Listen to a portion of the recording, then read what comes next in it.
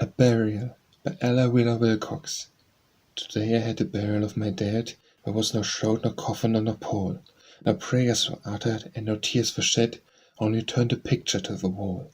A picture that had hung within my room for years and years, a relic of my youth. I kept the rose of love in constant bloom, to see those eyes of earnestness and truth. At hours when no other dared intrude, I had drawn comfort from its smiling grace. Silent companion of my solitude, my soul held sweet communion with that face. I lived again the dreams so bright, so brief, awakened as we all are by some fate. This picture gave me infinite relief, and did not leave me wholly desolate. Today I saw an item quite by chance, that robbed me of my pitiful poor dole. A marriage notice fell beneath my glance, and became a lonely willowed soul. With dropping eyes and cheeks a burning flame, I turned the picture to the blank wall's gloom. My very heart had died in me of shame, if I had left it smiling in my room. Another woman's husband, some my friend, my comfort, my sole relic of a past, I bury and lonely seek the end. Swift age has swept my youth from me at last. A fallen leaf by Ella Wheeler Wilcox. A trusting little leaf of green, a bowl that adores his frost. A rendezvous, a kiss or two, and youth forever lost. Me the bitter, bitter cost. A flaunting patch of vivid red that quivers in the sun. A windy gust, a grave of dust, where little races run. Me, were but the only one. A glass of wine by Ella Wheeler Wilcox. What's in a glass of wine? Where's that glass where I can look within? Now listen to me, friend, while I begin, and tell you what I see. Behold with her far-reaching eyes what I know to be below the laughing bubbles that arise within this glass of wine. There is a little spirit night and day that cries one word forever and alway. That single word is more. And whoso drinks a glass of wine drinks him. You fill the goblet full unto the brim and strive to silence him. Glass after glass you drain to quench his thirst. Each glass contains a spirit like the first. And all the voices cry until they shriek and clamour, howl and rave and shout more noisily, till well can death be heard the drunkard's grave, and stills the emptsman rave. Yet see I in the wine, and tears so many that I cannot guess, and all these drops are labelled with distress. I know you cannot see, and at the bottom are the dregs of shame. Oh, it is plain to me, and where woes too terrible to name. Now drink your glass of wine. A Golden Day by Ella Wheeler Wilcox. The subtle beauty of this day hangs o'er me like a fairy spell, and care and grief have flown away. And if the breeze sings, all is well. I ask, how's earth or sin or woe? My heart replies, I do not know. Now all we know or feel, my heart today's joy undimmed complete. In tears of pain we have no part. The act of breathing is so sweet, we can no higher joy to name. What reck we now wealth of fame? The past, what matters it to me? The pain it gave has passed away. A future that I cannot see. I care for nothing save today. There's respite from all care, and trouble flies I know not where. Go on, O noisy, restless life. Pass by, O feet that seek for heights. Have no part in all of strife. I do not want your waning lights. The day wraps around me like a spell. The breeze sings, all is well. A Grey Mood by Ella Wheeler Wilcox.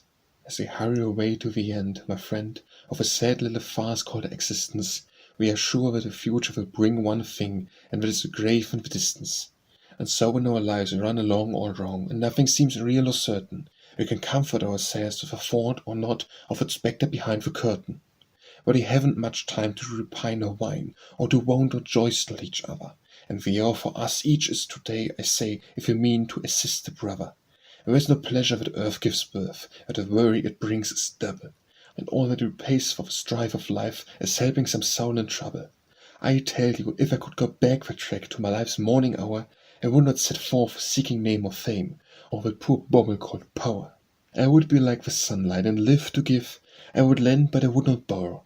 Nor would I be blind and complain of pain, forgetting the meaning of sorrow. This world is the poorest jest at best, tossed off by the gods and laughter, and a cruel attempt at wit were it, if nothing better came after. It is a wrecking with hearts that ache and break, which we ought to comfort and strengthen. As we hurry away to the end, my friend, the shadows behind us lengthen. A Leaf by Ella Wheeler Wilcox. Somebody said in the crowd last eve that you were married or soon to be. I have not thought of you, I believe, since last we parted. Let me see. 5 long summers have passed since when, each has been pleasant in its own way, and you are but one of a dozen men who have played with you to a summer day. But nevertheless, when I heard your name, coupled with someone's not my own, there buried in my bosom a sudden flame that carried me back to the day that is flown. I was sitting again by the laughing brook, a view at my feet and the sky above. My heart was fluttering under your look, the unmistakable look of love. Again your breath like a south wind fanned my cheek, that the blushes came and went, and the tender clasp of your strong, warm hand sent thrills through my pulses sent. Again you were mine by love's decree, so for a moment it seemed last night when somebody mentioned your name to me. Just for the moment I thought you mine, loving me, wooing me as of old. The tale remembered seeming half divine, were held it lightly enough and told. The past seemed fair when it was near, as blessings brighten when taking flight. And just for the moment I held you near, when somebody mentioned your name last night. A Maiden's Secret by Wilcox. I have written with stayed down in my heart as the sweetest day in the season. From all of the others I've set it apart, but I will not tell you the reason. That is my secret, I must not tell. And the skies are soft and tender, and never before, I know full well, was the earth so full of splendor. I sing at my labor the whole day long, and my heart is as light as a feather, and there's a reason for my glad song beside the beautiful weather. And I will not tell it to you, and though the thrush in the maple heard it, and would shout it aloud if he could, I know he hasn't the power to word it. Up where I was doing this morning came one who told me the sweetest stories. He said I had stolen my hair from the sun, my eyes from the morning glories. Grandmother says that I mustn't believe a word men say, for they flatter. I'm sure he would never try to deceive, for he told me, but where no matter. Last night I was sad, and the world to me seemed a lonely and dreary dwelling. But someone one had not asked me to be, where no, I'm almost telling. Not another word shall my tulips say. I'll shut them fast together, and never mortal shall know today my heart is as light as a feather. A March Snow by Wilcox. Let the old snow be covered with a new. The trampled snow, so solid and stained and sodden, let it be hidden wholly from our view, by pure white flakes, all trackless and untrodden. When winter dies low at the sweet spring's feet, let him be mantled in a clean white sheet. Let the old life be covered by the new, and the old past life so full of sad mistakes, let it be wholly hidden from the view, by deeds as white and silent as snowflakes, ere this earth life melts in the eternal spring. Let the white mantle of repentance fling soft rapidly about it, fold on fold, even as the new snow covers up the old. A Meeting by Wilcox. Quite carelessly I turned the newsy sheet. A song I sang full many a year ago smiled up at me as in a busy street one meets an old-time friend he used to know. So full it was, that simple little song, full the hope, for transplanted the truth, which to the impetuous morn of life belong, and once again I seemed to grasp my youth. So full it was of its sweet fancied pain, a wound cherished as the meat with woe. I felt as one who hears the plaintive strain his mother sang him in the long ago. Up from the grave the years that lay between, that song's birthday my stern present came, like phantom forms and swept across the sea, being the broken dreams of love and fame. Fair hopes and bright ambitions that I knew in that old time, with idea grace, shone for a moment and were lost to view behind the clouds of a commonplace. With trembling hands I put the sheet away, a little song, sad and bitter truth, struck like an arrow when we met that day. My life has missed the promise of its youth. A Picture by Wilcox. I strolled last eve across the lonely down, when solitary picture struck my eye. A distant ploughboy stood against the sky, a fire seemed above a noisy town. Upon the bosom of a cloud the sod laid its bruised cheek, as he moved slowly by. And watching him I asked myself if I, in very truth, stood half as near to God. A Sculptor by Wilcox. As the ambitious sculptor, tireless, lifts chisel and hammer to the block at hand, before my half-formed character I stand, and ply the shining tools of mental gifts. I cut away a huge, unsightly side of selfishness, and smooth the curves of grace, the angel of ill temper. Not trace would sure hammer leave of silly pride. Chip after chip must fall from vain desires, and the sharp corners of my discontent be rounded into symmetry, and lend great harmony by fate that never tires. Unfinished still, I must toil on and on, till the pale critic, death, shall say, "'Tis done." A Song of Life by Ella Wheeler Wilcox. In the rapture of life and of living, I lift up my head and rejoice, and thank a great Giver for giving the soul of my gladness a voice. In the glow of the glorious weather, in the sweet scented sensuous air, the burdens seem light as a feather, they are nothing to bear. In the strength and the glory of power, in the pride and the pleasure of wealth, who dares dispute me my dower of talents and youth, time and health? I can laugh at the world and its sages, and greater than seers who are sad, for he is most wise in all ages, who knows how to be glad. I lift up my eyes to Apollo, the god of the beautiful days, and my spirit soars off like a swallow, and is lost in the light of its rays. Are you troubled and sad? I beseech you, come out of the shadow of strife, come out in the sun while I teach you the secret of life. Come out of the world, come above it, up over its crosses and graves, where the green earth is fair and I love it. Must love it as masters, not slaves. Come up where the dust never rises, where only the perfume of flowers, and your life should be glad with surprises of beautiful hours. Come up there where golden wine is, Apollo distills in my sight, and your life should be happy as mine is, and as full of delight. A Suggestion by Ella Wheeler Wilcox. As I go in shop, sir, the car stops, sir, where you chance to sit and you want to read, sir. Never mind or heed, sir, I don't care a bit. For it's no aesthetic to be quite athletic, that's so fat, you know. Can hold the strap, sir, and keep off your lap, sir, as we jolting go. If you read on blindly, I shall take it kindly, all the car's not mine. But you sit and stare, sir, at my eyes and hair, sir, I must draw the line. If a stare's mean, sir, for compliments, sir, as a joke for tone, allow me to suggest, sir, a woman of looks best, sir, when she's sitting down. A World Worth Living In by Ella Wheeler Wilcox. One who claims what he knows about it tells me the earth is a well of sin, and I and the beasts and the birds we doped it and think it a world worth living in. Whatever you want, if you wish for it long, have constant yearning and ceaseless desire, if your wish soars upward on wings so strong, to never grow languid and never tire, why over storm cloud and out of the dark, it will come flying some day to you, as the dove of the olive branch flew to the ark, and the wish you've been dreaming, it will come true. About May by Ella Wheeler Wilcox. One night no sleep held out her hand to a tired little May. Come, go with me to Wonderland, she said. I know a way, just rock a by a mum. Lo, we come to the place where dream girls play. But naughty May, she wriggled away from sleep's soft arms and said, I must stay away till I eat my cake, and I will go to bed. With the bilo away I will go. But the good nurse shook her head. She shook her head, and away she sped, while May sat munching a crumb. And after the cake there came an ache, for May cried, Come, sleep, come, oh it's oh my, let us bilo by, while save the echoes were dumb.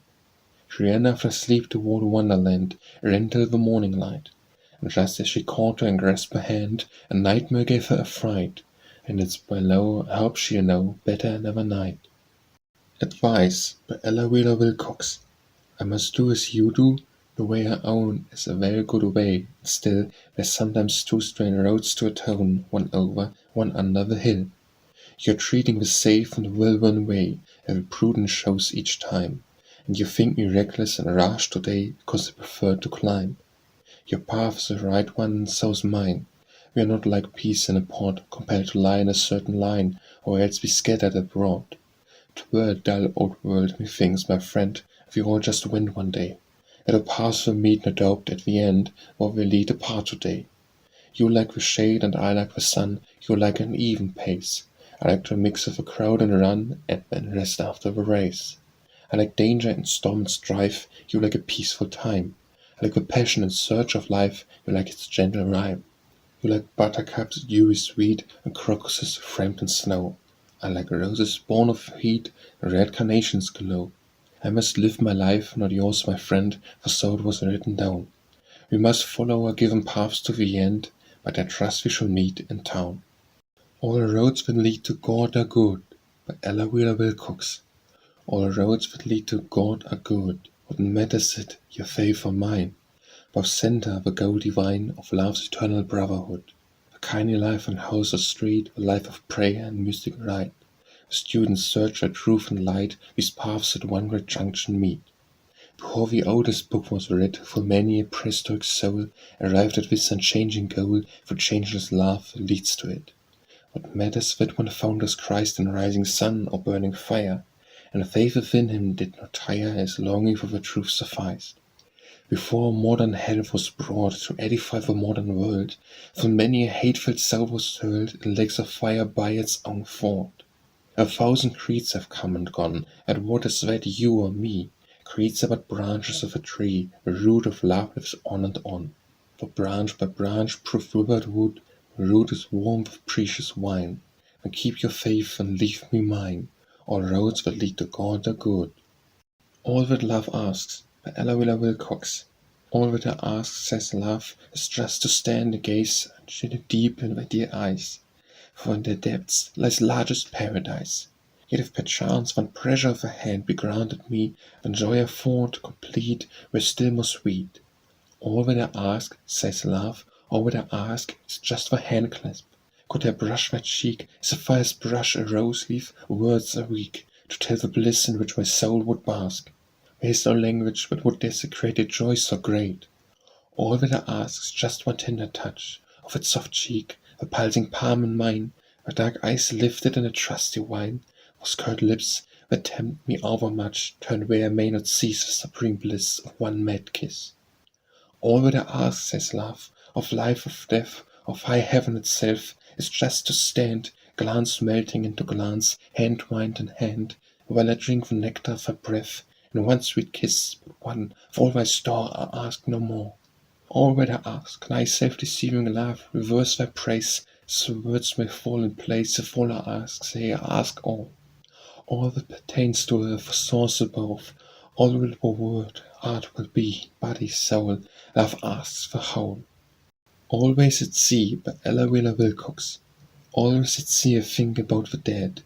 On barks invisible we seem to sail the selfsame course, for the decks cry hail, and recall all the words that we have said, and see their faces etched upon the mist, dear faces I have kissed.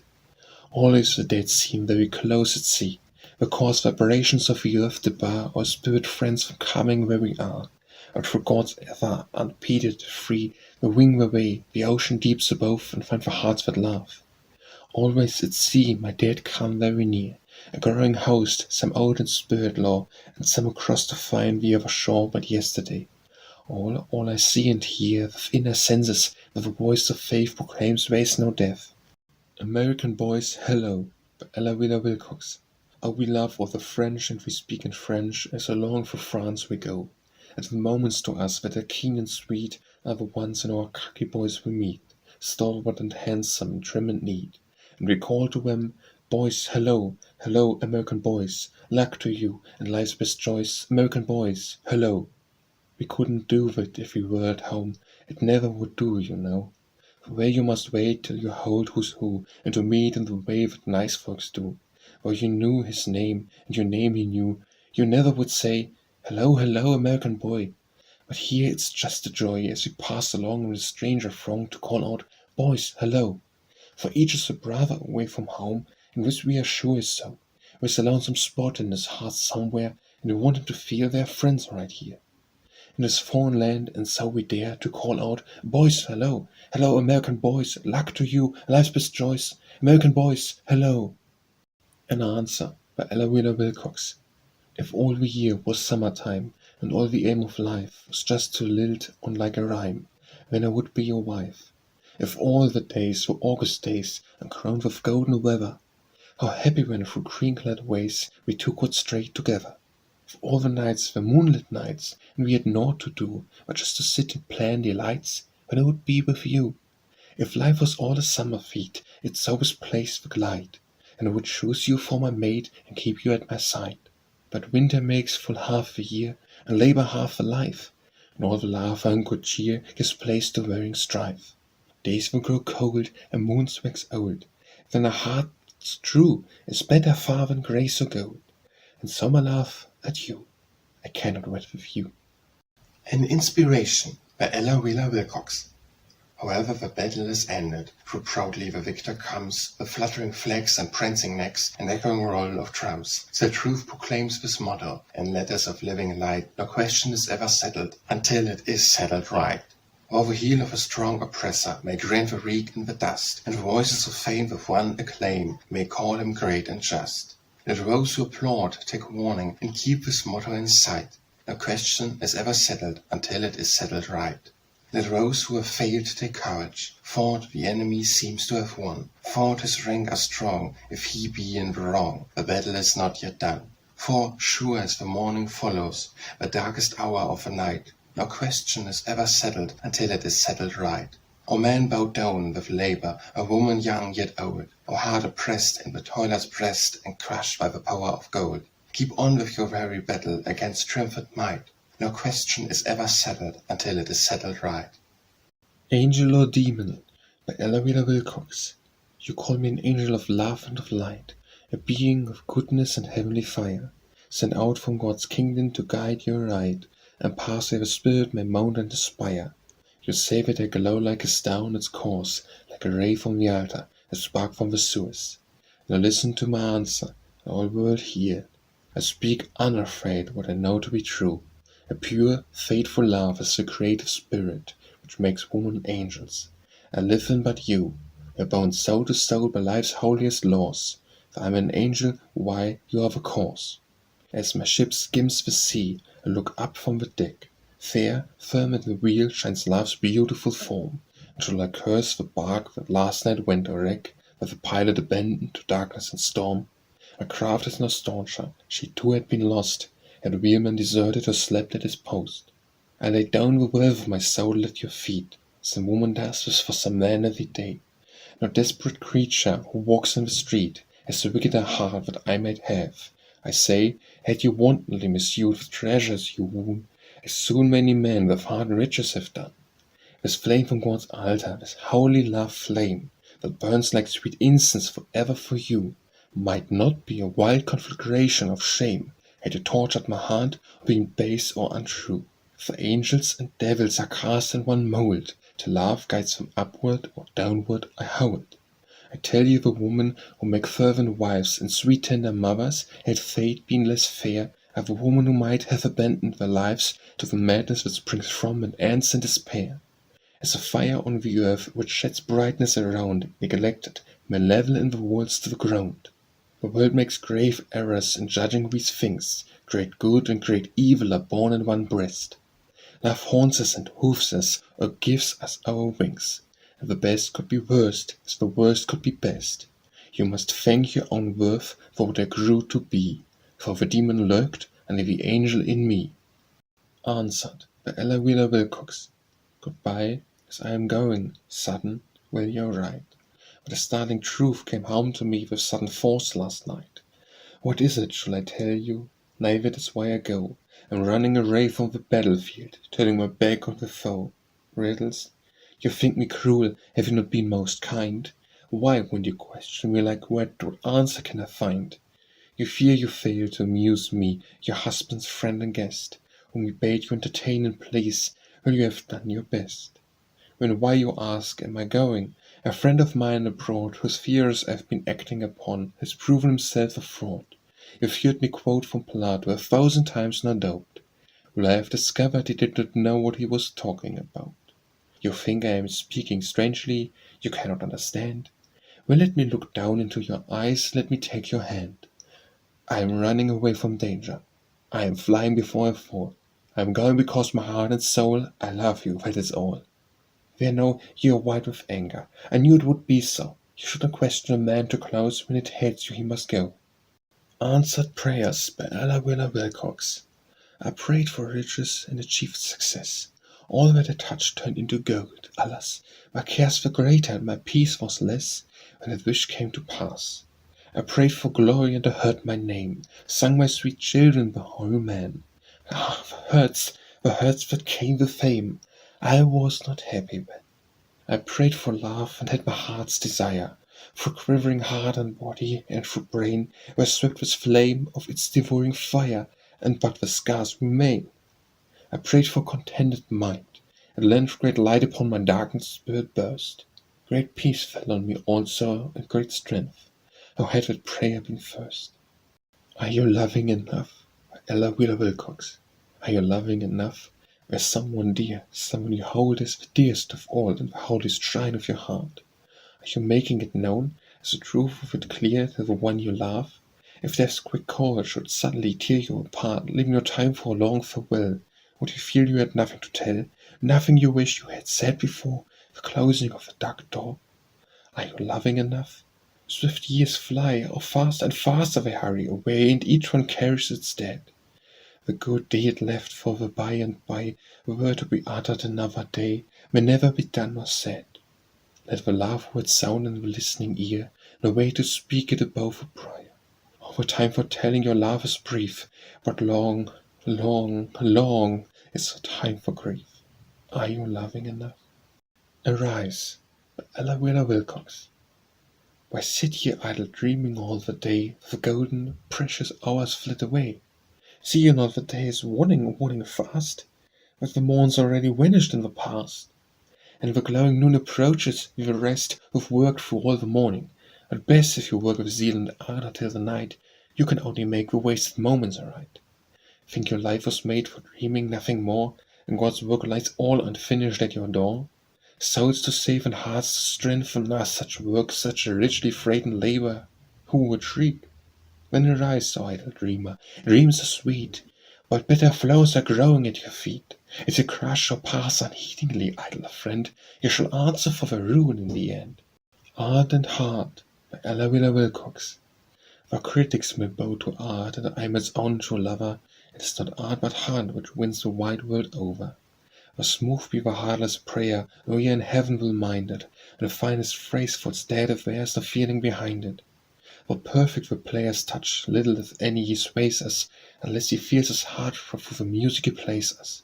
Or the poet may spend his life in skilfully rounding a measure, unless he writes from a full, warm heart he gives us little pleasure.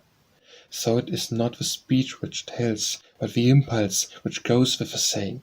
It is not the words of the prayer, the yearning back of the praying. It is not the artist's skill which into our soul comes stealing, the joy that is almost pain, but is the player's feeling. And it is not the poet's song, for sweeter when sweet bells chimming, which thrills us through and through, but our heart which beats under the rhyming. And wherefore I say again, though I am art's own true lover, that is not art but heart, which wins the wide world over. Art and Love, by Ella Wheeler Wilcox. For many long uninterrupted years she was a friend and confidant of art. We walked together, heart communed with heart, and with sweet comradeship that so endears. Her fondest hope, her sorrows and her fears, she told her mate, who would in turn impart important truths and secrets. But a dart, shot by that unskilled, mischievous boy, who peers from ambush on us, struck one day in the breast, love sprang forth to kiss away her tears. She fought his broach with wondrous grace. When she turned to introduce her guest to art, behold, she found an empty place. The goddess fled with sad, averted face. Artist's Life, by Ella Wheeler Wilcox.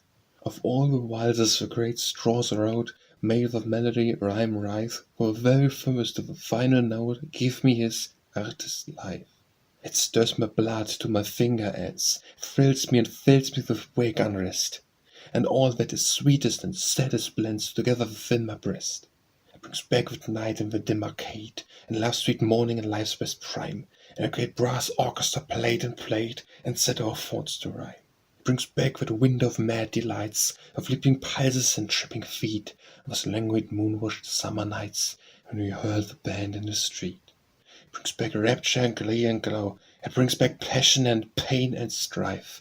And so of all the waltzes I know, give me the artist's life. For it is so full of the dear old time, so full of the dear friends I knew, and under its rhyme and lilt and rhyme, I'm always finding you. As by Fire, by Ella Wheeler Wilcox. Sometimes I feel so passionate a yearning for spiritual perfection here below, the gore's frame with healthful fervor burning seems my determined foe. So actively it makes a stern resistance, so cruelly sometimes it wages war against the holy spiritual existence which I am striving for. It interrupts my soul's intense devotions. Somehow it strangles of divinest birth, with a swift rush of violent emotions which link me to the earth. It is as if two mortal foes contended within my bosom in a deadly strife, one for the lofty aims for souls intended, one for the earthly life. And yet I know this very war within me, which brings out all my will power and control, this very conflict of the last shall win me the loved and longed for goal. The very fire which seems sometimes so cruel is the white light which shows me my own strength. A furnace fed by the divinest fuel, it may become at length. And when in the immortal ranks enlisted, I sometimes wonder if we shall not find that not by deeds, but by what we've resisted, our places are assigned. As you go through life, by Ella Wheeler Wilcox. Don't look for the flaws of you go through life, and even when you find them, it is wise and kind to be somewhat blind and look for the virtue behind them. For the cloudiest night is a hint of light, somewhere in its shadows hiding. It is better by far to hunt for a star, and with spots on the sun abiding. The current of life runs ever away to the bosom of God's great ocean. Don't set your force against the river's course, and think to halt its motion. Don't waste a curse on the universe, remember it lived before you. Don't butt at the storm with your punny form, but bend and let it go over you. A world will never adjust itself to suit your whims to the letter. Some things must go wrong your whole life long, and the sooner you know it, the better. It is folly to fight with the infinite, and go under at last and wrestle. A wiser man shapes into God's plan, as water shapes into a vessel. At an old drawer by Ella Wheeler Wilcox. Before the scarf was faded, what hours of mirth it knew, or gaily it paraded from smiling eyes to view. The days were tinged with glory, and nights too quickly sped, and life was like a story where all the people wed. Before this rosebud wilted, how passionately sweet, a white wild smelled and lilted in time for flying feet. How loud the basins muttered, the horns grew madly shrill, and oh, those lips uttered that hearts could not fulfill. Before this fan was broken, behind its lace and pearl, what whispered words were spoken, what hearts were in a whirl. What homestead were selected in Fancies' realm of Spain, what castles were erected without a room for pain. When this odd globe was mated, how thrilling seemed the play. Maybe our hearts are sated, retire so soon today. I'll thrust away these treasures, they speak the dreary truth. We have outgrown the pleasures and keen delights of youth. At set of sun by Ella Wheeler Wilcox. If we sit down at set of sun and count the things that we have done, and counting find, on self-denying act, one word, that eased the heart of him who heard, one glance, most kind, that fell like sunshine where it went, and we may count what day well spent. On the other hand, if we, in looking through the day, can see a place or spot where we an unkind act put down, or where we smiled when wont to frown, or crushed some thought that cumbered the heart, grown where it stood, then we may count the day as good. But if through all the livelong day we've eased no heart by ye or nigh, if through it all we've done a thing that we can trace, that brought the sunshine to a face, no act most small but helped some soul and nothing cost, then count the day as worse than lost. Attraction by Ella Wheeler Wilcox. The meadow and the mountain with desire gazed on each other till the fierce unrest surged neath the meadow's seemingly calm breast, and all the mountain's fissures ran with fire. A mighty river rolled between them where, what could the mountain do but gaze and burn? What could the meadow do but look and yearn, and gem its bosom to conceal despair? Their seething passion agitated space, till lo, with the land's a sudden earthquake shock, a river fled, the meadow leaped, and took the leaning mountain in a close embrace. Be not weary by Ella Wheeler Wilcox. Sometimes when I am toil-worn and weary, and tired out, working long and well, and earth is dark, and skies above are dreary, and heart and soul are all too sick to tell, these words have come to me like angel fingers, pressing a spirit's eyelids down in sleep. Oh, let us not be weary in well-doing, for in due season we shall surely reap. Oh, blessed promise, when I seek to hear it, whispered by angel voices on the air, it breathes new life and courage to my spirit, and gives me strength to suffer and forbear. And I can wait most patiently for harvest, and cast my seeds, nor ever faint nor weep, if I know surely that my work availeth, and in God's season I at last shall reap.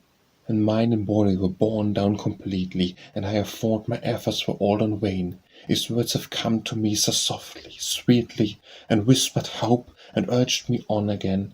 And though my labour seems all unavailing, and all my striving fruitless, yet the Lord doth treasure up each little seed it scattered, and sometimes I shall reap the reward. Begin the day by Ella Wheeler Wilcox.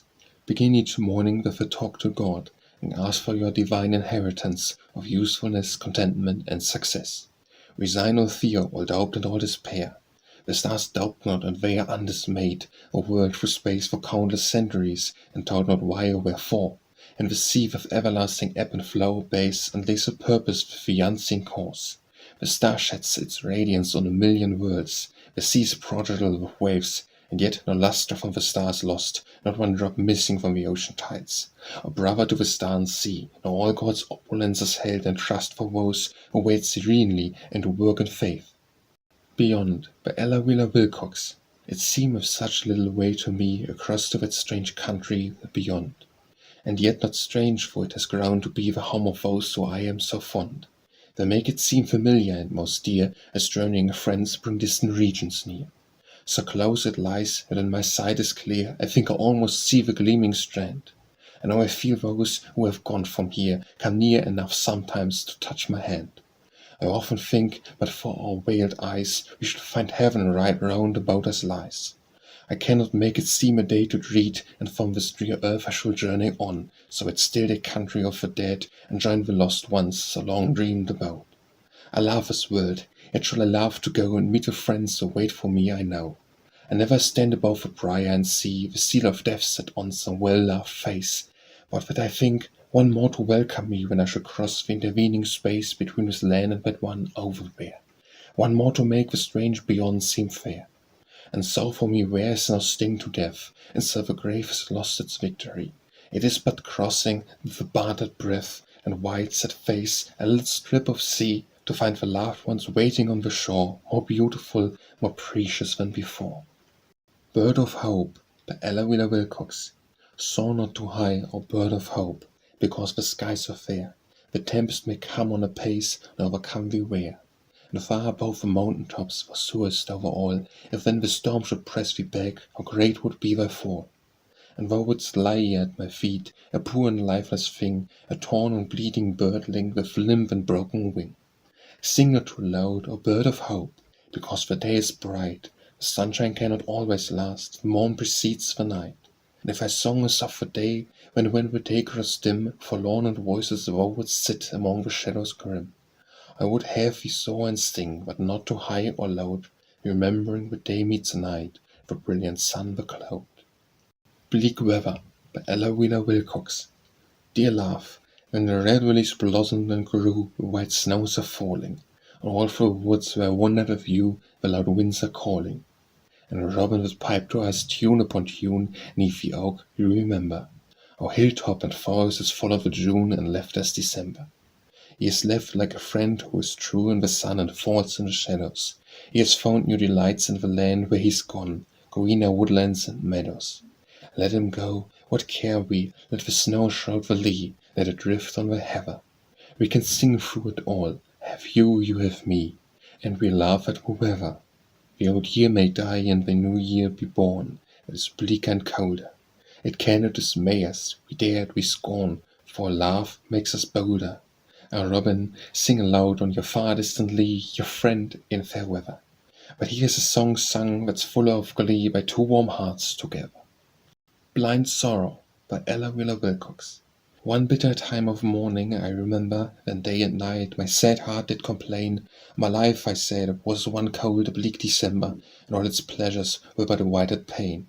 Nothing could arouse me from my sullen sorrow, because you were not near, I would not smile, and from a score of joys refused to borrow one ray of light to kill the very while.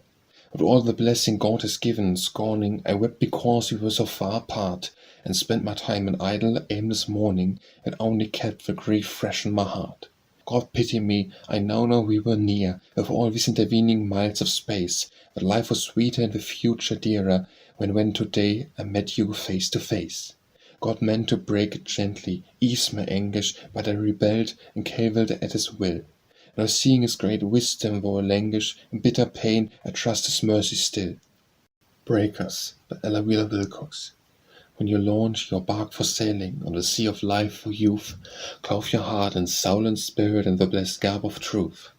Guard your every word and action, never do and never say aught you cannot meet with pleasure on the mighty judgment day. You will meet with rocks and breakers, carts and wine the most to fear. Do not pause nor linger by them, for the devil lurketh near.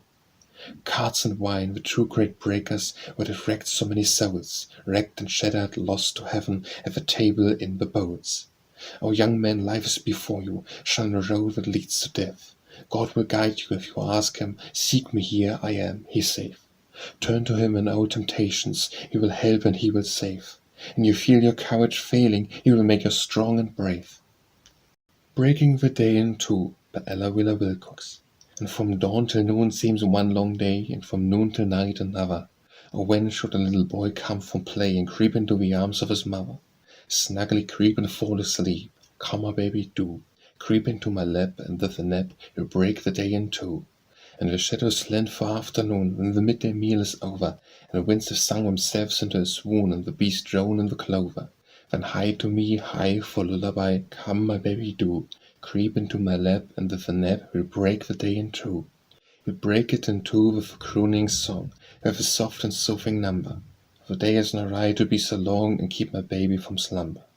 And rock-a-bye, rock, may white dreams flock like angels over you. Baby's gone, and the deed is done, we've broken the day in two. Brotherhood by Ella Wheeler Wilcox. God, what a world, if man in street and mart felt that same kinship of the human heart which makes them, in the face of fire and flood, rise to the meaning of true brotherhood. But one by Ella Wheeler Wilcox. The year has but one June, dear friend, the year has but one June. And in that perfect month of Anne, the robin's song, though loud for long, seems never quiet in tune. The rose, who still its blushing face by bee and bird is seen, may yet have lost that subtle grace, that nameless spell, the wind-snow, which makes it garden's queen. Life's perfect June, love's red rose, have burned and bloomed for me. For still your summer sunlight glows, though thou art kind, dear friend, I find I have no heart for thee. By and by Ella Wheeler Wilcox. By and by the maiden sighed, by and by. He will claim me for his bride, hope is strong and time is fleet. Youth is fair and love is sweet, clouds will pass that fleck my sky, he will come back by and by. By and by, the soldier said, by and by. After I have fought and bled, I shall go home from the wars, crowning my glory, seen with scars. Joy will flash from someone's eyes, when she greets me by and by, by and by. By and by, the mother cried, by and by, strong and sturdy at my side, like a staff supporting me and the bonny baby me. Break my rest when wail and cry, will repay me by and by, by and by. Fleeting years of time have sped, hurried by, still the maiden is unwed.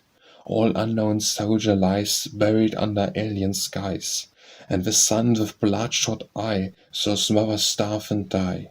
God in heaven, dust for on high, keep the promised by and by, by and by. Camp Followers by Ella Wheeler Wilcox. In the outer wars of the world there were camp followers, born of ancient sins to give themselves for hire, born of weak wills and strong desire. And like the poison ivy in the woods, it winds itself about that virgin trees until it smothers them, so weeds ruin the bodies and the souls of men. More evil the wave than red war itself, or pestilence or famine. And only with war, this last, most awful carnage of the world, all the old wickedness exists as when. But as the food stream for the festering fen is met and scattered by a mountain brook, leaping along its beautiful bright course, so now the force of these new followers of a camp has come straight from God's source, to cleanse the world and cleanse the minds of man. Good woman of great courage and large hearts, woman whose slogan is self-sacrifice, willing to pay the price God asks of pioneers, nor play their parts in the stupendous drama of the ages, followers of the camps.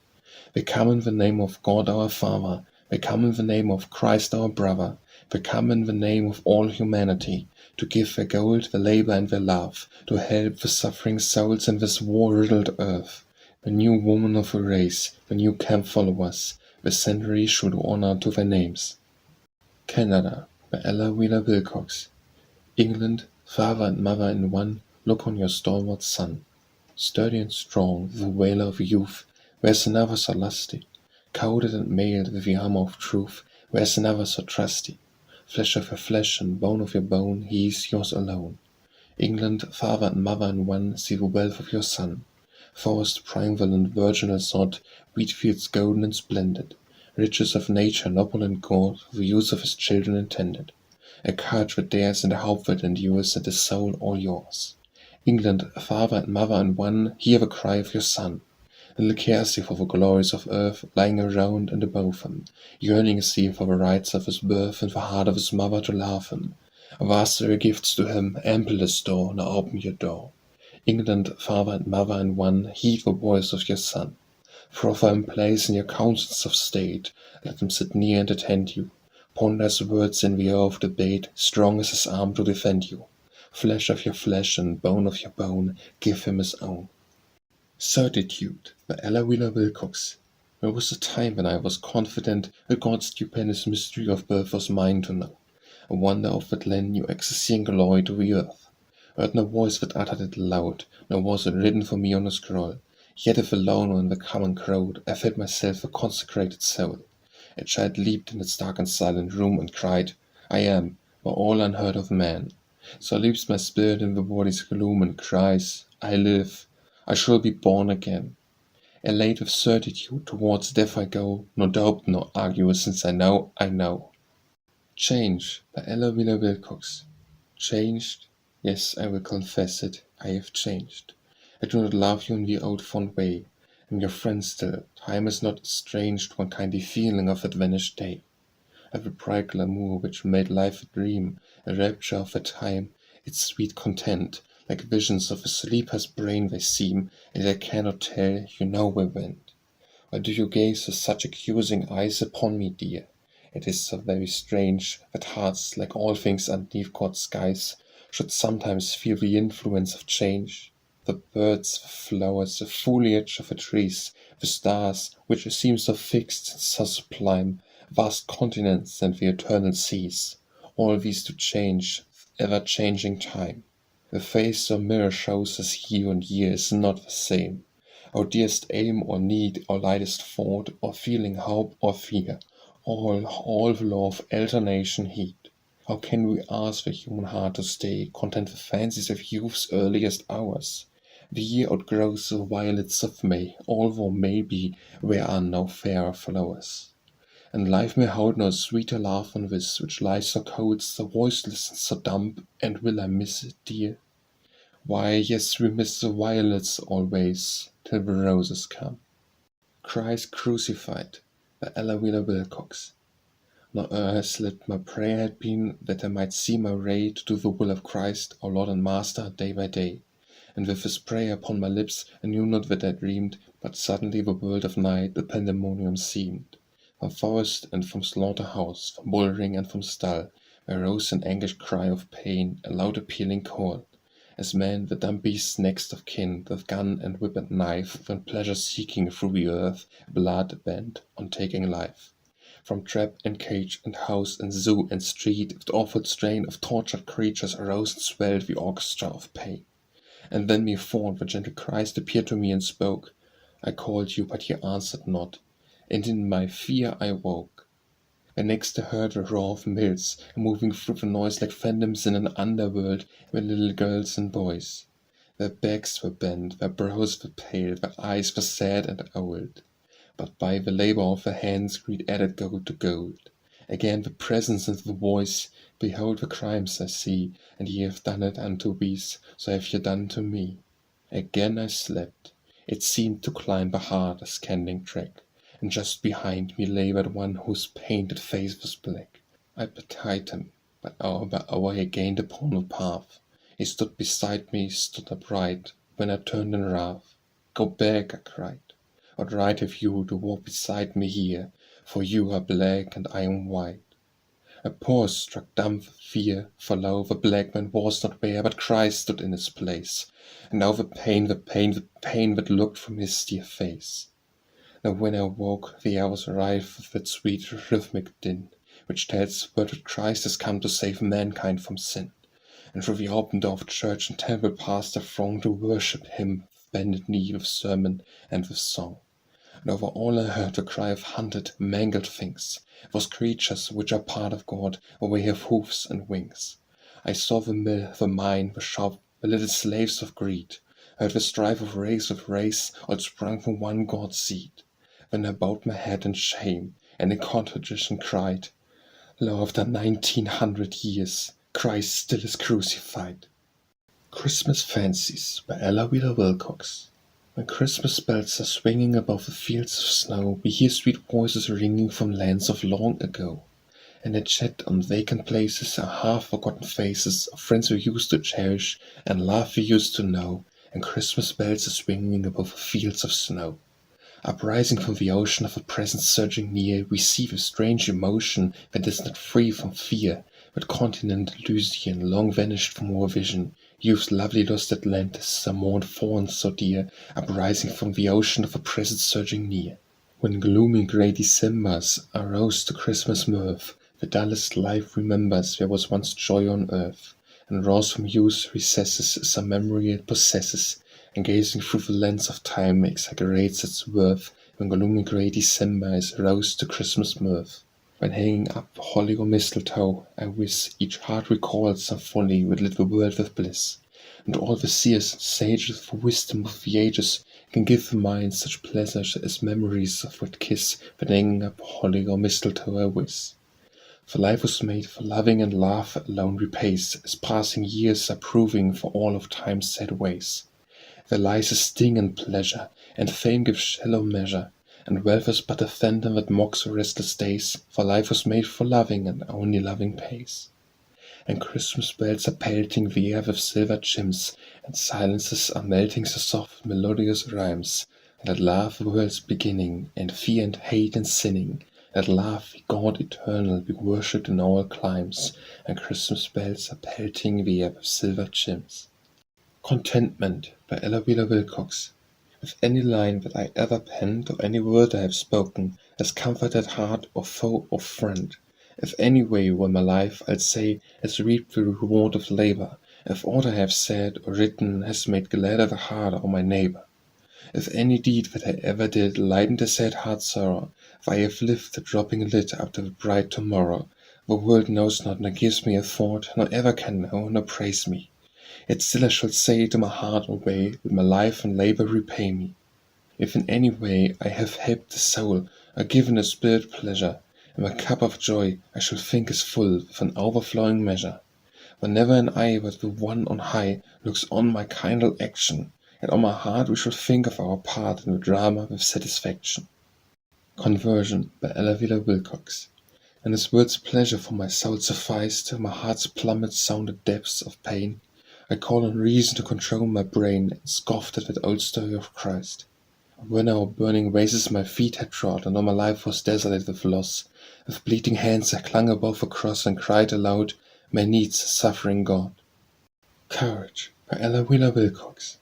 Where's a courage, majestic thing, which springs forth from the brow of pain, full grown, Minerva-like, and dares all dangers known, and all the threatening future yet may bring, crowned with a helmet of great suffering. Serene with that grand strength the murderer shown, and at the stake they die and make no moan, and even as flames leap up are heard to sing. A courage sublime and unafraid, at worst it soars like a coat of mail, and fate the archer passes by dismayed, and only his best barbed arrows needs must fail, to pierce souls so armored and arrayed, but death himself might look on it and quail. Creation by Ella Wheeler Wilcox. The impulse of all love is to create. God was so full of love, in his embrace he clasped the empty nothingness of space, lo the solar system. High in state the mighty sunset, so supreme and great, with the same essence, one smile of its face, brought myriad forms of life forth, race on race, from insects up to man. Through love, not hate, all that is grand in nature or in art sprang into being. Here would build sublime and lasting works to stand the test of time, must inspiration draw from his full heart, and your love of widely, well and much, the secret holds of a true master touch. Curious Story by Ella Wheeler Wilcox. I heard such a curious story of Santa Claus. Once, so they say, he set out to find what people were kind, before he took presents away. This year will give but no givers, to those who make presents themselves. With a nod of his head, old Santa Claus said to his band of bright officer elves, "Go into the homes of the happy, where pleasure stands page at the door. Watch well how we live, report what we give to the hordes of God's suffering poor. Keep track of each cent and each moment, yet tell me each word, too, we use to silver-line clouds for earth's suffering crowds, and tell me, too, when they refuse." So into our homes flew the fairies, whenever a soul of us knew, and with pencil and book they sat by us, and took each action, if false or if true. White marks for the deeds done for others, black marks for the deeds done for self, and nobody hid what he said or he did, for no one, of course, sees an elf. Well, Christmas came all in its season, and Santa Claus, so I am told, with a very light pack of small gifts on his back, and his reindeers all left in fold, set out on a leisurely journey, and finished at midnight, they say. And there never had been such a surprise and showering before on the breaking of day, as there was on the bright Christmas morning, when stockings and cupboards and shelves, ransacked and sought in for gifts, were ransacked and sought in for gifts that were not in. But wasn't it fun for the elves? What did I get? You confused me, got not one thing, and that's true, but had I suspected my actions detected, I would have had gifts, wouldn't you? Dawn by Ella Wheeler Wilcox. Day's sweetest moments are dawn, refreshed by long sleep, the light kisses the languid lips of night, as she can rise and hasten on. Or glowing from his dreamless rest, he holds her closely to his breast, warm lip to lip and limb to limb, until she dies for love of him. Dear Motherland of France by Ella Wheeler Wilcox. O motherland, dear motherland, the source of beauty and of art, what the children understands, the love which permeates each heart. We see through rainbow tints of tears the glory of 1,000 years, a country for great and free. We live for we, we live for we, dear motherland of France. Motherland, both beloved and brave, what magic lies in thy name, France? Yet can thy radiant mien be grave, and stern thy ever-smiling glance. Thy sons and daughters know that enemies would lay we low, and in thy fame on land and sea we fight for we fight for we, dear motherland of France. Dear motherland of joy and mirth, dear motherland of faith divine, 1,000 years the wandering earth has seen thy star and splendor shine. Still shall it see that star of France, its splendor and its light enhance. Dear motherland, when it need be, we die for we die for we, dear motherland of France. Death of Labor by Ella Wheeler Wilcox. Before the great wind swept across the earth, and all the toilers perished, then I saw pale terror blanch the rosy face of mirth, and careless eyes grow full of fear and awe. The sounds of pleasure ceased, a laughing song on folly's lip changed to an angry curse, and nameless horror seized the idle throng, and death and ruin filled the universe.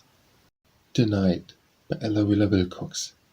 The winds came out of the west one day, and hurled the clouds before them, and drove the shadows and mists away, and over the mountains bore them. And I wept, O wind, blow into my mind, blow into my soul and heart, and scatter the clouds that hang in lily shrouds, that make the shadows depart. The rain came out of the leaden skies, and beat on the earth's cold bosom. It said to the sleeping grass, Arise, and the young buds sprang and blossom. And I wept in pain. O blessed rain, beat into my heart today, war of the snows that are chilling its soul, till it blossoms in hope, I pray. The sunshine fell on the bare-armed trees in a wonderful sheen of glory, and the young leaves rustled and sang to the breeze, and whispered a love-fraught story. And, sun, oh shine on this heart of mine, and woe it to life, I cried, at wind and sun and rain, each one the corporate boon denied. Desolation by Ella Wheeler Wilcox. I think that the bitterest sorrow or pain of love unrequited or cold as woe is sweet compared to that hour when we know that some grand passion is on the wane, and we see that the glory and long grace which lend splendor to night and day are surely fading and showing grey at the groundwork of a commonplace, and fond expressions on dull ears fall, and the hands clasp calmly without one thrill, and we cannot master the force of will the old emotions that came at call. and a dream has vanished we fain would keep, when the heart like a watch runs out of gear, when all the Xavier goes out of the year, or when is the time if we could to weep. But no tears soften the dull pale woe, we must sit and face it with dry sad eyes. If we seek to hold it, with swifter joy flies, we can only be passive and let it go. Discredited by Ella Wheeler Wilcox. 3,000,000 women without mates and lonely homes on earth, and Cupid sighs at heaven's gates, where many a spirit eager waits its call again to birth. 3,000,000 women meant to be the mothers of a race, and when war reaps on land and sea its harvest for eternity, for human hides his face. I think earth has discredited itself in God's good sight. It does not care to have sowed bread where peace and love and joy have led, until we set things right. He meant earth for a garden sport, where spirits could return, and build new heavens as they ought. And now behold, what men have wrought by deeds that blind and burn. So vain the waiting ego's quest for pathways back to birth, and vain the longing and unrest in many a cheated mother breast. God does not like the earth. It must be cleansed and purified of selfishness and strife, of grasping greed and lust and pride, before he lets his angels guide the ego's back to life. Does it pay? By Ella Wheeler Wilcox. If one poor burdened toiler who our lives erode, who meets us by the way, goes on less conscious of his scaling a load, what life indeed does pay. If he can show a troubled heart the gain that lies always in loss, why, when we too are paid for the pain of bearing life's hard cross. If some despondent soul to hope is stirred, some sad lip made to smile, by any acts of ours or any word, when life has been worthwhile. Don't drink, by Ella Wheeler Wilcox. Don't drink, boys, don't. There's nothing of happiness, pleasure, or cheer in brandy and whiskey and rum, ale, or beer. If they cheer you when drunk, you are certain to pay in headaches and crossness the following day. Don't drink, boys, don't. Boys, let it alone. Turn your back on your deadliest enemy, drink. An assassin disguised, nor for one moment think, as so rashly say, the true woman admire the man who can boast that he's playing the fire. Boys, let it alone. No, boys, don't drink. The habits begun, stop now, stop today. If the spirit of thirst leads you on and away into vice, shame, and drunkenness, this is the goal where the spirit of thirst leads the slave of the bowl. No, boys, don't drink. Boys, touch not, nor taste. Don't think you can stop the social first glass. Too many have boasted with power, alas, and have found they were slaves to the seeming good friend, and have grown into drunkards and knaves in the end. Boys, touch not, nor taste. Don't drink, boys, don't. If you loafers and idlers scoff, never heed. True man and true woman will wish you Godspeed. There's nothing of purity, pleasure, or cheer to be gotten from whiskey, wine, brandy, or beer. Don't drink, boys, don't. Don't tease the lion, by Ella Wheeler Wilcox. If you saw a lion not within a cage, would you tease and fret him till he roared in rage? Would you tempt his anger and his savage power, knowing he could crush you, kill you, and devour? Yet I know some people who, morn and noon and night, tease and fret with bitter as the lion appetite. It matters not what ails them, for each disease and all, we seem to think there's healing in demon alcohol. So they fret the lion, and anger him until, in his awful power, he springs up to kill. Let me warn you, children, from this foolish way, do not tease the lion, nor tempt him any day. Don't believe the doctors, if they say you need any wines or sinners, for there are, indeed, better cures, and safer than these drinks, that slay more than 100 people without fail each day. Earthly Pride, by Ella Wheeler Wilcox. How baseless is the mightiest earthly pride! The diamond is but charcoal purified. The lordliest pearl that decks a monarch's breast is but an insect's sepulchre at best. East and West, by Ella Wheeler Wilcox.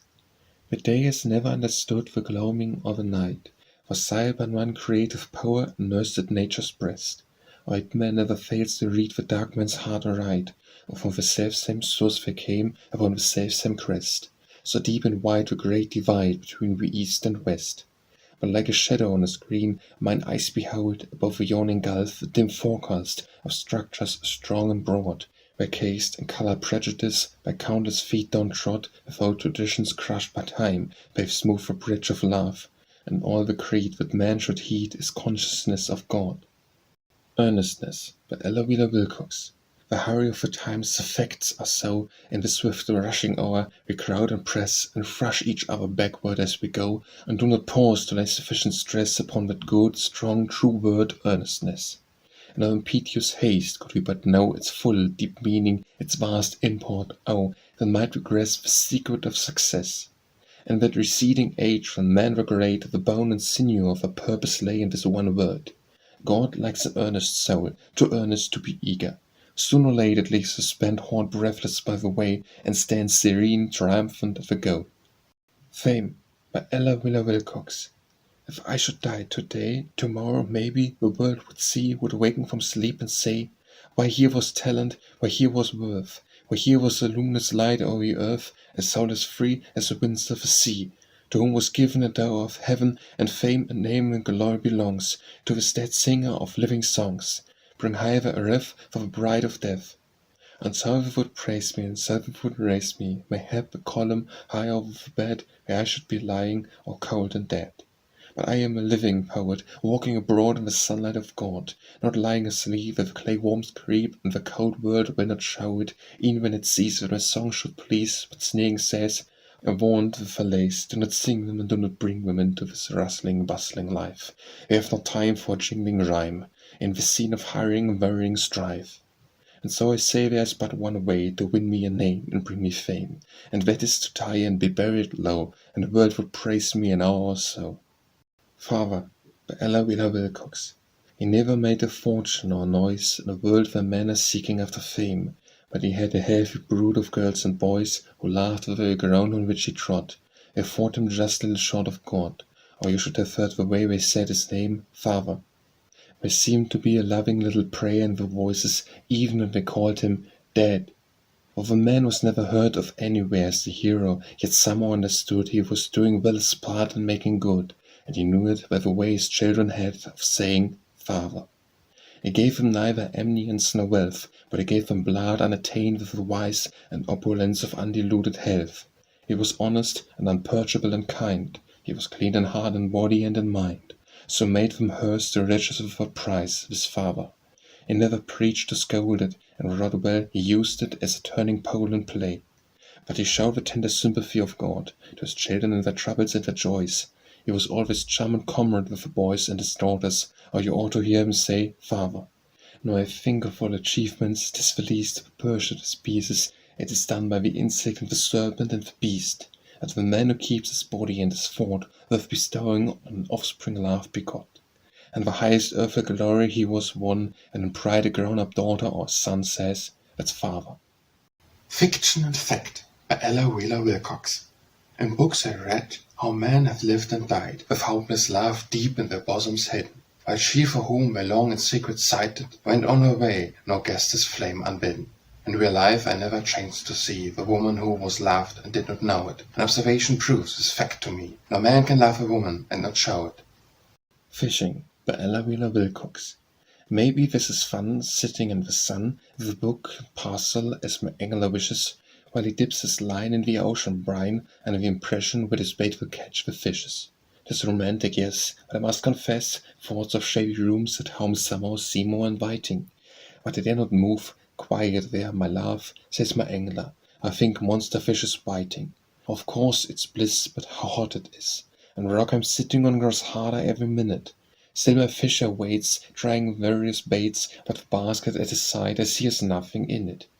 Oh, it's just a way to pass the July day, Arcadian and sentimental, dreamy, idle, charming, but how fierce the sunlight falls, the way the insect crawls along my neck and down the back is really quite alarming. Any luck? I gently ask of the angler at his task. There's something pulling at my line, he says. I've almost caught it. And when with blistering face we our homeward steps retrace, we take the little basket just as empty as we brought it. 5 Little Fingers by Ella Wheeler Wilcox. This is the baby who doesn't do a thing. This is the lady who loves to worrying. This is the big sister, this is another, and this stout thump is a great sturdy brother. 5 Little Toes at Night by Ella Wheeler Wilcox. This little toe is tired, this little toe needs rocking, this little toe is sleeping, you know, but this little toe keeps talking, this too big and tall is a mischief of all, for made a great hole in his stocking. 5 Little Toes in the Morning by Ella Wheeler Wilcox. This little toe is hungry, this little toe is too. This toe lies like a sleepy head, and this toe cries, boo-hoo. This too big and tall is the smartest of all, for pops into stocking and shoe. Fleeing Away by Ella Wheeler Wilcox. The thoughts soar not as they ought to soar, higher and higher on sullen wings, and ever and often and more, they're dragging down earthward by little things, with little troubles and little needs, as the luck might be tangled among the weeds. The purpose is not what it ought to be, steady and fixed like a star on high, and more like a fisherman's light at sea. Higher and wider it seems to fly, sometimes feeble and sometimes bright, and suddenly lost in the gloom of night. My life is far from my dream of life, calmly contented, serenely glad, but vexed and worried by daily strife. It is always troubled and oft times sad, and the heights I had thought I should reach one day grow dimmer and dimmer and farther away. My heart never finds the longed for rest, its worldly striving, its greed for gold, chilled and frightened the calm-eyed guest, who sometimes sought me in days of old, and ever fleeing away from me is the higher self that I long to be. Forbidden Speech by Ella Wheeler Wilcox. The passion you forbade my lips to utter will not be silenced. You must hear it in the sullen thunders when they roll and mutter. And when the tempest nears with wail and din, and now your calm forgetfulness is broken, and to your heart you whisper, "He has spoken." All nature understands and sympathizes with human passion, and a restless sea turns in its futile search for peace, and rises to plead and to pursue. It leads for me, and with each desperate billow's anguished fretting. Your heart must tell you, he's not forgetting. When unseen hands and lightning strokes are writing mysterious words upon a cloudy scroll, now that my pent-up passion is inditing a cipher message for your woman's soul. And when the lawless winds rush by you shrieking, let your heart say, now is despair speaking. Love comes nor goes, at beck or call of reason, nor is love silent, though it says no word. By day or night, in any clime or season, a dominant passion must be heard. So shall you hear, through Junes and through Decembers, the voice of nature saying, he remembers. Forward by Ella Wheeler Wilcox. Let me look always forward, never back. Was I not formed for progress? Otherwise, with onward pointing feet and searching eyes, would God have set me scrawling on the track up which we all must labor with life's pack? Yonder the goal of all this travel lies. What matters it if yesterday the skies with light were golden or with clouds were black? I would not lose tomorrow's glow of dawn by peering backward after sun's long set. New hope is fair when an old regret. Let me pursue my journey and press on, not tearful-eyed, stand ever in one spot, and briny statue like the wife of Lot. Freedom by Ella Wheeler Wilcox. I care not who the wishes beg of me, nor shadow of the sins on me is shed. My will is greater than heredity. I am no worm to feed upon the dead. My face, my form, my gesture, and my voice may be reflection from a race that was. But this I know, and knowing it, rejoice. I myself, a part of a great cause. I am a spirit would suffice, if rightly used, to set the chained world free. Am I not stronger than the mortal vice that crawls the length of some ancestral tree? Friendship and Love by Ella Wheeler Wilcox. After the fierce midsummer all ablaze has burned itself to ashes and expires in the intensity of its own fires, there come the mellow mild St. Martin days, crowned with calm of peace, but sad with haze. So after love has led us till he tires of his own throes and torments and desires, comes large-eyed friendship, with a restful gaze. It beckons us to follow, and across cool verdant vales we wander free from care. Is it a touch of frost lies in the air? Why are we haunted with a sense of loss? We do not wish the pain back or the heat, and yet, these days are incomplete. Friendship by Ella Wheeler Wilcox. Dear friend, I pray thee, if thou wouldst be proving thy strong regard for me, make me no vows, lip service is not loving, let the fates speak for we. Swear not to me that nothing can divide us, so little such oaths mean. And when distrust and envy creep beside us, let them not come between. Say not to me the depths of thy devotion are deeper than the sea, but watch lest doubt or some unkind emotion embitter them for me. Vow not to love, and me never and forever, words are such and idle things. and when we differ in opinions, never hurt me by little stings. I am sick of words we are so lightly spoken, and spoken are but air. I'd rather feel that trust in me am broken than list of words so fair. If all the little proofs of trust are heeded, it vow are always kind, no sacrifice, no promise will be needed to satisfy my mind. Ghosts by Ella Wheeler Wilcox. There are ghosts in the room, as I sit here alone from the dark corners where I come out of gloom, and they stand at my side and they lean on my chair. There's the ghost of hope that lighted my days with a fanciful glow. In the hand is a rope that strangled the life out. Hope was slain long ago. But the ghost comes tonight with its skeleton face and expressionless eyes, and it stands in the light and mocks me, cheers me with sobs and with sighs. There's the ghost of joy, a frail, fragile thing, and I prized it too much. The hands that destroy clasp it close, and it died at the withering touch. There's the ghost of love, born with joy, reared with hope, died in pain and unrest, but he towers above all the others. This ghost, yet a ghost at the best. I am weary and fain, would forget all these dead, but the gibbering hosts make me struggle in vain. In each shadowy corner there lurketh a ghost. Go plant a tree by Ella Wheeler Wilcox. God, what a joy it is to plant a tree, and from the swallow earth to watch it rise, lifting its emerald branches to the skies in silent adoration, and to see its strength and glory waxing with each spring. Yes, 'tis a goodly and a gladsome thing to plant a tree. Nature has many marvels, but a tree seems more than marvelous. It is divine, so generous, so tender, so benign. Not garrulous like the rivers, and yet free in pleasant converse with the winds and birds. Our privilege beyond explaining words to plant a tree. Rocks are majestic, but unlike a tree, they stand aloof and silent. In the roar of ocean billows breaking on the shore, there sounds a voice of turmoil. But a tree speaks ever of companionship and rest. Yea, of all righteous acts, this is best, to plant a tree.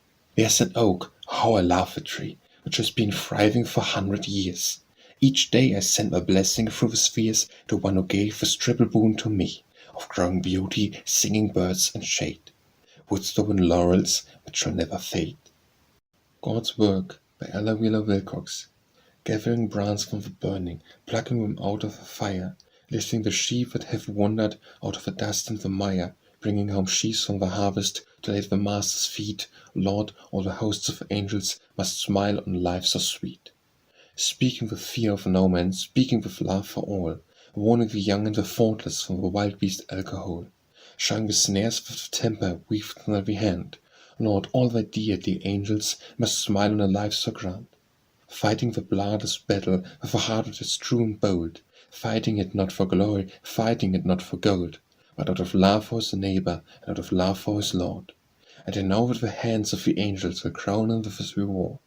For whoso works for the Master, whoso fights his fight, the angel crowned with a star wreath, and it glows with gems most bright. A woven for ever and ever, the saints in that land of bliss, to know that heaven's best jewel is kept for a soul like this. Going Away by Ella Wheeler Wilcox. Walking today on the common, I heard a stranger say to a friend who was standing near him, "Do you know I am going away?" I'd never seen the faces, may never see them again, yet the words the stranger uttered stirred me with nameless pain. For I knew some heart would miss him, would ache at his going away, and the earth would seem all cheerless for many and many a day. No matter how light my spirits, no matter how glad my heart, if I hear those two words spoken, the teardrops always start. They are so sad and solemn and so full of a lonely sound, like dead leaves rustling downward and dropping upon the ground. I pity the naked branches, and the skies are dull and grey, and the last leaf whispers softly, "Goodbye, I'm going away." In the dreary dripping autumn, the wings of the flying birds, as they soar away to the southland, seem always to say those words.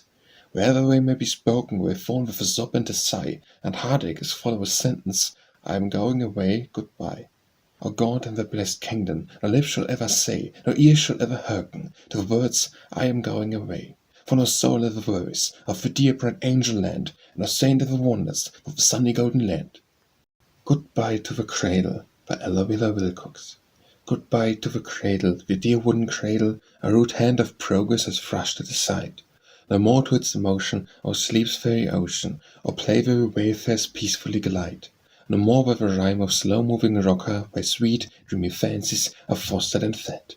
No more to low singing the cradle goes swinging, the child of its era is put into bed. Goodbye to the cradle, the dear wooden cradle, and lend to the twilight a musical charm. And bees left the clover when playtime was over, or safe seemed the shelter from danger and harm, or soft seemed the pillow, how distant the ceiling, or weird were the voices that whispered around. What dreams would come flocking us, rocking and rocking, we floated away into slumber profound. Goodbye to the cradle, the old wooden cradle, the baby of the day does not know it by sight. And there leaves the border with system and order, the child goes to bed and we put out the light.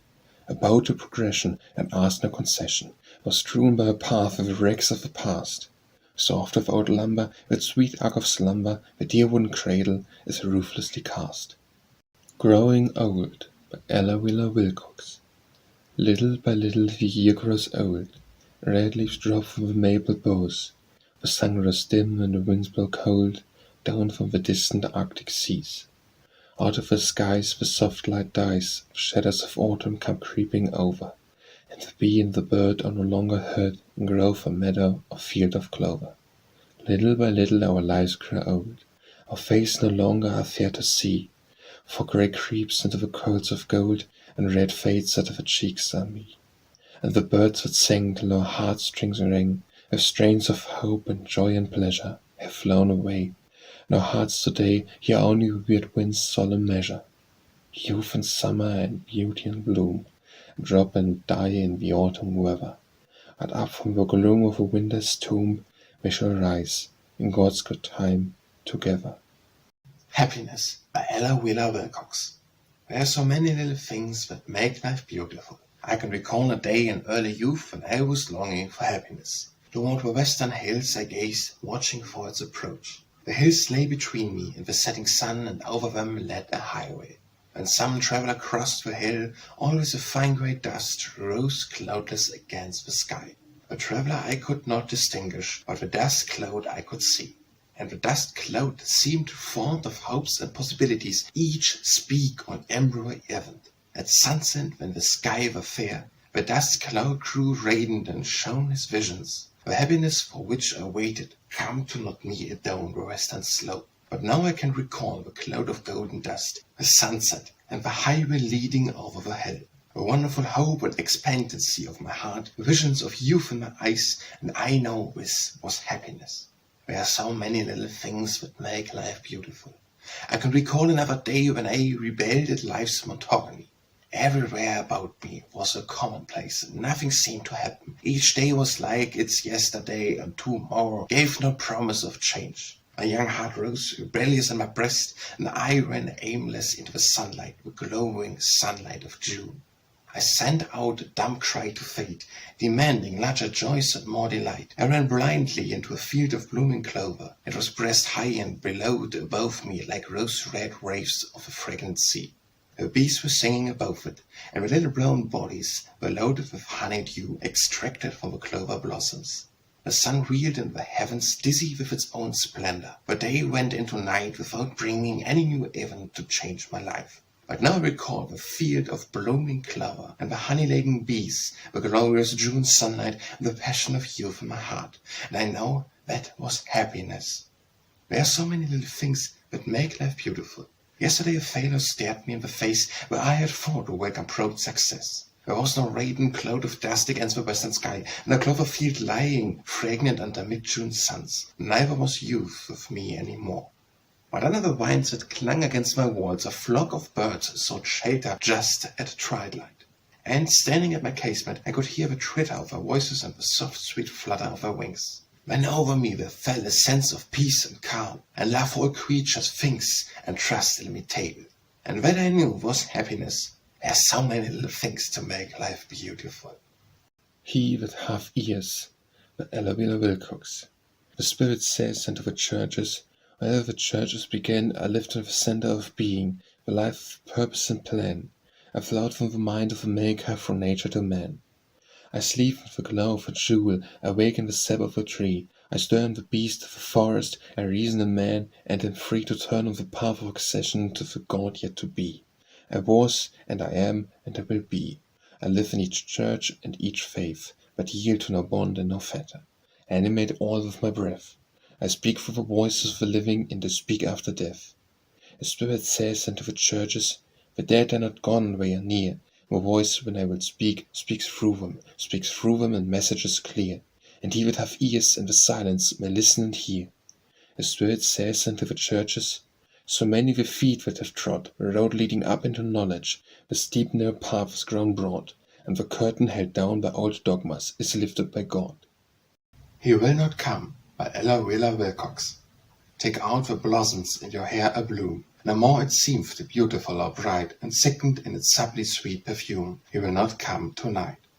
Take off the necklace with its sparkling gem, and ring that glow and glitter in the light, and fling them in the cast that waits for them. He will not come tonight. Take off a robe a little while ago you choose to make you fairer in his sight. 'Tis 10 o'clock, so late you can, but no, he will not come tonight. He will not come. God grant you strength and grace, for never more upon your mortal sight shall dawn a glimpse of what beloved face that did not come tonight. He will not come, and through the shadowed years the perfume of a blossom that you were shall stir the fount of salt and bitter tears for one who comes no more. Here and Now by Ella Wheeler Wilcox.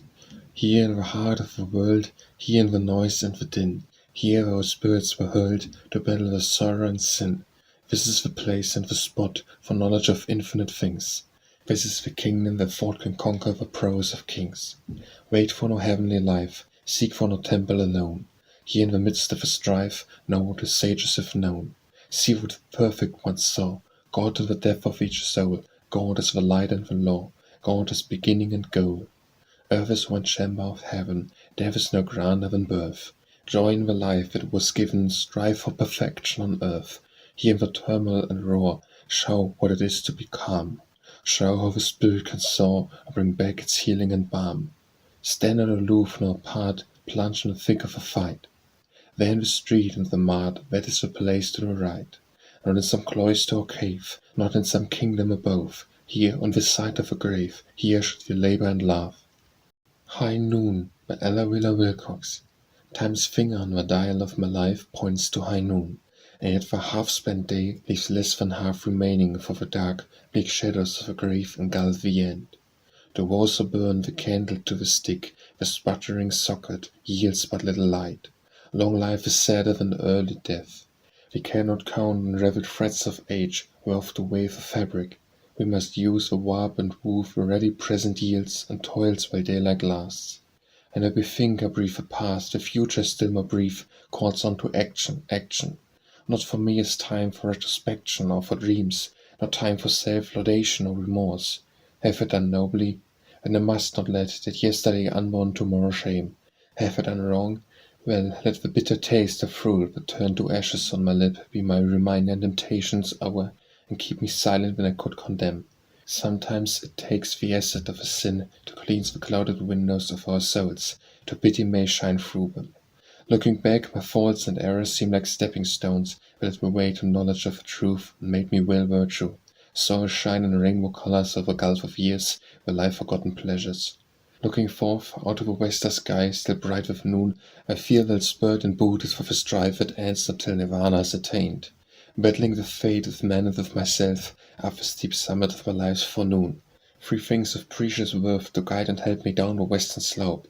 I have learned how to pray and toil and save, to pray for courage to receive what comes, knowing what comes to be divinely sent, to toil for universal good, since thus and only thus can good come unto me. To save by giving whosoever I have to those who have not, this alone is gain. His Youth by Ella Wheeler Wilcox. Dying? I am not dying. Are you mad? You think I need to ask for heavenly grace? I think you are a fiend who would be glad to see me struggle in death's cold embrace. But man, you lie, for I am strong in truth, stronger than I have been in years, and soon I shall feel young again as in my youth, my glorious youth life's one great priceless boon. O youth, youth, youth, O God, that golden time, when proud and glad I laughed the hours away. Why there's no sacrifice, perhaps no crime, I'd pause at, could it make me young today? But I am not old, I grew just ill somehow, grew stiff of limb and weak and dim of sight. It was but sickness, I am better now, oh vastly better, ever since last night. and I could weep warm floods of happy tears to think my strength is coming back at last, for I have dreamed of such an hour for years as I lay thinking of my glorious past. You shake your head, well then, if you were sane, I'd strike you to my feet, I would in truth. I dare you tell me that my hopes are vain, I dare you say I've outlived my youth. In heaven I may regain it, oh be still, I want no heaven but what my glad youth gave. Its long bright hours, its rapture and its thrill of youth, youth, youth. It is my youth I crave. There's no heaven, there's nothing but the deep and yawning grave in which I shrink and fear. I am not sure of even rest or sleep, perhaps you lie and think as I have here. Think, think as we lie there and rot, and hear the young above us laugh in glee. I dare you say, I'm dying, I am not. I would curse God if such a thing could be. Why see me stand, why hear this strong, full breath dare you repeat that silly base untruth? A cry of fall, the silence known as death, hushed his wild words. Well, has he found his youth? How does love speak? By Ella Wheeler Wilcox. And the faint flush upon the telltale cheek, then the paler that succeeds it, the quivering lid of an averted eye, the smile that proves apparent of a sigh, thus doth love speak. How does love speak? By the uneven heart-throbs and the freak of bounding pulses that stand still and ache, while new emotions, like strange barges, make along vain channels their disturbing course, still as the dawn, and with the dawn's swift force, thus doth love speak. How does love speak? In the voidance of that which we seek, and sudden silence and reserve when near. The eye that glistens with an unshed tear, the joy that seems the counterpart of fear, as the alarmed heart leads in the breast and knows and names and greets its godlike guest, thus doth love speak. How does love speak? And the proud spirit suddenly grown meek, the haughty heart grown humble, and the tender and unnamed light that floods the world with splendor, and the resemblance which the fond eyes trace, and all fair things to one beloved face, and the shy touch of hands that thrill and tremble, and looks and lips that can no more dissemble. Thus doth love speak. How does love speak? And wild words that uttered seem so weak, they shrink ashamed to silence, and the fire glance strikes with glance, swift flashing high and higher, like lightnings that precede the mighty storm in the deep soulful stillness, and the warm and passionate tide that sweeps through throbbing veins, between the shores of keen delights and pains, in the embrace where madness melts in bliss, and in the convulsive rapture of a kiss. Thus doth love speak. How is it, by Ella Wheeler Wilcox? You who are loudly crying out for peace, you who are wanting love to vanquish hate, how is it in the four walls of your home, the while you wait? Do those who form your household welcome your approach in the morning as the earth welcomes the presence of dawn, or do they dread your coming lest you censure and complain? Do you begin the day with praise to God for each blessing you possess, and do you speak frequent words of commendation to those about you? Do those who claim to love often hear you talking in love's language? Or is your softest tone and your sweetest speech safe with something guessed, with a harsh voice and the sharp retort are used of those you love the best? You who are praying for the Christ's return and for the coming of a promised day, or is it in the four walls of your home, the while you pray? Are you trying to make your home a reflection of what you believe heaven will be? Unless you are, you will never find heaven anywhere. The foundations of all heavenly mansions must first be built on earth. Unless you are striving to put in use some of the angelic virtues here and now, no angelhood will be accorded you hereafter. Unless you are illustrating your desire for peace by a peaceful, love-ruled home, you have no right to clamour for cessation of hostilities among nations. Nations are only chains of individuals. When each individual expresses nothing but love and peace in his daily life, there will be no more war. You who are loudly crying out for peace, you who are wanting love to vanquish hate, how is it in the four walls of your home, the while you wait? I am, by Ella Wheeler Wilcox. Am, I know not whence I came, I know not whither I go, and the fact stands clear that I am here in this world of pleasure and woe. And out of the mist and the murk, another truth shines plain, as my power each day and hour to add to its joy or its pain. I know that the earth exists. It is none of my business why. I cannot find out what it's all about. I would but waste time to try.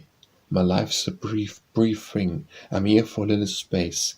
And when I stay, I would like, if I may, to brighten and better the place. The trouble, I think, with us all is the lack of a high conceit. If each man thought he was sent to the spot to make it a bit more sweet, how soon we could land the world, how easily right or wrong, if nobody shrieking and each one worked to help his fellows along. She's wondering why you came, stop looking for faults and flaws. Rise up today in your pride and say, I am part of a first great cause. Ever for the world there's room for an earnest man. It had need of me, or I would not be. I am here to strengthen the plan. I love you, by Ella Wheeler Wilcox. I love your lips when they're wet with wine and red with wild desire. I love your eyes when the love light lies lit with passionate fire. I love your arms when the warm white flesh touches mine in a fond embrace. I love your hair when the strands enmesh your kisses against my face. Not for me the cold calm kiss of virgin bloodless love. Not for me the saint's white bliss nor the heart of a spotless dove. But give me the love that so freely gives and laughs with the whole world's blame. With your body so young and warm in my arms, it sets my poor heart aflame. So kiss me sweet with your warm wet mouth, still fragrant with ruby wine, and say with a fervour born of a soul that your body and soul are mine. Clasp me close in your warm young arms, where the pale stars shine above, and we live our whole young lives away with the joys of a living love. I shall not forget, by Ella Wheeler Wilcox. I shall not forget you. The years may be tender, but vain are their efforts to soften my smart. And the strong hands of time are too feeble and slender to garland the grave that is made in my heart. Your image is ever about me, before me, your voice floats abroad on the voice of the wind. And the spell of your presence and absence saw me, the dead of the past, in the present I find. I cannot forget you. The one boon unforgiven, the boon of your love, is the cross that I bear. In the midnight of sorrow I vainly have striven to crush in my heart the sweet image hid where. To banish the beautiful dreams that are thronging the halls of my memory, dreams worse than vain. For the one drop withheld I'm thirsting and longing, for one joy denied I'm weeping in pain. I would not forget you. I live to remember the beautiful hopes that bloom but to decay, and brighter than June glows the bleakest December, than peopled with ghosts of dreams passed away. Once loving you truly, I love you forever. I mourn not and weak, idle grief for the past, but the love in my bosom can never, oh never pass out, or never pass in, first or last. I step across the mystic borderland, by Ella Wheeler Wilcox. I step across the mystic borderland, and look upon the wonder world of art. Beautiful how beautiful its hills, and all its valleys how surpassing fair. The winding paths that lead up to the heights are polished by the footsteps of the great. The mountain peaks stand very near to God. The chosen few whose feet have trod thereon have talked with him and with the angels walked. Hear no sounds of discord, no profane or senseless gossip of unworthy things, only the songs of chisels and of pens, of busy brushes, and ecstatic strains, of souls surcharged with music most divine. Here's no idle sorrow, no poor grief for any day or object left behind. For time is counted precious, and here in such complete abandonment of self that tears turn into rainbows and enhance the beauty of land where all is fair, awed and afraid across the borderland. Oh, who am I that I dare enter here, where great artists of the world have trod, the genius-crowned aristocrats of earth? Only the singer of a little song, yet loving art with such a mighty laugh, how it greater to have won a place just on the fair land's edge, to make my grave in the outer world of greed and gain, to sit upon a royal throne and reign. I told you, by Ella Wheeler Wilcox. I told you the winter would go, love, I told you the winter would go. That you'd flee in shame when the south wind came, and you smiled when I told you so. You said the blustering fellow would never yield to a breeze, but his cold icy breath had frozen to death the flowers, birds, and trees. And I told you the snow would melt, love, in the passionate glance of the sun, and the leaves of the trees and the flowers and bees would come back again one by one.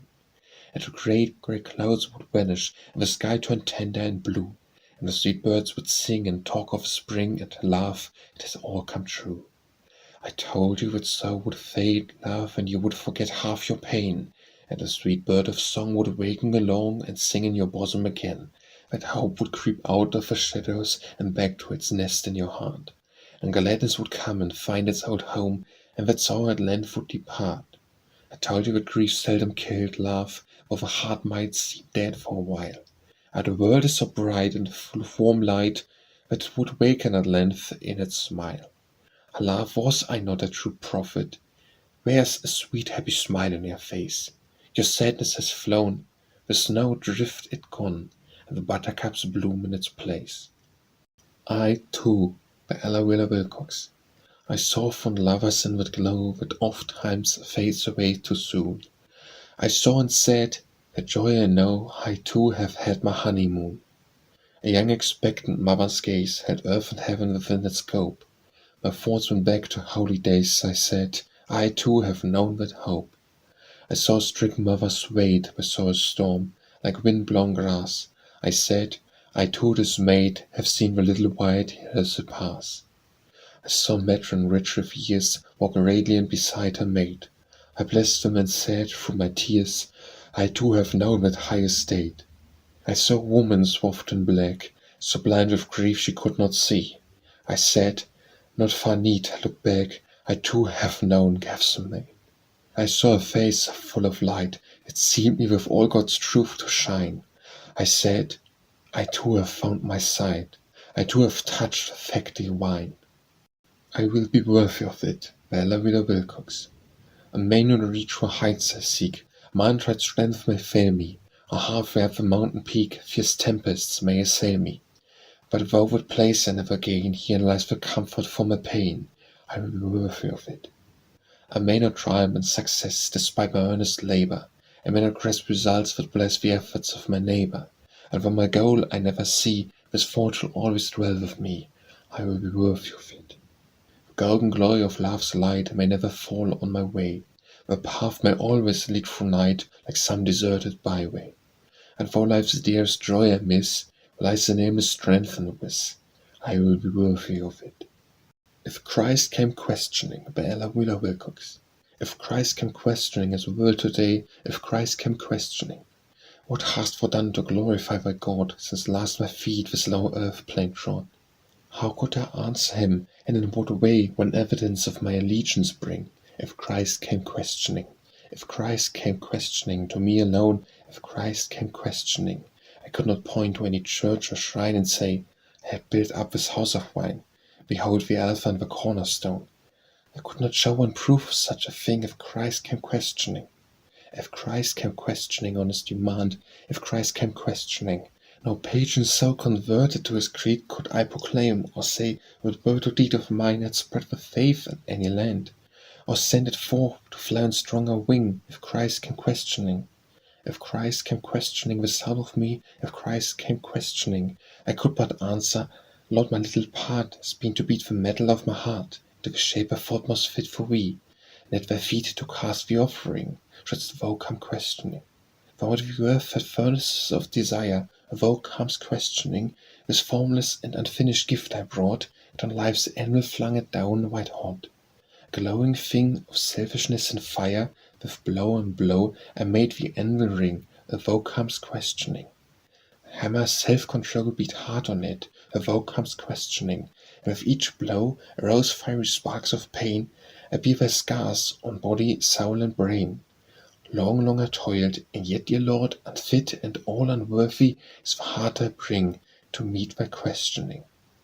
If, by Ella Wheeler Wilcox, dear love, if you and I could sail away with snowy pennants the wind unfurled, across the waters of some unknown bay, and find some island far from all the world.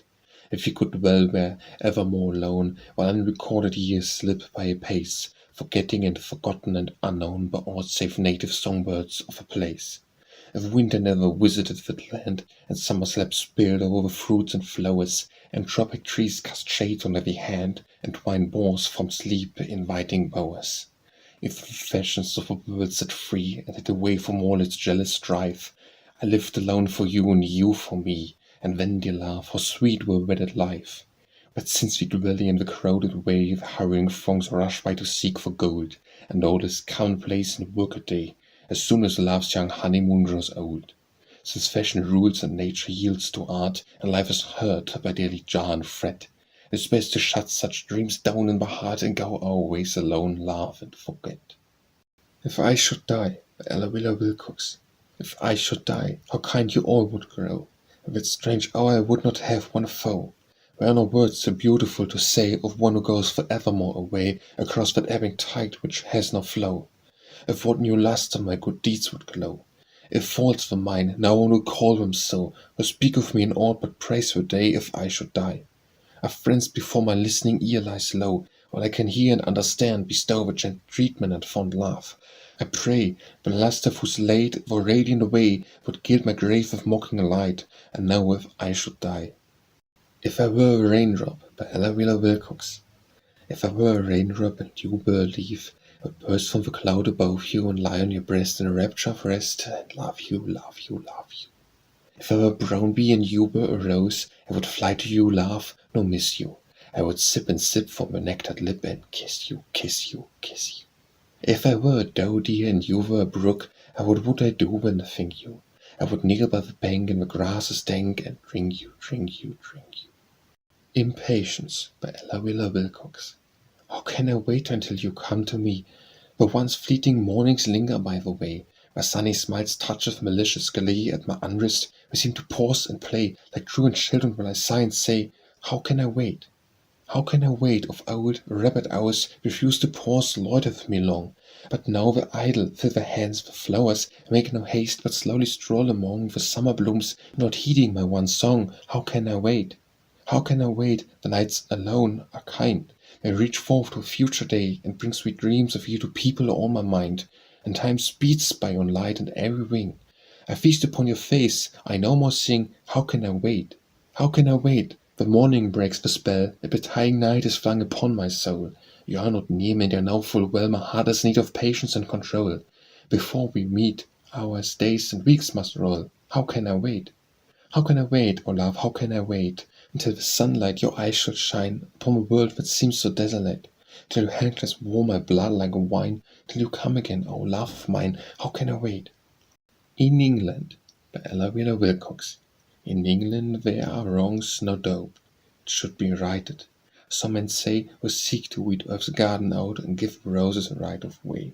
Yes, a right of way to fruit and rose, where no but poison ivy grows.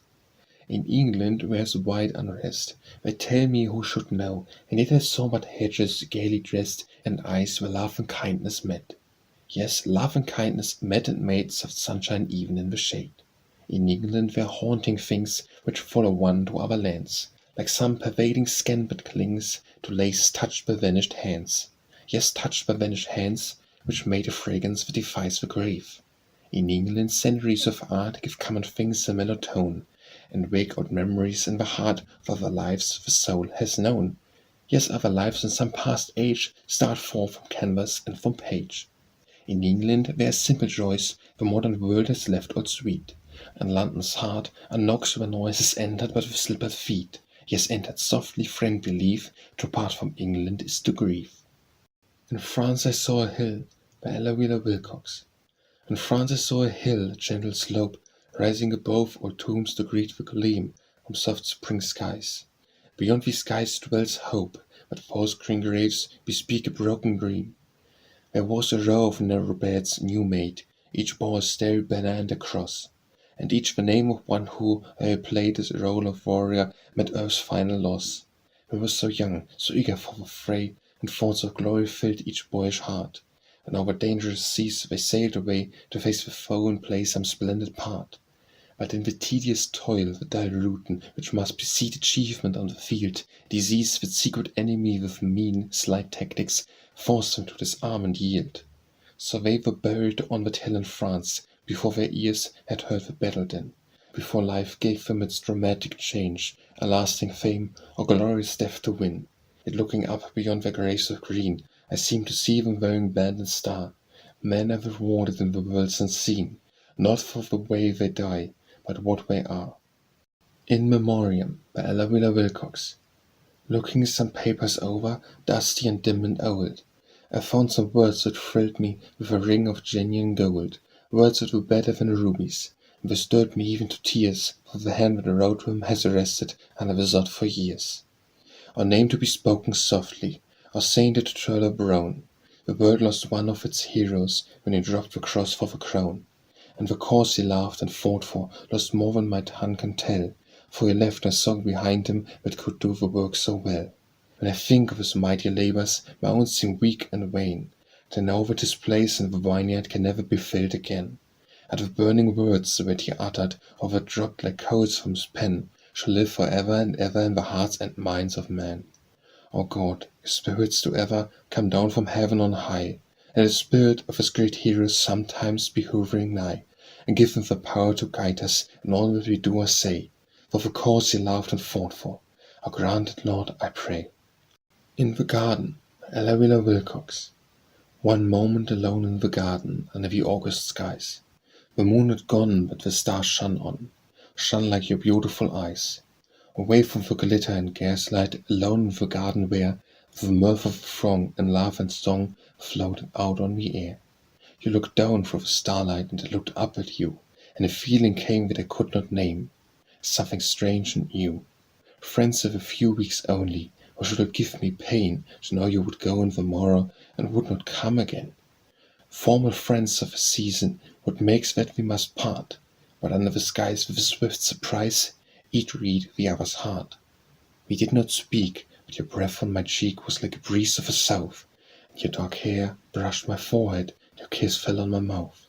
Someone was searching for me, someone to say good night, and we went in from the garden, out of the sweet starlight, back to the glitter and music, and we said goodbye in the hall, and a dozen heard and echoed the word, and when, well, that was all.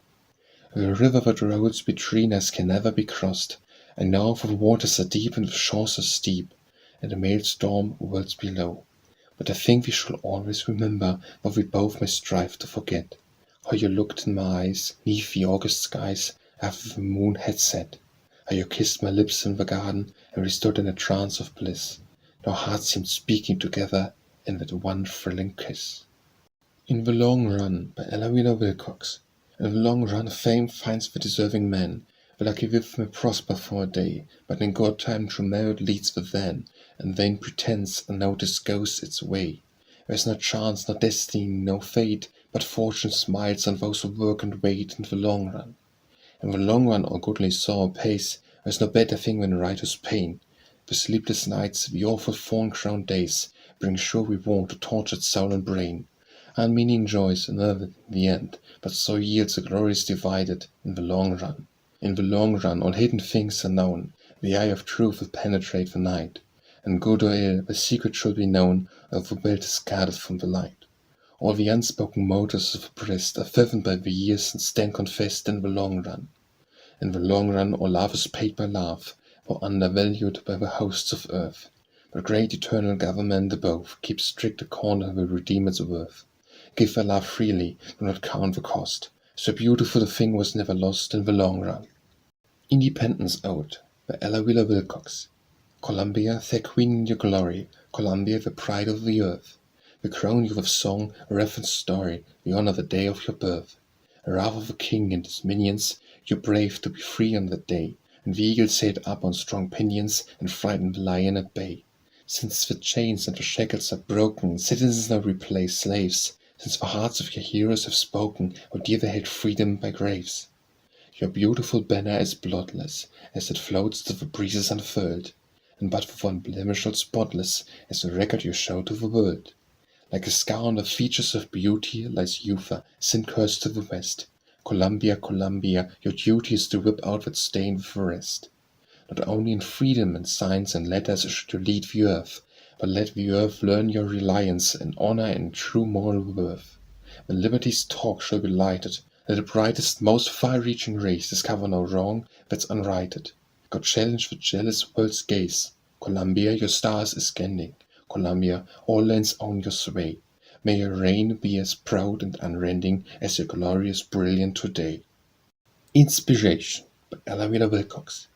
Not like a daring, bold, aggressive boy is inspiration, eager to pursue, but rather like a maiden fond yet coy, who gives herself to him who best of woo. Once she may smile a thrice, by soul to fire in passing by, and she turns her face, one was persistent seeker with desire, if thou wouldst win the favour of grace. If like some winged bird she cleaves the air, and leaves thee spent and striking on the earth, still must thou strive to follow even where, which she may know thy valour and thy worth. And should she come unveiling all her charms, giving thee joy for pain and smiles for tears, and shalt thou clasp her with possessing arms, the while she murmurs music in my ears. But where her kiss is faded from thy cheek, she shall flee from thee over hill and glade. So must thou seek and ever seek and seek for each new conquest of his phantom maid. Integrity by Ella Wheeler Wilcox. A mortal life is something to be earned by slow self-conquest, comradeship with pain, and patient seeking after higher truths. We cannot follow our own wayward wills and feed our base appetites and give loose reins to foolish tempers year on year, and then cry, Lord, forgive me, I believe, and straightway bow in glory. Men must learn God's systems to greater thing than wit. The spark divine dwells in each soul, and we can fan it to a steady flame of light, whose lust regales the pathway of a tomb and shines on through eternity, or else neglected till it simmers down to death and leaves us but the darkness of a grave. Each conquered passion feeds the living flame, each well-born sorrow is a step toward God. Faith cannot rescue, and no blood redeem the soul that will not reason resolve. Lean on thyself, yet prop thyself with prayer, O weaker spirits, messengers of light, who come and call and fortify thy strength, make friends with we and with thy inner self, cast out all envy, bitterness, and hate, and keep the mind's fed tabernacle pure, shake hands with pain, give greeting unto grief. Those angels in disguise, and their glad soul, from light to light, from star to shining star, shall climb and claim best immortality. Into the World by Ella Wheeler Wilcox. Out over childhood's borders, manhood's brave banners unfurled, weighed down with precepts and orders, a boy is gone into the world. Nobody thinks it's pathetic, for he's a strong-armed youth, but wears the vision prophetic to forecast his future with truth. No more a child to be petted and sheltered away from the strife, henceforth a man to be fretted and worn with worries of life. Henceforth a man with others to scramble and push in a race, to jostle and crowd with his brothers, to struggle for gain and place. Now though his heart is breaking, henceforth his lids must be dry. Now though his soul is aching, he must not utter a cry. Now if his brain is troubled, now if his courage has gone, still must his strength be doubled, still must the battle go on. Now success shall crown him, how the world will cheer. Now if misfortune shall down him, how the scoffer will jeer. Virtue and truth attend him into the vortex world. God and his angels defend him, a boy is gone into the world. Is it best? By Ella Wheeler Wilcox. Mother who sips sweetened liquors, look down at the child in your breast. Think of the rough path before him, and ask yourself when is it best. Shall I foster love of his poison, instead thirst into his veins? In the fountain he seeks at my bosom, souring seeds of death, grief, and pains. Shall I give him the thirst of a drunkard, quench him the weapons of crime? Can we look for a glass of pure water, dipped up from a fountain of slime? Can we look for brave men, strong and noble, if the parents drink poison for food? And the body and soul are corrupted, can we look for works to be good? Or think of a future before him, where perils you cannot remove, yet this the great highway of sorrow, or guard him from this with your love. There are rough paths enough in the future for the feet of the child on your breast. Lower the glass you're lifting and ask yourself when is it best. Is it well? By Ella Wheeler Wilcox. Saw you the youth with a face like the morning, refilling the glass, with foam white as the sea? Heard you the words that fell down like a warning, lift not the glass, it holds sorrow for we. He heeds not nor listens, the red liquor glistens, deceased at the fangs of a serpent banneth, and the fiancé elated, the voice waileth fated, as it drains out the glass, that I'm agent of death. High had he set his mark, fame, wealth, and glory, all should be his the noontide of life, a name that should live in the annals of story. It was a heart that could battle with strife. Here's to youthful endeavor, he cries, forever shall through the glass cheer me on life's rugged way.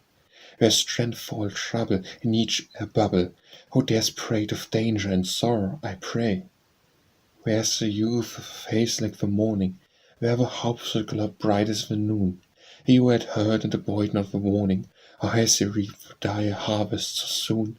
He quaffed all unheeding, the small voice pleading, and he lived tonight in the dark prison cell. This is his glory, the name carved in story. This has the red glass stand. Say, is it well? It all will come out right, by Ella Wheeler Wilcox. Whatever is a cruel wrong, whatever is unjust, the honest years that speed along will trample in the dust. and restless youth railed at fate for my puny might. But now I know if I but wait, it all will come out right. A wise Maiden, the judges scorn and play the censor's part, and fact be cowed by falsehood's frown and nature ruled by art. For labor toils for blinding tears, and idle wealth is might. I know that the honest, earnest years bring it all out right. For poor and loveless creates my past for pure religion's gold, for ignorance may rule the mass, while truth meets glances cold. I know a law complete, sublime, controls us with its might. In God's own appointed time, it all will come out right. It might have been by Ella Wheeler Wilcox. We will be what we could be. Do not say, it might have been, had not this or that or this. No fate can keep us from the chosen way, he only might who is. We will do what we could do. Do not dream, chance leaves the hero, all uncrowned no grief. Out of men are greatly what may seem, he does who could achieve. We will climb where we could climb. Tell me not of adverse storms would keep you from the height. What eagle ever missed the peak he sought, whoever's climb so might. I do not like the phrase, it might have been. It lacks force, and life's best truths perverts. For I believe we have, and reach, and win, whatever our deserts. Joy by Ella Wheeler Wilcox. My heart is like a little bird that sits and sings for very gladness. So is some forgotten word, and so, except in rhyme, is sadness. The world is very fair to me, such azure skies, such golden weather. I'm like a long-caged bird set free, my heart is lighter than a feather. I rise rejoicing in my life, I live with love of God and neighbor. My days flow on unmarred by strife, and sweetened by the pleasant labor. O youth, O spring, O happy days, years surpassing sweet and tender, and while the fleeting season stays, I revel carefree in its splendor. Kingdom of Love by Ella Wheeler Wilcox. In the dawn of day, when the sea and the earth reflected the sunrise above, I set forth with a heart full of courage and mirth to seek for the kingdom of love. I asked of a poet I met on the way which cross-road would lead me aright, and he said, "Follow me, and not long you shall see its glittering turrets of light. And soon in the distance a city shall fair. Look yonder," he said, "how it gleams. But alas, for hopes doomed to despair, with only the kingdom of dreams." And the next man I asked was the gay cavalier, and he said, follow me, and with laughter and song we went speeding along by the shores of life's beautiful sea. And we came to a valley more tropical far than the wonderful vale of Kashmir, and I saw from a bower a face like a flower smile out on the gay cavalier. And he said, "We have come to humanity's goal, here love and delight are intense." But alas and alas, for hopes of my soul, it was only the kingdom of sense. As I journeyed more slowly, I met on the road a coach with retainers behind, and they said, "Follow me, for a lady's abode belongs in the realm you will find." 'Twas a grand dame of fashion, a newly made bride, followed, encouraged, and bold. My hopes died away like the last gleams of day, for we came to the kingdom of gold. At the door of a cottage I asked a fair maid. "I've heard of that realm," she replied, "but my feet never roam for the kingdom of home, so I know not the way." And she sighed. I looked on the cottage, how restful it seemed. The maid was as fair as a dove. Great light glorified my soul as I cried, "Why, home is the kingdom of love." Last Laugh by Ella Wheeler Wilcox. The first flower of a spring is not so fair or bright as one the ripe midsummer brings. The first faint note the forest warbler sings is not as rich with feelings or so rare as when, full master of his heart, the air drones in the liquid sea of songs he flings, like silver spray from beak and breast and wings. The artist's earliest effort, wrought with care, the bard's first ballad, written in his tears, set by his later toil, seems poor and tame, and into nothing dwindles at the test. So with the passions of mature years, let those who will demand the first found flame give me the heart's last laugh, for that is best. Lay it away by Ella Wheeler Wilcox. We will lay our summer away, my friend, so tenderly lay it away. It was bright and sweet to the very end, like one long golden day. Nothing sweeter could come to me, nothing sweeter to you. We will lay it away and let it be hid from the whole world's view. We will lay it away like a dear dead thing, dead yet forever fair, and the fresh green robes of a deathless spring, for dead shall always wear. We will not hide it in grave or tomb, but lay it away to sleep, guarded by beauty and light and bloom, wrapped in a slumber deep. We were willing to let the summer go, willing to go our own ways, but never on earth again I know will ever find such days. You are my friend, and it may seem strange that I would not see you again. I would think of you, though all things change, just as I knew you when. If we should go back to the olden place, and the summertime went too, it would be like looking a ghost in the face, so much would be changed and new. We cannot live it over again, not even a single day. It is something sweet and free from pain. We had better let it away. Let them go, by Ella Wilcox. Let the dream go. Are there not other dreams and vases of clouds hid from thy sight, that yet should gild with beautiful gold gleams, and shoot the shadows through and through with light? What matters one lost vision of the night? Let the dream go. Let the hope sit. Are there not other hopes, that yet shall rise like new stars in the sky? Long a soul in sullen darkness gropes, before some light is landed from on high. Or folly to think happiness gone by. Let the hope sit. Let the joy fade. Are there not other joys, like frost-born bulbs, that yet shall start and bloom? Severe must be the winter that destroys the hardy roots locked in the silent tomb. What cares the earth for a brief time of gloom? Let the joy fade. Let the laugh die. Are there not other laughs as beautiful and full of sweet unrest, flying through space like snowy pinioned doves? Where yet shall come and nestle in the breast, nor shall say of each, love is his best. Let the laugh die. Let us give thanks by Ella Wilcox for the courage which comes when we call, while troubles like hailstones fall, for the help that is somehow night, in the deepest night when we cry, for the path that is certainly shown when we pray in the dark alone. Let us give thanks for the knowledge we gain if we wait and bear all the buffets of fate, for the vision that beautifies sight, if we look on the wrong for the right, for the gleam of the ultimate goal that shines on each reverent soul. Let us give thanks for the consciousness stirring in creeds that love is the thing the world needs, for the cry of a traveling earth that is giving a new faith birth, for the God we are all learning to find in the heart and the soul and the mind. Let us give thanks for the growth of a spirit through pain, like a plant in the soil and the rain, for the dropping of the needless things, for the sword of a sorrow brings, for the meaning and purpose of life, which dawns on us out of a strife. Let us give thanks for the solace that comes to our grief, and knowing earth's season is brief, for the certitude given by faith of a continuous obeying death, for a glorious thought that each day is speeding us where we wrought away. Let us give thanks. Life by Ella Wilcox. All in the dark we grope along, and if we go amiss, we learn at least which path is wrong, and there is gain in this.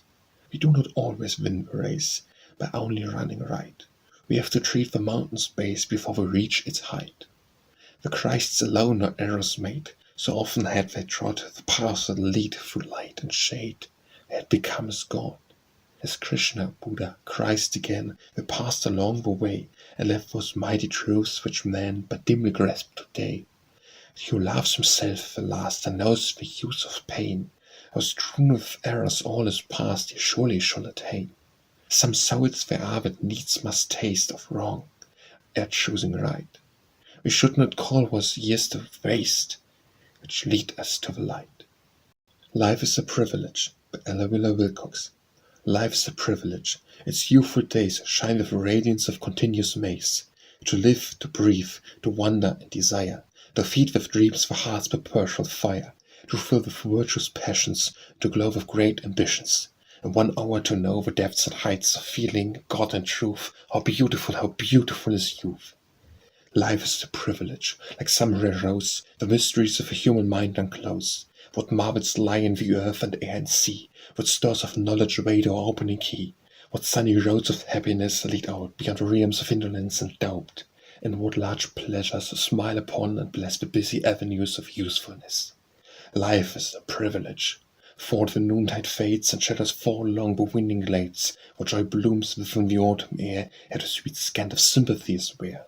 Pale sorrow leads us closer to our kind. In mysterious hours of life we find depths in the souls of man which lend new worth and majesty to this brief span of earth. Life is a privilege. If some sad fate sends us alone to seek the exit gate, if men forsake us and the shadows fall, still there's the supreme privilege of all, coming and reaching upward of the soul to find the welcoming presence of the goal. And in the knowledge that our feet have trod, paths that lead us, and must win back to God. Life is too short, by Ella Wilcox. Life's too short for any vain regretting. Let dead delight bury its dead, I say, and let us go upon our way forgetting the joys and sorrows of each yesterday, between the swift sun's rising and its setting. We have no time for useless tears of fretting. Life is too short. Life is too short for any bitter feeling. Time is the best avenger if we wait. The years speed by, and on the wings we're healing. We have no room for anything like hate. The solemn truth the low mountains seem revealing, where thick and fast about our feet are stealing. Life is too short. Life is too short for aught but high endeavor, too short for spite, but long enough for love. And love lives on forever and forever. It links the worlds that circle on above. It is God's first law, the universe's lever. In his first realm the radiant souls I never. Life is too short. Life's Harmonies by Ella Wilcox. Let no man pray that he know not sorrow. Let their soul ask to be free from pain. For gall of today is the sweet of tomorrow, and the moment's loss is the lifetime's gain. For want of a thing does its worth redouble. Through hunger's pangs does the feast content. And only the heart that has harbored trouble can fully rejoice when joy is sent. Let no man shrink from his bitter tonics of grief and yearning, need and strife. For the rarest chords in the soul's harmonies are found in the minor strains of life. Life's Lesson Book by Ella Wilcox. Life's a ponderous lesson book, and fate the teacher. When I came to love's fair leaf, my teacher turned the page and bade me wait. Learn first, she said, love's grief. And all through many a long tomorrow she kept me conning that sad page of sorrow. Cruel the task, yet it was not weight. Now the great book of life I know by heart. And that one lesson of love's loss and pain they doth the whole impart. For by the depths of woe the mind can measure the beauty's unskilled summits of love's pleasure. Now with the book of life upon her knee, fate sits, the unread page of love's delight, where her firm hand is half concealed from me and half revealed to sight. Ah, fate be kind, so will I learn life's sorrow, give me its full delight to learn tomorrow. Life's a scarce, by Ella Wilcox. They say the world is round, and yet I often think it's square. So many little hurts we get from corners here and where. And one great truth in life's I've found while journeying to the west. The only folks I really want are those we love the best. The man you truly despise can rouse your wrath, 'tis true. Annoyance in your heart will rise in things most strangers do. And those are only passing ills, with rule or list with proof, a wrangling wound which aches and thrills is dead by hands we love. The choicest garb, the sweetest grace, oft to strangers shown. The careless mien, the frowning face, are given to our own. We flatter those we scarcely know, and please the fleeting guest, and deal full many a foretaste blow to those who love us best. Love does not grow on every tree, nor true hearts yearly bloom, alas for those who only see this cut across a tomb. But soon or late the fact grows plain to all who sorrow's test. The only folks who give us pain are those we love the best. Limitless, by Ella Wilcox. There's nothing out in the way of work that a human being may not achieve if he does not falter or shrink or shriek, and more than all, if he will believe. Believe in himself and the power behind that stands like an aid on the dual ground, of hope for the spirit and oil for the wound, ready to strengthen the arm or mind. And the motive is right and the will is strong, there are no limits to human power. The great force back of us moves along and takes us with it in trial's hour. And whatever the height you yearn to climb, what never was trod by foot of man, no matter how steep, I say you can, you will be patient and use your time. Listen, by Ella Wilcox. Whoever you are as you read this, whatever your trouble or grief, I want you to know and to heed this, The day drove near with relief. Now sorrow and woes unending, where heaven seems voiceless and dumb, so sure as your cries are scanning, so surely an answer will come. Whatever temptation is near you, whose eyes on the simple verse fall, remember good angels will hear you and help you to stand if you call. For done with despair I beseech you, whatever your losses, your need, believe, and these printed words reach you, believe you were born to succeed. You are strong, I tell you, with this minute than any unfortunate fate, and with coveted prize you can win it. While life lasts, 'tis never too late. Long Ago by Ella Wheeler Wilcox. I loved a maiden long ago. She held within her hand my fate.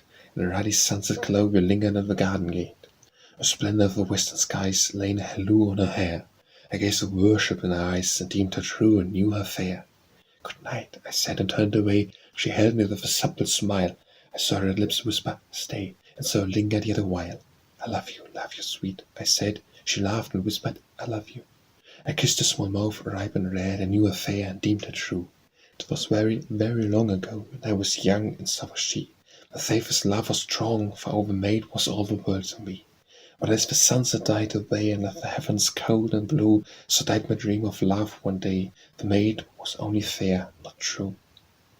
Love by Ella Wheeler Wilcox. The longer I live, the more I see of the struggle of souls towards the heights abode, the stronger this truth comes home to me, and the universe rests on the shoulders of love, a love so limitless, deep and broad, that men have renamed it and called it God. And nothing of it was ever born or evolved, nothing created by light or force, but deep in its system there lies dissolved a shining drop from the great love source, a shining drop which shall live for aye, or kingdoms may perish and stars decay. Love is enough by Ella Wheeler Wilcox. Love is enough, that does not ask for gold, that breeds false aims and pride and selfishness. And those serene Arcadian days of old men gave no thought to princely homes and dress. The gods that dwelt on fair Olympia's height lived only for their love and love's delight. Love is enough. Love is enough. Why should we care for fame? Ambition is the most unpleasant guest, that lures us with the glory of a name, far from the happy haunts of peace and rest. Let us stay here in this secluded place, made beautiful by love's endearing grace. Love is enough. Love is enough. Why should we strive for power? It brings men only envy and distrust. The poor world's march pleases but an hour, and earthly honors vanish in the dust. A grandest life so oft times desolate. Let me be loved, and let who will be great. Love is enough. Love is enough. Why should we ask for more? What greater gift have gods vouchsafed to man? What better boon of all the precious store, but our fond hearts would love and love again? Old love may die, new love is just as sweet, and life is fair and all the world complete. Love is enough. Love much by Ella Wheeler Wilcox. Love much, earth has enough of bitter in it. Cast sweets into its cup whenever you can. No heart so great, but love at last may win it. Love so great, primal cause of man, all hate is thrown to the first great plan. Love much, your heart will be led out to slaughter, an altar built of envy and deceit.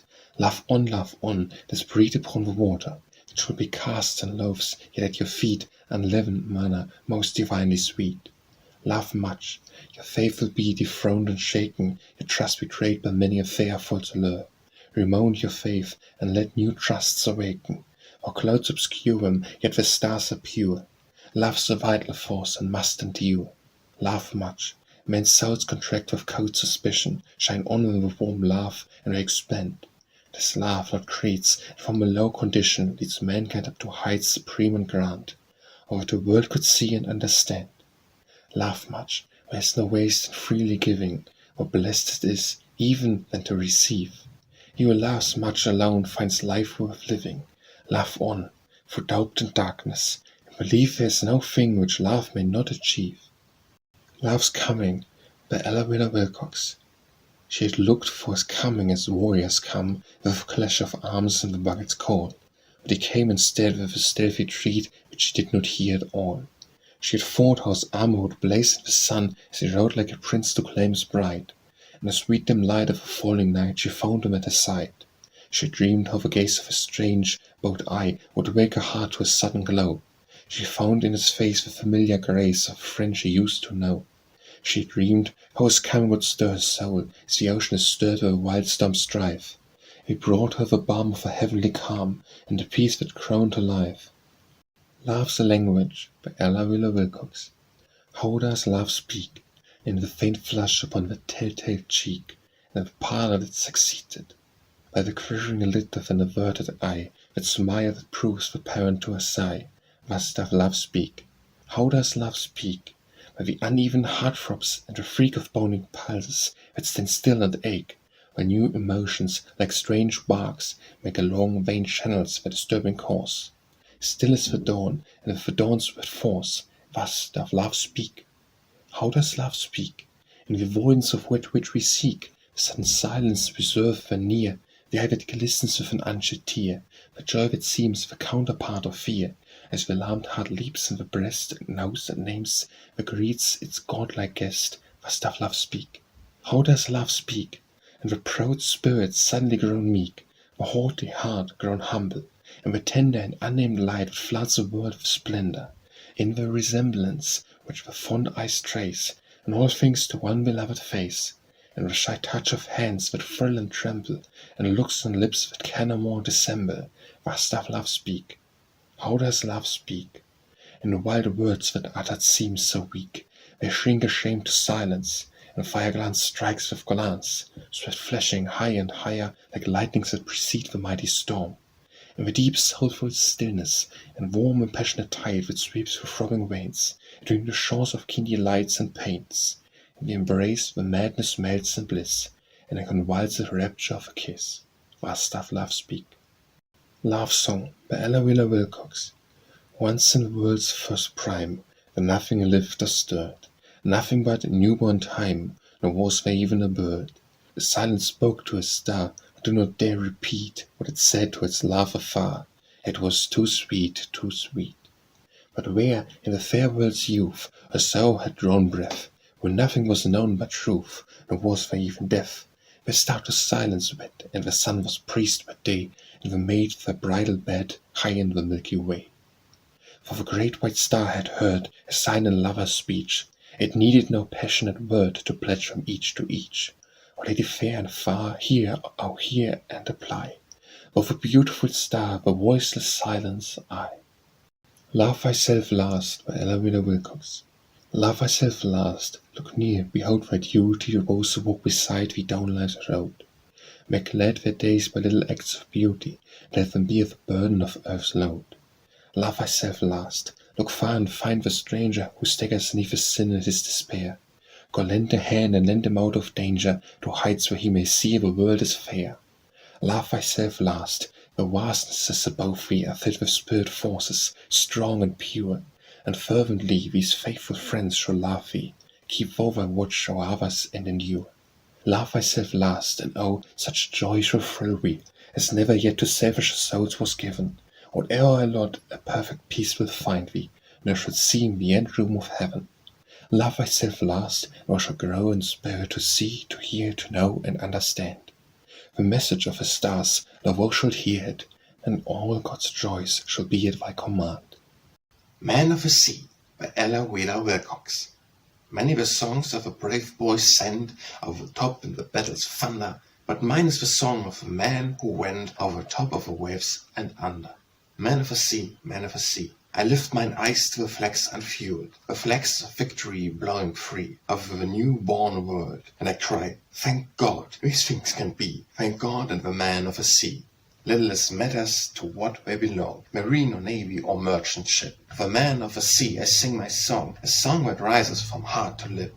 I sing of a whaler that plonked a path, straight through the snares of a crafty foe, through billows raking the wintry wrath, and over the dens of the devils below. To the splendid heroes of Jutland Bank and Royal Navy I give their due, and checked by Jove with them all, I rank the brave minesweepers and merchant crew. Traveller, drifter, or English fleet, all are manned by the man of the sea, and all together in my heart meet, for boat is a boat to the mind of me.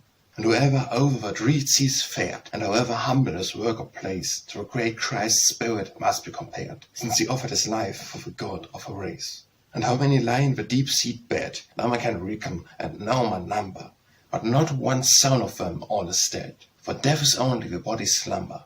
And the men of a mist, who from dark to dawn on the deck of a bridge stand guard at night, or feel the presence of comrades gone, who keep watch with them through veiling from sight. Many the songs of a brave boy send over the top in the battle's thunder, but mine is the song of a man who went over the tops of the waves and under. Memories Mansion by Ella Wilcox. And memories in mansion are wonderful rooms, and I wonder about them at will.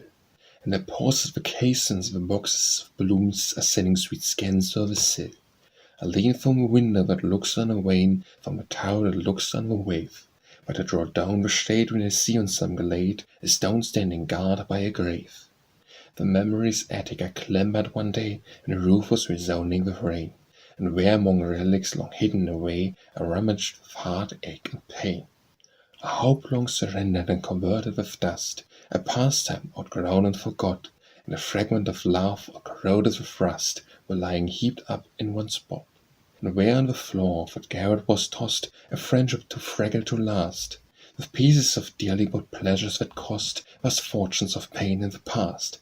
A fabric of passion, once withered and bright as the breast of a robin in spring, was spread out before me a terrible sight, a moth-eating wreck of a thing. When down the deep stairway I hurriedly went, and into fat chambers below, and the mansion seemed filled with the old attic scant, wherever my footsteps would go. Worn memory's house is still wonderful loft, no more to the garret I climb, to leave all the rubbish heaped there in the loft to the hands of housekeeper Time. Memories a River by Ella Wilcox.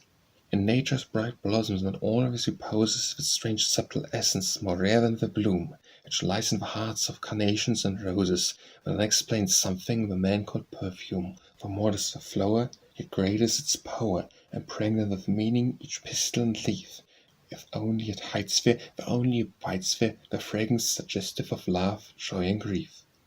Not always the air that a master composes can stir human heartstrings with pleasure or pain, but strange subtle chords, like the scent of roses, breathe out of some measures with simple strain.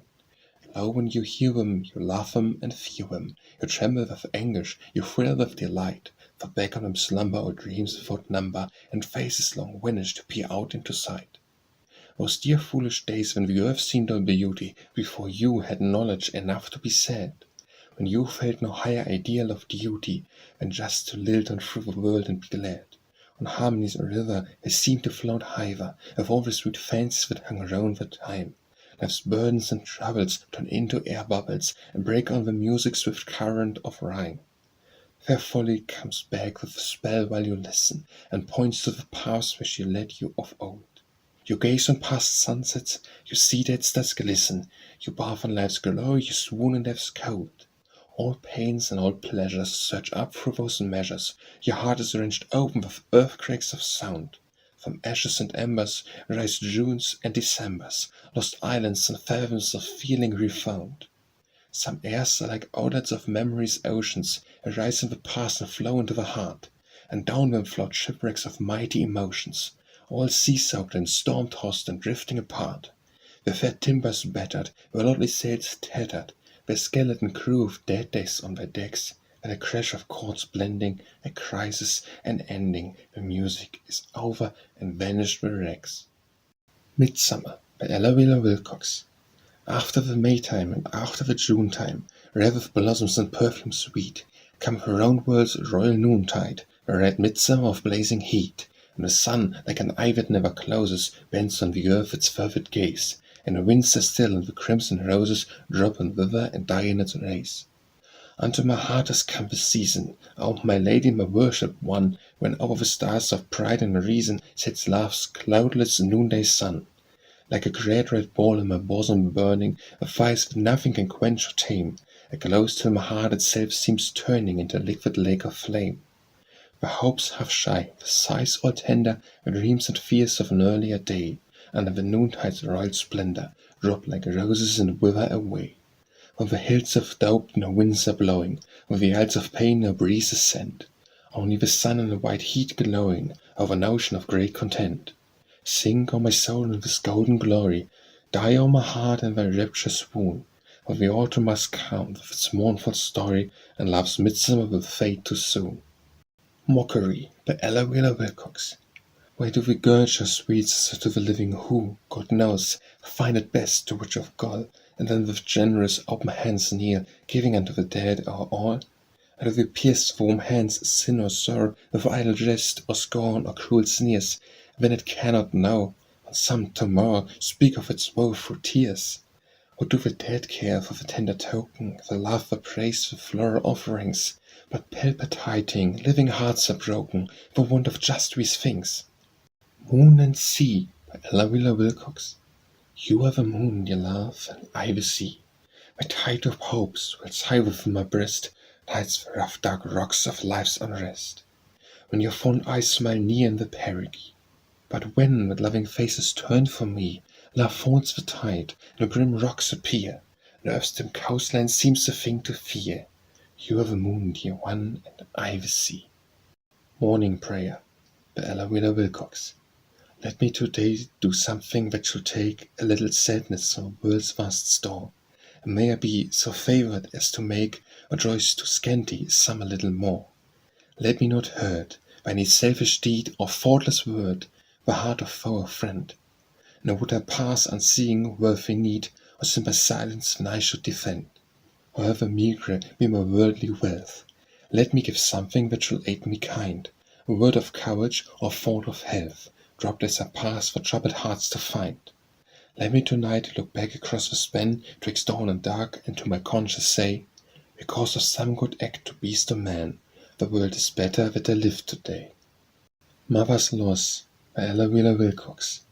If I could clasp my little babe upon my breast tonight, I would not mind the blowing wind that shrieketh in affright. Oh, my lost babe, my little babe, my babe with dreamful eyes. My bed is cold, and night wind bodes shrieks woeful lullabies. My breast is softer than a sod, as a room with lighter hearth, as better place for my sweet face and frozen mother earth. Oh, my babe, oh, my lost babe, oh, babe with waxen hands, I want thee so, I need thee so, come from thy mystic lands. No love that like a mother's fills each corner of the heart, no loss like hers that rends and chills and tears the soul apart. Oh, babe, my helpless babe, I miss thy little form. Would I might creep where thou dost sleep, and clasp thee through the storm. Hold the pillow to my breast, to bring awake relief. I sing the songs that soothe my rest, of me my cheating grief. My breathing babe, my sobbing babe, I miss thy plaintive moan. I cannot hear thou art not near, my little one, my own. My father sleeps, he mourns thy loss. My little fathers know the pain that makes the mother toss through sleepless nights of woe. My clinching babe, my nursing babe, what knows thy father, man? On my breast miss thy lips' soft kiss, none but a mother can. Worn out, I sleep, I wake, I weep. I sleep, hush, hush, my dear, sweet lamb, fear not. Oh God, I thought my babe was here. Music in the Flat by Ella Wheeler Wilcox. When Tom and I were married, we took a little flat. I had a taste for singing and playing and all that. And Tom, who loved to hear me, said he hoped I would not stop or practice like so many wives who let their music drop.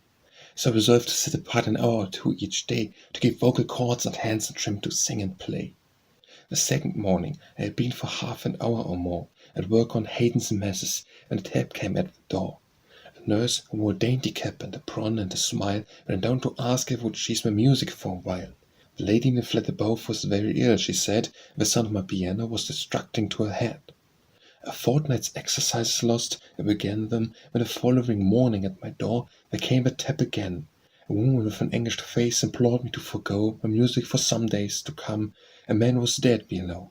I shut down my piano till the corpse had left the house, and spoke to Tom in whispers and was quiet as a mouse.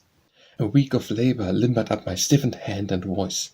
I stole an extra hour from sleep to practice and rejoice. When a ting-a-ling, the doorbell rang, a discredit in my trill. The baby in the flat across was very, very ill. For 10 long days that infant's life was hanging by a thread. And all the time my instrument was silent as the dead. So pain and death and sickness came in one perpetual row. When babies were not born above, and tenants died below. The funeral over underneath, someone fell ill on top and begged me for the love of God to let my music drop. When trouble went not up or down, it stalked across the hall, and so in spite of my resolve, I do not play at all. My Comrade by Ella Wheeler Wilcox. Out from a window westward, I turned full oft my face, at the mountains rebuke the vision it would encompass space. I lift their lofty foreheads to the kiss of the clouds above and ask, by all our glory, can we not win your love? I answer, no, O mountains, I see that you are grand, but you have not the breadth and beauty of the fields in my own land. You narrow my range of vision, and you even shut from me the voice of my old comrade, the west wind, wild and free. But today I climbed the mountains on the back of a snow-white steed, and the west wind came to greet me. He flew on the wings of speed. His charger and mine that bore me went gaily neck to neck, till the town and valley below us looked like a small duck's back.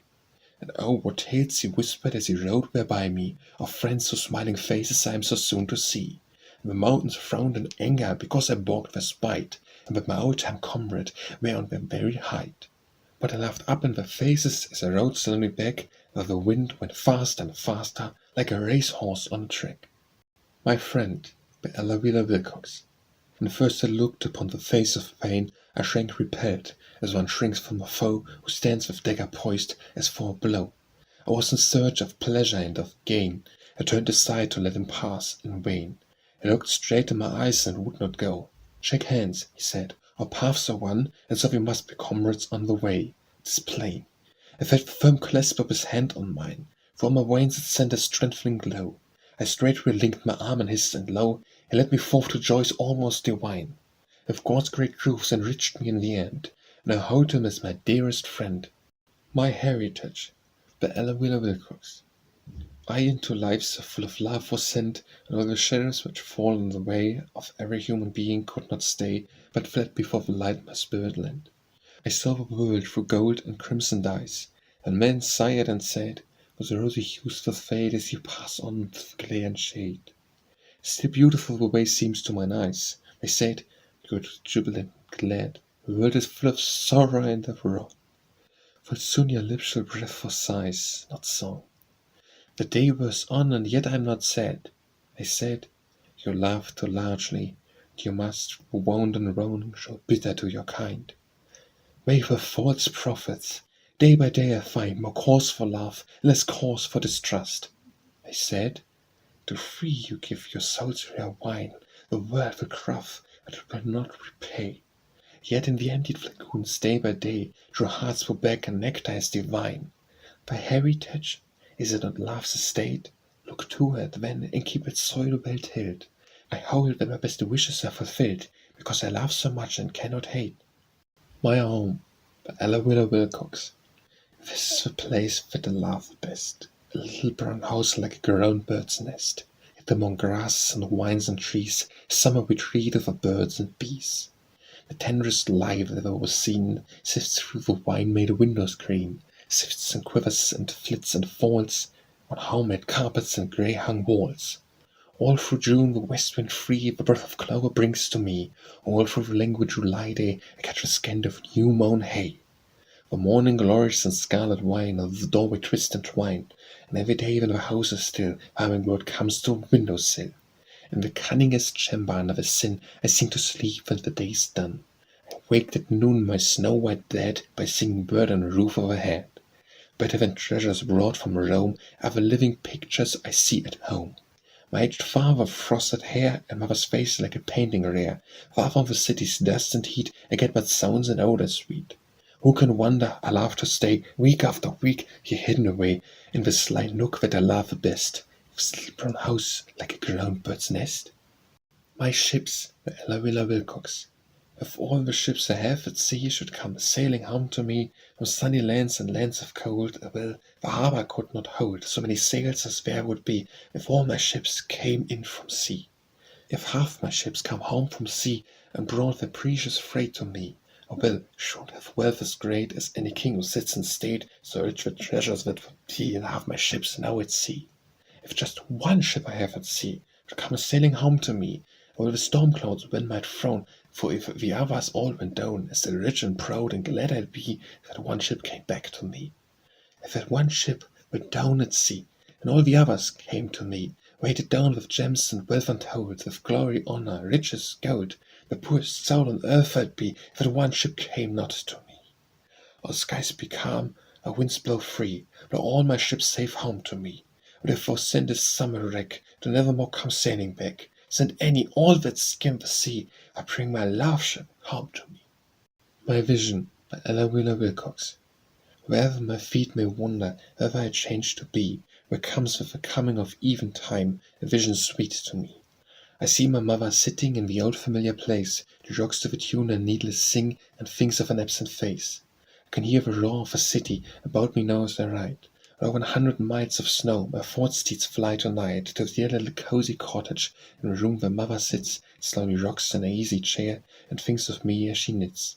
Sometimes with the merry dancers, my feet are keeping time. My heart beats high as young hearts will to the music's rhythmic chime. My spirit slips over the distance of the glitter and whirl, to a mother who sits and rocks and knits and thinks of her little girl. And when I listen to voices that flatter and smile as women do, to whispered words that may be sweet but are not always true, I think of a sweet quaint picture, the far and quiet ways, and I know one smile of my mother's eyes is better than all their praise. Then I can never wander far from the path of right, for snares are set for woman's feet in place that seem most bright. The vision is with me always, ever I change to be, of mother sitting, rocking and knitting, thinking and praying for me. National Anniversary Ode by Ella Wheeler Wilcox. How for the day in the whole year the brightest, long may it live in the heart of a nation. Long may it be that the names are forgotten that boldly were signed to the grand declaration. Shout, sons of liberty, shout for the one land free under the sun. On this thrice blessed day its bonds were struck away, its thongs undone. How for our banner, the emblem of freedom, what can arouse a true hero's devotion, but like the stars and stripes floating above us, Queen of all lands and the peer of the ocean. Oh, it is fair to see, oh, it is dear to me, flag of the brave. Time's wheel should cease to move, true heart should cease to laugh, or it cease to wave. But there's a blemish no staining our banner, the bright stars are dimmed, and the fair stripes are spotted. With the tears of a drunkard's wife, mother and children, the 4 tears of shame is our flag blurred and blotted. Victims of tyranny, strike till our land is free from King Alcohol. Strike down his webs of sin, rum, brandy, beer, and gin, strangle them all. After the contest, and whip out this blemish, Columbia's son and Columbia's daughter, God speed the day when the one land of freedom shall add to its title the land of cold water. 3 cheers for Columbia in this her natal day. God bless the right, and guard from a traitor's hand this our beloved land, in red, blue, and white. New and Old by Ella Wheeler Wilcox. I and new love, and all its living bloom, said vis-a-vis the tender twilight hours went softly by us, treading as on flowers. Then suddenly I saw within the room the old love, long since lying in its tomb. It dropped the cloth from its fleshless face, and smiled on me with remembered grace. That, like the noontide, did the gloaming gloom. Upon its shroud there hung a grey-green mould, above it hung the odour of the dead, and from the cavernous eyes such a light was shed, that all my life seemed gilded as with gold. And to the trembling new love, "Go," I said, "I do not need thee, for I have thee out." Not quite the same, by Ella Wheeler Wilcox. Not quite the same the springtime seems to me, since that sad season when in separate ways our paths diverged. There are no more such days as dawned for us in that last time when we dwelt in the realm of dreams, elusive dreams. Spring may be just as fair now, but it seems not quite the same. Not quite the same in life since we two parted, knowing it best to go our ways alone. Fair measures of success we both have known, and pleasant hours, and yet something departeth which gold nor fame nor anything we win can all replace. Neither life has been not quite the same. Love is not quite the same, although each heart has formed new ties that are both sweet and true. And that wild rapture, which of old we knew, seems too much been as something set apart with that lost love. There's no passion, no mixed with this later love, which seems somehow not quite the same. Not quite the same am I, man a being reason and knows that all is for the best. Yet vague regrets stir always in my breast, as my soul eyes turn sadly backward, seeing the vanished self that evermore must be, beside of what we call eternity, not quite the same. Now I lay me, by Ella Wheeler Wilcox, and I pass from earth away, palsy yet for a being grey. And my spirit keeps so young that my failing, faltering tongue frames the prayers so dear to me, while me at my mother's knee. Now I lay me down to sleep, passing to eternal rest on the loving parent breast. I pray the Lord my soul to keep, from all danger safe and calm the hollow of his palm, if I should die before I wake, drifting with bated breath out of slumber into death. I pray the Lord my soul to take, my body's claim set free, sheltered in the grave to be. A simple prayer of trust and truth, taught me in my early youth. Let my soul its beauty keep, when I lay me down to sleep. Old and New by Ella Wheeler Wilcox. Long have the poets wanted in the lace old times, old loves, old friendship, and old wine. Why should the old monopolize all praise, while the new claim mine? Give me strong new friends, and the old prove weak, or fail me in my darkest hour of need. If I perish with a ship that springs a leak, or lean upon a reed. Give me a new love, warm, palpitating, sweet, when all the grace and beauty leaves the old, and like a rose it withers at my feet, or like a half-grown coat. Give me new times, bright with prosperous cheer, a place of old, tear-blotted, burdened days. Out is sunlit presence far more dear and worthy of my praise. And the old creeds are threadbare and worn through, and all to nerve of a brooding soul. Give me the fine, firm texture of a new, fair, beautiful, and whole. Old Times by Ella Wheeler Wilcox. Friend of my youth, let us talk of old times, of long-lost golden hours, when winter meant only Christmas gems and summer wreaths of flowers. Life has grown old and cold, my friend, and the winter now means death, and summer blossoms speak all too plain of the dear dead forms beneath. But let us talk of the past tonight, and live it over again. If we put the long years out of sight, and drink we are young as when. You must not look at me, my friend, and I must not look at you. Our forward brows and silvered locks will prove our dream untrue. Let us sing of a summer too sweet to last, and yet too sweet to die.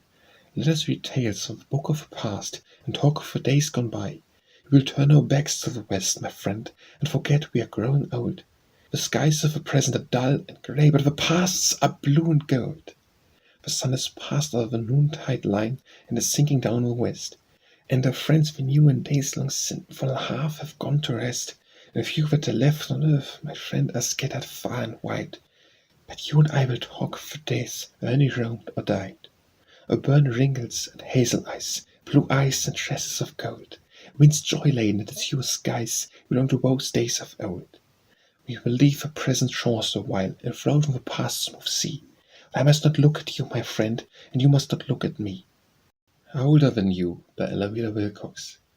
We are younger in years, yes, that is true, but in some things we are older than you. For instance, you sometimes say with a smile, "It will do to drink wine once in a while." We say, "It will not do at all. Wine is an imp of old alcohol. So are gin and beer and cider too. If you drink up them, we will eat up you. Cider is not a strong drink, you say. But my friend, it opens the way for brandy and whiskey to follow past. It has done it many a time in the past. It tempts and teases the appetite. Let it alone, boys. Keep to the right. Onward and upward we mean to go. Heaven is reached that way, you know. People who drink are behind the time. They are back with darkness and woe and crime. This age is progressive. You people who drink, whoever so little, just pause and think. Think of the anguish that liquor makes. Think of the hearts that it burdens and breaks. Let it alone. Stop drinking today. This is what we, the children, say. One by One by Ella Wheeler Wilcox. Little by little and one by one, out of the ever the world's created. Star and planet and sea and sun, all in the nebulous nothing waited, till the nameless One, who is many a name, called them to being and forth they came. All things mighty and all things small, stone and flower and sentient being, each is an answer to one call, a part of himself that his will is freeing, freeing to go on the long, long way, and it's back home at the end of the day. Little by little does mortal man build his castles for joy and glory, and one by one time shatters each plan and lowers his palaces, story by story, till earth is just a row of graves in the lonely dust. One by one, whatever was called must be called back to the primal center. Let no soul tremble or be appalled, or heart of the maker as we enter to gain new force, before we ascend on another course. One by one, as he calls us back, you shall find the souls where they laugh with passion, and the great way stations along the track, and cliffs will begin in the old sweet fashion, the old sweet fashion when earth we trod, and journeyed along the whim up to God. One of us two, by Ella Wilcox. The day will dawn when one of us shall hearken in vain to hear a voice that has grown dumb. Morns will fade, noons pale and shadows darken, while sad eyes watch for feet that never come. One of us two must sometime face existence, alone with memories that but sharpen pain, and we sweet days shall shine back in the distance like dreams of summer dawns and nights of rain. One of us two, with tortured heart half broken, shall read long treasured letters through salt tears, shall kiss with anguished lips each cherished token that speaks of these love-crowned delicious years. One of us two shall find all light, all beauty, all joy on earth, a tale forever done, shall know henceforward life means only duty. O God, have pity on that one. Only a sad mistake, by Ella Wilcox. Only a blunder, a sad mistake, all my own fault and mine alone, the saddest error a heart can make. I was so young, or I would have known. Only his rare, sweet, tender smile, only a lingering touch of his hand. I think I was dreaming all the while, reason I did not understand. Yet somewhere I've read a man woo his way, that I speak sometimes before the tongue. I was sure you would speak some day. Pardon fully, I was so young. Was I, say for now I am old, so old it seems like 100 years, since I felt my heart growing hard and cold, the pain too bitter and deep for tears. I saw him lean over the stranger's chair, with warm new light in his beautiful eyes. And I woke from my dreaming then and there, I went out of my self-made paradise. He never loved me, I know, I see such sad, sad blunders as young hearts make. She did not win him away from me, for he was not mine. It was my mistake. A woman should wait for a man to speak before she dreams of his love, I own, but there was a girl. Girls' hearts are weak, and the pain, like the fault, is mine alone. Only a simple rhyme, by Ella Wilcox. Only a simple rhyme of love and sorrow, where blisses rhyme with kisses, heart with dart. Yet reading it, new strength I seem to borrow, to live on bravely and to do my part. A little rhyme about a heart that's bleeding, of lonely hours and sorrows unrelief. I smiled at first, but there came with reading a sense of sweet companionship in grief. The selfishness of my own woe forsaking, I thought about the singer of that song. Some other breast felt the same very aching, and have found the summer days too long. A few sad lines my soul so expressing, I read, and on the singer, all unknown, I breathed a fervent vow, a silent blessing, and seemed to clasp his hand within my own. And though fame passed him and he never knowed, and though he never sings another strain, he has performed the mission of a poet in helping some sad heart to bear its pain. Optimism, by Ella Wilcox. Talk happiness, the world is sad enough, without your woes. No path is wholly rough. Look for the places that are smooth and clear, and speak of those to rest the very ear of earth, so heard by one continuous strain of human discontent and grief and pain. Talk faith, the world is better off without your uttered ignorance and morbid doubt. If you have faith in God or man or self, say so. If not, push back upon the shelf of silence all your thoughts, the faith shall come. No one will grieve because your lips are dumb. Talk health. A dreary, never-changing tale of mortal maladies is worn and stale. You cannot charm, or interest, or please, by harping on that minor chord disease. Say you are well, all is well with you, and God shall hear your words and make them true. Our Blessings, by Ella Wilcox.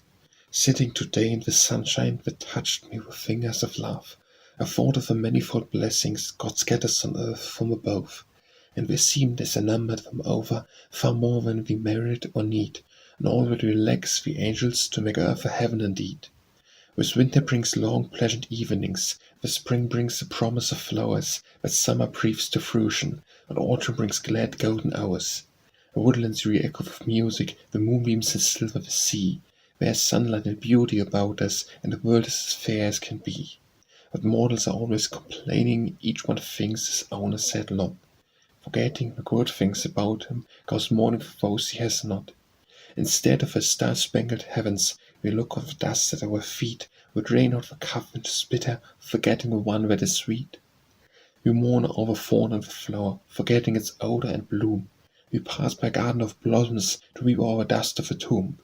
Our blessings are numbered about us, like the leaves of the forest they grow, and the fault is our own and not forgive us, that we have not an Eden below. Our lives, by Ella Wheeler Wilcox.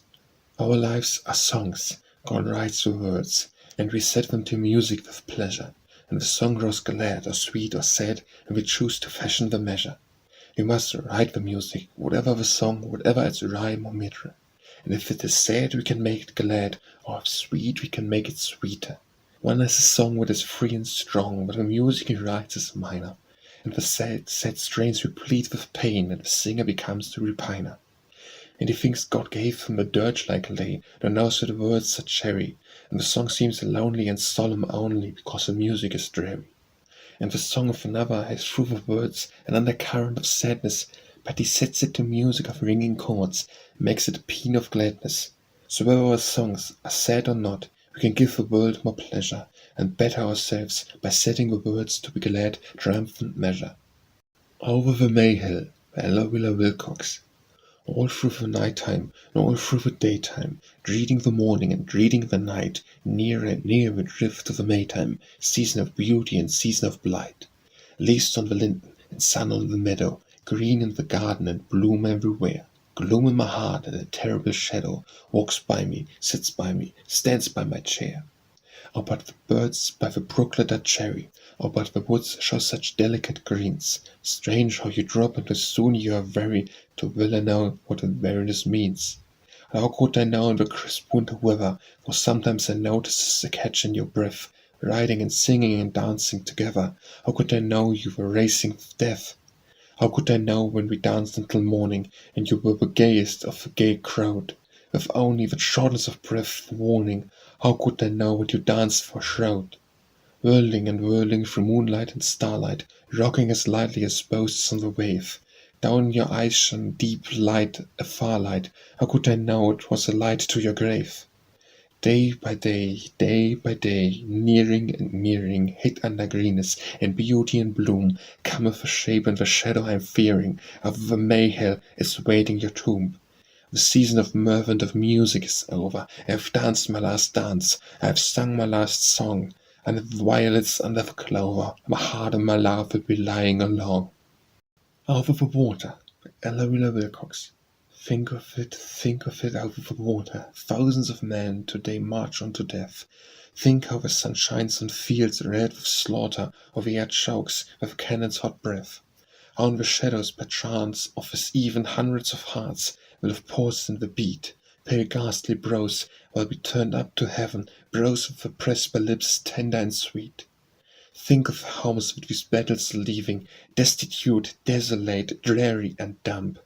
Think of the fond, patient hearts that are grieving, breaking for loved ones who never will come. Ah, we so recently felt the same anguish, no woman who suffer and pray. We well can weep with you who weep and languish, you have borne all you are bearing today.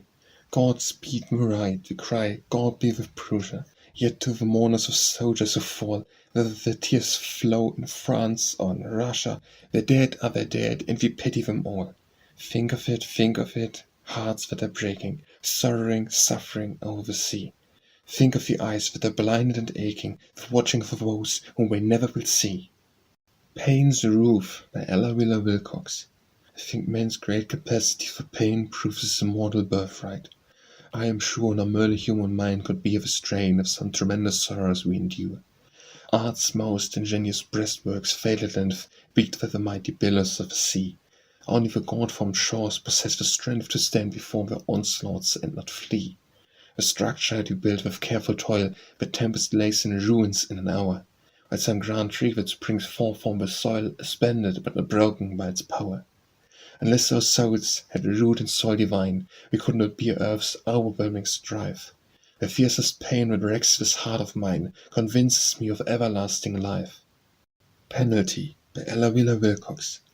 because of the fullness of what I had, all that I have seems poor and vain. If I had not been happy, I were not sad, for my soul is savourless, why complain? From the ripe perfection of what was mine, all that is mine seems worse than naught. Yet I know as I sit in the dark and pine, no cup can be drained which has not been fraught. From the throb and the thrill of the day that was, the day that now is seems dull with gloom. Yet I bear the dullness and darkness, because 'tis but the reaction of glow and bloom. From the royal feast that of old was spread, I am starved on the diet that now is mine. Yet I could not turn hungry from water and bread, if I had not been sated on fruit and wine. Perfectness, by Ella Wheeler Wilcox. All perfect things are saddening in effect. The autumn wood robed in its scarlet clothes, the matchless tinting on the royal rose, whose velvet leaf by no least flaws flecked. Love's supreme moment, when the soul unchecked soars high as heaven, and its best rapture knows.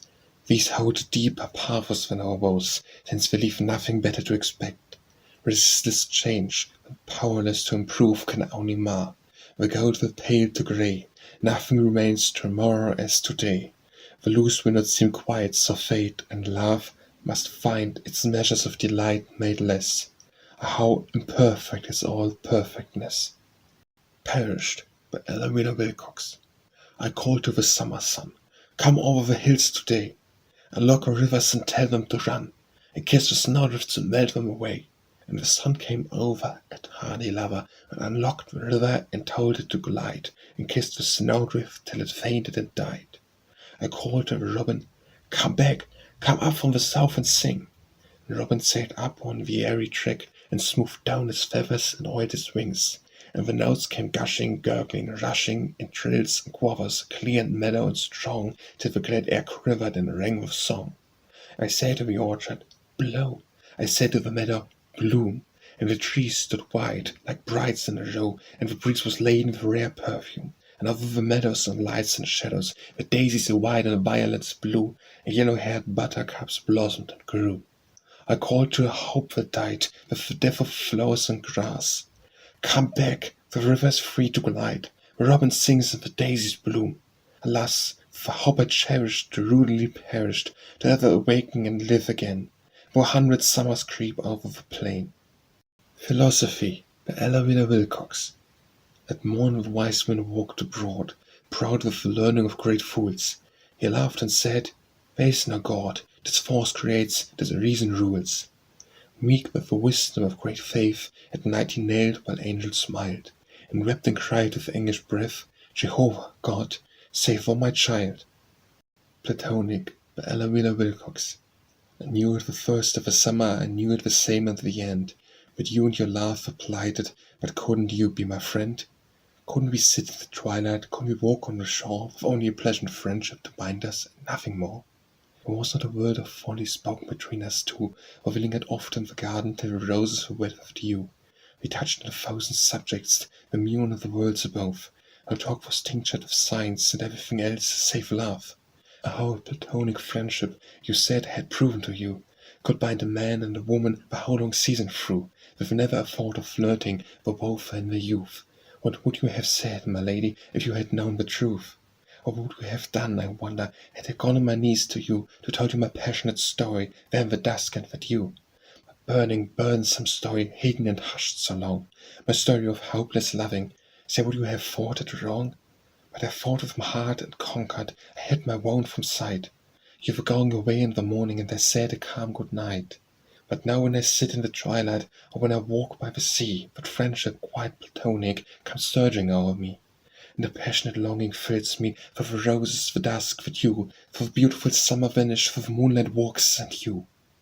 Possession, by Ella Wheeler Wilcox. What which we had we still possess, the leaves may drop and stars may fall. No circumstance can make it less or take it from us all in all. That which is lost we did not own, we only held it for a day, and leave by careless breezes blown, and our fate could take our own away. I hold it as a changeless law, from which our soul can never sway or swerve. We have it in us which will draw whatever we need or must deserve. Even as a magnet to the steel, our souls are to the best desires. The fates of hearts, and they can feel, we know what each true heart requires. We think we lose when most we gain, we call joys ended ere begun. and stars fade out, the skies complain, or glory in the rising sun. No fate could rob us of our own, no circumstance can make it less, what time removes us but alone, for what was ours we still possess. Poverty and Wealth by Ella Wheeler Wilcox. A stork flew o'er a town one day, and beggar feet wring an infant lay. One to a rich man's home he brought, and one he left at a labourer's cot. A rich man said, "My son shall be a lordly ruler o'er land and sea." The labourer sighed, "'Tis the good God's will that I have another mouth to fill." The rich man's son grew strong and fair, and proud with the pride of a millionaire. His motto in life was, "Live while you may," and he crowded years in a single day. He bought position, name and place, and he bought him a wife with a handsome face. He journeyed over the whole wide world, where discontented his heart lay curled like a serpent hidden in leaves and moss, and lips seemed hollow and gold with dross. He scoffed at woman and doubted God, and died like a beast, and went back to his odd. The son of a labourer tilled the soil, and thanked God daily for health and toil. He wedded for love in his youthful prime, and to a life chartered in tune and time. His wants were simple, and simple his creed, to trust God fully. It served his need, and lighted his labour, and helped him to die with a smile on his lips and hope in his eye. And all is over, and all is done. Now which of these men was the richer one? Prayer by Ella Wheeler Wilcox. Lord, let us pray. Give us the open mind, O God, the mind that dares believe in paths of thought as yet untrod. The mind that can conceive large visions of a wider way than circumscribes our world today. May tolerance temper our own faith, other great or zeal. And if I speak of life and death, let us not plunge a steel into the heart of one who talks in terms we deem unorthodox. Help us to send our thoughts through space, where worlds and trillions roll, each fashioned for its time and place, each portion of the whole, till our weak minds may feel a sense of thy supreme omnipotence. Let us not shame with the creed that builds a costly church, that blinds us to a brother's need because he dares to search for truth in his own soul and heart, and finds his church in home and mart. Give us the faith that makes us kind, give us the open sight and mind, O God, the open mind that lifts itself to meet the ray of a new dawning day. Lord, let us pray. Preaching versus Practice by Ella Wheeler Wilcox. It is easy to sit in the sunshine and talk to the man in the shade. It is easy to float in a well-trimmed boat and point out the places to wait. But once we pass into the shadows, we murmur and fret and frown, and our land from the bank we shout for a plank and throw up our hands and go down. It is easy to sit in your carriage and count the man on foot, but get down and walk, and you change your talk as you feel the peg on your boot. It is easy to tell the toiler how best he can carry his pack, but no one can rate the burden's weight until he has been on his back. The upcurled mouth of pleasure can prate of sorrow's worth, or give it a sip and a wry lip was never made on earth. Preparation by Ella Wheeler Wilcox. We must not force events, but rather make the hearts ready for their coming, as the earth spreads carpets for the feet of spring, or with the strengthening tonic of a frost prepares for winter. Should a July noon burst suddenly upon a frozen world, small joy would follow, even though the world had longing for the summer. Should the sting of sharp December pierce the heart of June, what death and devastation would ensue. All things are planned, the most majestic sphere, and the world through space is governed and controlled by supreme law, as is the blade of grass, which through the bursting bosom of the earth creeps up to kiss the light. Poor puny man alone doth strive and battle with a force that rules all lives and worlds, and he alone demands effect before producing cause. How vain the hope! We cannot harvest joy until we sow the seed, and God alone knows when that seed has ripened.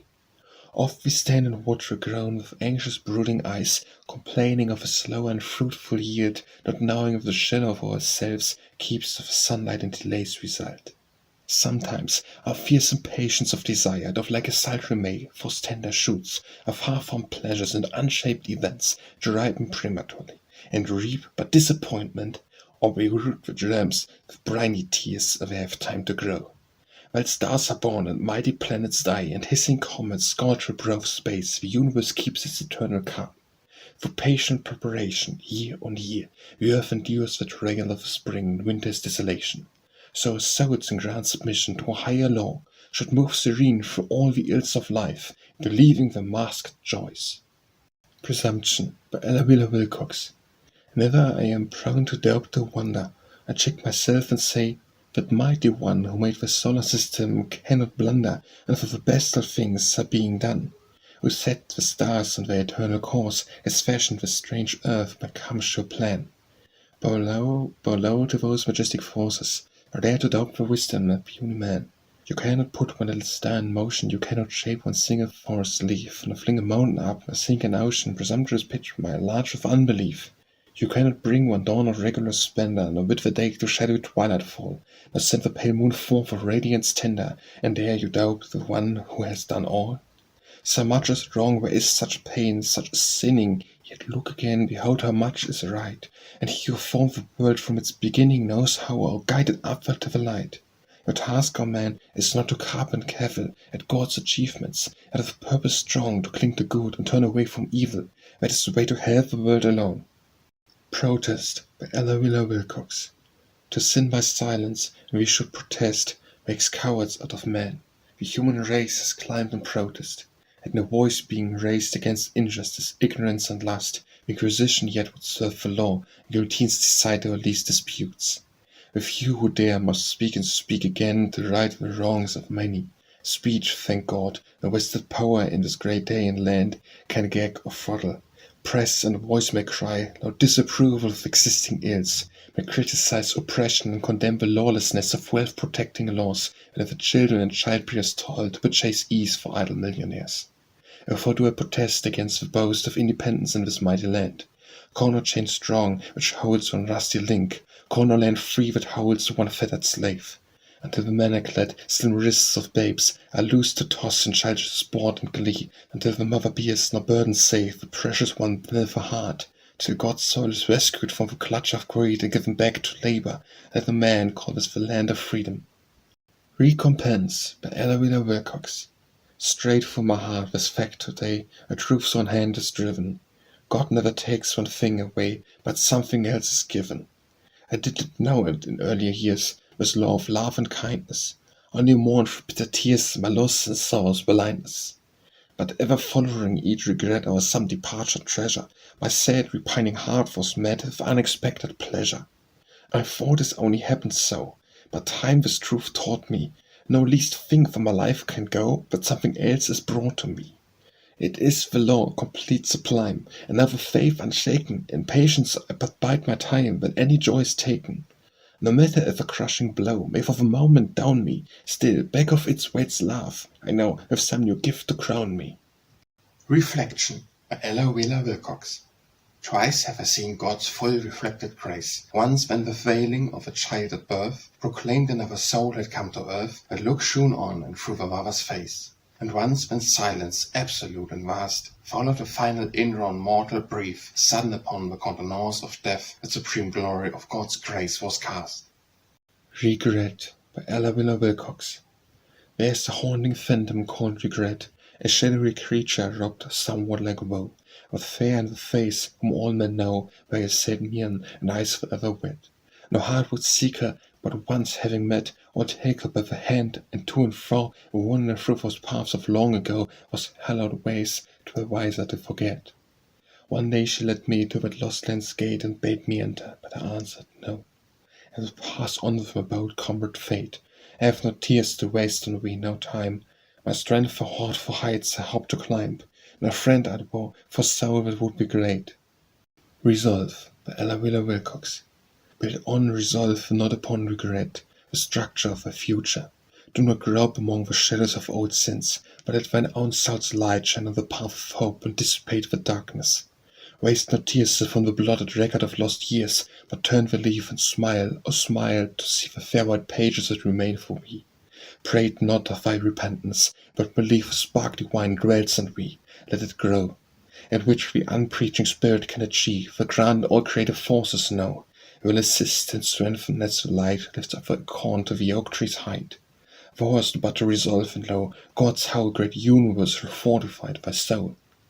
Response by Ella Wheeler Wilcox. I said this morning as I leaned and threw my shutters open to the spring's surprise, tell me, O earth, how is it that in you, year after year, the same fresh feeling arise? How do you keep your young exultant glee? no more for sweet emotions come to me. And not for all your fissures how the tide of healthful life goes leaping as of old. Your royal dawns retain the pomp and pride, your sunsets lose no atom of their gold. How can this wonder be? My soul's fine ear leaned, listening, till a small voice answered near. My day slips never over into night, my nights encroach not on the rights of dawn. I rush not breathless after some delight, I waste no grief for any pleasure gone. My July noons burn not the entire year. Heart, hearken well. Yes, yes, go on, I hear. Do not strive to make my sunsets gold, pay for all the dim and distant realms of space. I do not bid my crimson dawns unfold to lend the midnight a victorious grace. I break no law, for all God's laws are good. Heart, hast thou heard? Yes, yes, and understood. Reunited by Ella Wilcox. Let us begin, dear love, where we left off. Tie up the broken threads of that old dream, and go on happy as before, and seem lovers again, while all the world may scoff. Let us forget the graves which lie between our parting and our meeting, and the tears that rusted out the gold-work of the years, where frost that fell upon our gardens green. Let us forget the cold, malicious fate who made our loving hearts her idle toys, and once more revel in the old sweet joys of happy love. Nay, it is not too late. Forget the deep plotted furrows in my brow, forget the silver gleaming in my hair. Look only in my eyes, oh darling, where the old love shone a warmer when than now. Down in the tender depths of thy dear eyes I find the lost sweet memory of my youth, bright with the whole radiance of her truth, and hollowed with the blue of summer skies. Tie up the broken threads and let us go, like reunited lovers, hand in hand, back and yet onward to the sunny land of our to-be, which was our long ago. River and Sea by Ella Wilcox. Under the light of a silver moon we two sat, and our hearts were young. The night was warm with the breath of June, and loud from the meadow the crickets sung, and darker and deeper our love than the sea were your dear eyes as they beamed to me.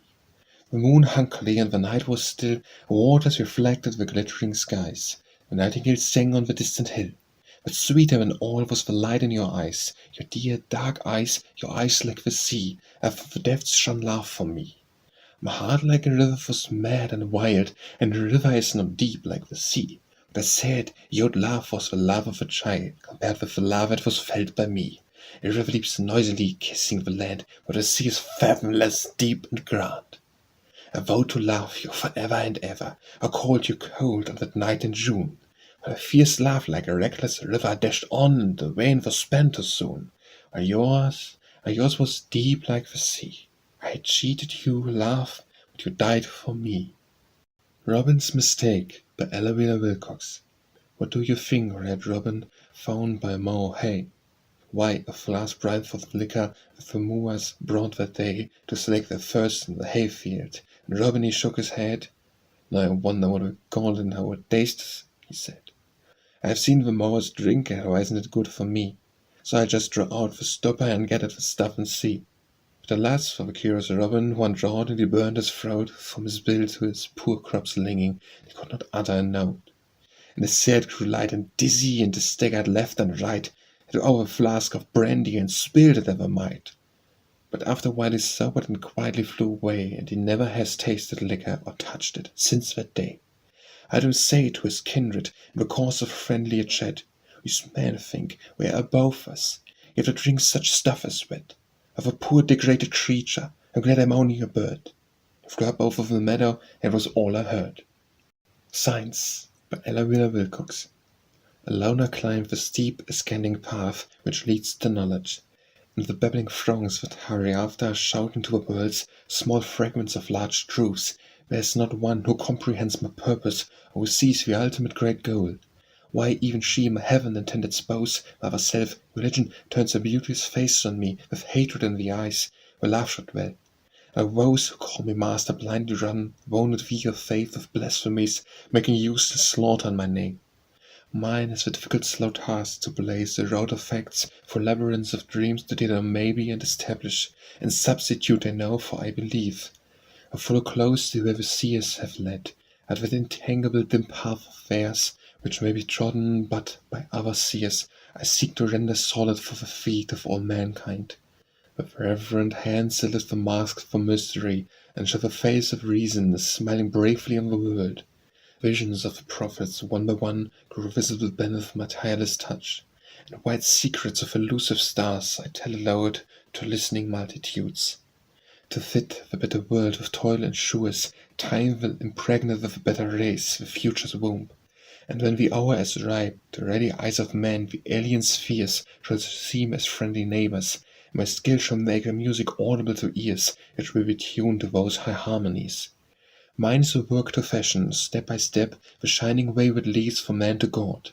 Void demolish obstacles of creeds, and blast tradition, the face of earth, my hand shall open wide the door of truth, whose other name is faith. At the end of this most holy labor I shall turn to see religion with enlightened eyes, seeking the welcome of my outstretched arms. When all the world stands hushed and awed before the proven splendor of a fact supreme. Searching by Wilcox.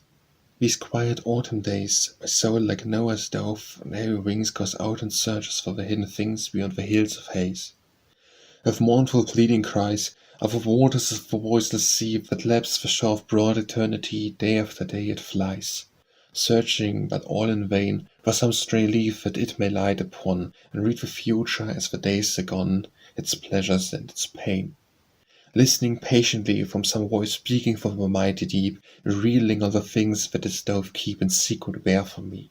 Come back and wait, my soul, day after day the search has been in vain, voiceless and silent on the future's plain its musing waters roll. God seeing now of best, in his time the waters shall subside, and thou shalt know what lies benefit hide, and wait, my soul, in rest. Seeking for Happiness by Ella Wilcox. Seeking for happiness we must go slowly. A road leads not down avenues of haste, but often gently wins through by ways lowly, whose hidden pleasures are serene and chaste. Seeking for happiness we must take heed of simple joys that are not found in speed. Eager for noontime's large effulgent splendor, too often miss the beauty of the dawn, which tiptoes by us ever in a scant tender, its pure delights unrecognized till gone. Seeking for happiness we needs must care for all the little things that make life fair. Dreaming of future pleasures and achievements, we must not let today starve at our door, nor wait till after losses and bereavements will we count the riches in our store. Seeking for happiness we must prize with not what will be or was, but that which is. In simple pathways, hand in hand with duty, the faith and love too ever at her side, may happiness be met in all her beauty, and while we search for her both far and wide. Seeking for happiness we must find the way, doing the things we ought to do each day. Show me the way, by Ella Wilcox. Show me the way that leads to the true life. I do not care what tempest may assail me, I shall be given courage for the strife. I know my strength will not desert or fail me, I know that I shall conquer in the fray. Show me the way. Show me a way up to a higher plane, the body should be servant to the soul. I do not care what tides of woe or pain across my life the angry waves may roll. If I but reach the end I seek some day, show me the way. Show me the way and let me bravely climb above vain grievings for unworthy treasures. Above all sorrow that finds balm in time, above small triumphs or belittling pleasures. Up to those heights where these things seem child's play, show me the way. Show me the way to that calm, perfect peace which springs from an inward consciousness of right, to where all conflicts with the flesh shall cease, and self shall radiate with the spirit's light. O heart the journey and the strife, I pray, show me the way. Sing to me, by Ella Wilcox. Sing to me something of sunlight and bloom. I am so compassed with sorrow and gloom, I am so sick of the world's noise and strife. Sing of the beauty and brightness of life, sing to me, sing to me. Sing to me something that's jubilant glad. I am so very, my soul so sad. All my earth riches are covered with rust, all my bright dreams are but ashes and dust. Sing to me, sing to me. Sing of the blossoms that open in spring, how the sweet flowers blow and the long leashes cling. Say, though the wind has a road about me, there are bright summers and springs yet to be. Sing to me, sing to me. Sing me a song full of hope and of truth, brimming with all the sweet fancies of youth. Say, though my sorrow may not forget, I've not quite done with happiness yet. Sing to me, sing to me. Lay your soft fingers just here on my cheek, turn the light lower, Where, no, do not speak, but sing. My heart thrills at your beautiful voice. Sing till I turn from my grief and rejoice. Sing to me, sing to me. Smiles by Ella Wilcox. Smile a little as you go along, not alone when life is pleasant, but when things go wrong. Care delights to see you frowning, laughs to hear you sigh. Turn a smiling face upon her, quick her day will fly. Smile a little, all along the road. Every life must have its burden, every heart its load. Why sit down in gloom and darkness with your grief to sup? As you drink fate's bitter tonic, smile across the cup. Smile upon the troubled pilgrims whom you pass and meet. Frowns are thorns and smiles are blossoms off the very feet. Do not make a way seem harder by a sullen face. Smile a little, brighten other place. Smile upon your undone labor, not for one who grieves or his task waits well for glory. Your smiles achieves. While you meet with loss and sorrow in the passing years, smile a little, even through your tears. Smoke by Ella Wilcox. Last summer, lazing by the sea, I met a most entrancing creature. A black eyes quiet bewildered me. She had a Spanish cast of feature. She often smoked a cigarette, did it in the cutest fashion. Before a week passed by, she set my young heart in raging passion. I swore laughter is my life. I gave her gems, don't tell my tailor. She promised to become my wife, but whispered, Papa is my jailer. We must be very sly, you see, for Papa will not list to reason. You must not come to call on me until he's gone from home a season. I'll send a word, now don't forget, take this as pledge, I will remember. She gave me a perfumed cigarette in turn and left me with September. Today she sent her cards to me, my presents asked, to see I marry that millionaire old banker. She has my presents, so I'll tarry. And still I feel a keen regret about the jewels that I gave her. I've smoked the little cigarette, it had a most delicious flavor. So long in coming, by Ella Wilcox. When shall I hear the thrushes sing and see their graceful round throats swelling? When shall I watch the bluebirds bring the straws and twiglets for their dwelling? When shall I hear among the trees the little martial partridge drumming? Or hasten sighs and sounds that please the summer so long in coming? The winds are talking with the sun, how they will combine together and melt the snowdrifts one by one and bring again the golden weather. Oh haste, make haste, dear sun and wind, I long to hear the brown bee humming. I seek for blooms I cannot find, the summer so long in coming. The winter has been cold, so cold, its winds are harsh and bleak and dreary, and all its sports are stale and old. I wait for something no more cherry. Come up, O summer, from the south, and bring the harps your hands are thrumming. We pine for kisses from your mouth, oh do not be so long in coming. Song of the Aviator by Ella Wilcox. You may thrill with the speed of your thoroughbred steed. You may laugh with delights as you ride the ocean. You may rush afar in your touring car, leaping, sweeping by things that are creeping. But you never will know the joy of motion till you rise up over the earth someday and soar like an eagle away, away. High and high above each sphere, till lost to sight is the tallest steeple. The winds you chase in the valiant race, looping, swooping, the mountains are grouping, hailing them comrades and place of people. How vast is the rapture the birdman knows, as into the ether he mounts and goes. He's over the sphere of human fear, he has come into touch with things supernal, at each man's gate that stands to wait. And dying, flying, the better than lying, in sick beds crying for life eternal, better to fly halfway to God than to burrow too long like a worm in the sod. Song of a Rail by Ella Wilcox. Oh, an ugly thing is an iron rail black with its face to the dust, but it carries the message where winged things fail. It crosses the mountains and catches the trail, the winds and the sea make sport of a sail. Oh, a rail is a friend to trust. The iron rail with its face to the sod is only a bear of ore, yet it speeds whenever foot has trod, and the narrow path where it leads grows broad, and it speaks a word in the voice of God that echoes from shore to shore. Oh, the iron rail on the earth downflung seems kin to the loam on the soil, wherever its high shrill note is sung. Out of a jungle fair homes have sprung, and voices of Babel find one tongue in the common language of toil. Of priest and warrior and conquering king, of knights of holy grail, of wonders of winter and glories of spring, always and ever the poets sing, but a great God force in a lowly thing I sing my song of a rail. Song of a Spirit by Ella Wheeler Wilcox. Too sweet and too subtle for pen or for tongue, in phrases unwritten and in measures unsung, as deep and as strange as the sounds of the sea, is a song that my spirit is singing to me.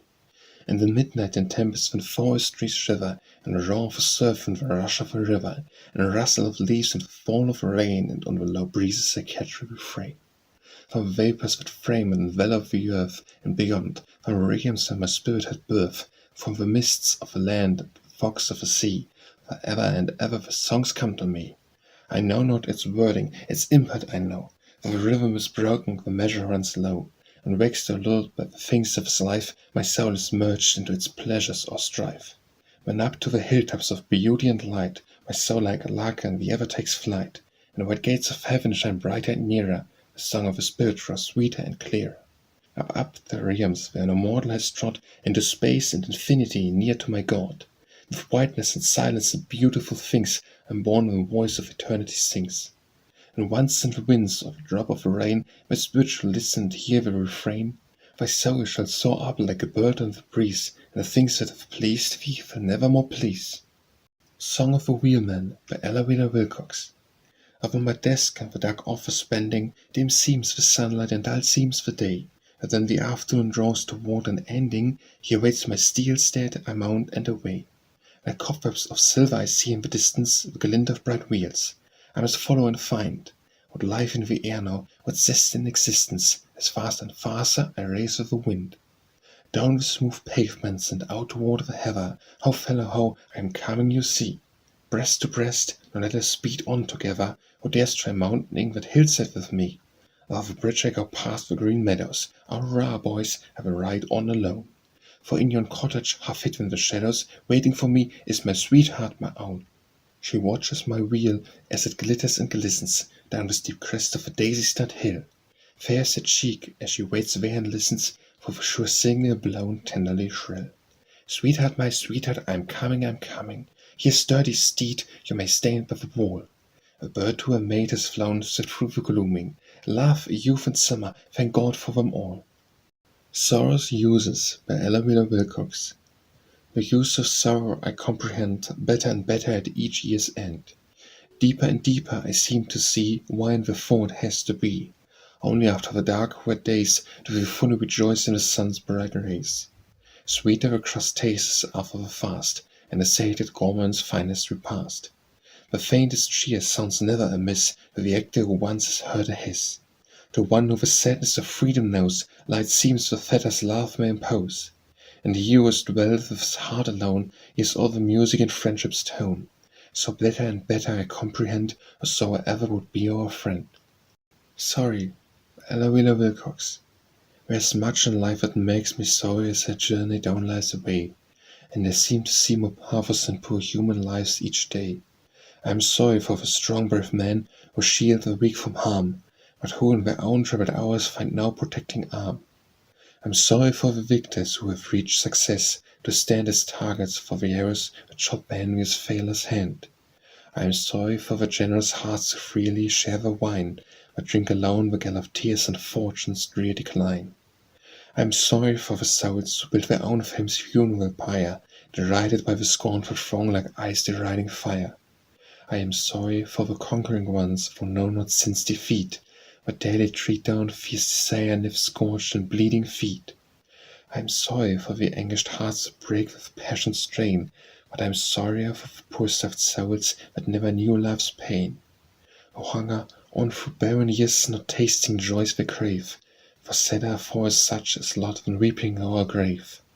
I am sorry for the souls that come unwelcomed into birth. I am sorry for the unloved old who cumber up the earth. I am sorry for the suffering poor in life's great maelstrom hurled. In truth I am sorry for them all who make this aching world. But underneath where it seems sad and is not understood, I know where lies hid from our sight a mighty germ of good. And this belief stands firm by me, my sermon motto text. The sorriest things in this life will seem grandest in the next. Sounds for the Baseball Field by Ella Wheeler Wilcox. Better in the home place, it was noble done. Try and get the first base. Run, run, run. A where shot stop, will you miss? Hear people cheer and hiss, hear them yell and shout. Twinkling legs and flying feet, I wonder who will beat. Faster, faster, out! Umpire, umpire, go along. That was wrong, sir, that was wrong. Pitcher pitches 4 balls. Take your base, my man. Toward the second now he crawls. Steal it if you can. Oh, the ball has gone so high. Can we catch it on the fly? Oh, there's no doubt. He will get his third, I vow. Psh, the ball has got there now. 2 men out. Umpire, umpire, that was wrong. Go along, sir, go along. 1 man on the first base, not a single run. Boys are warming to the race and look out for fun.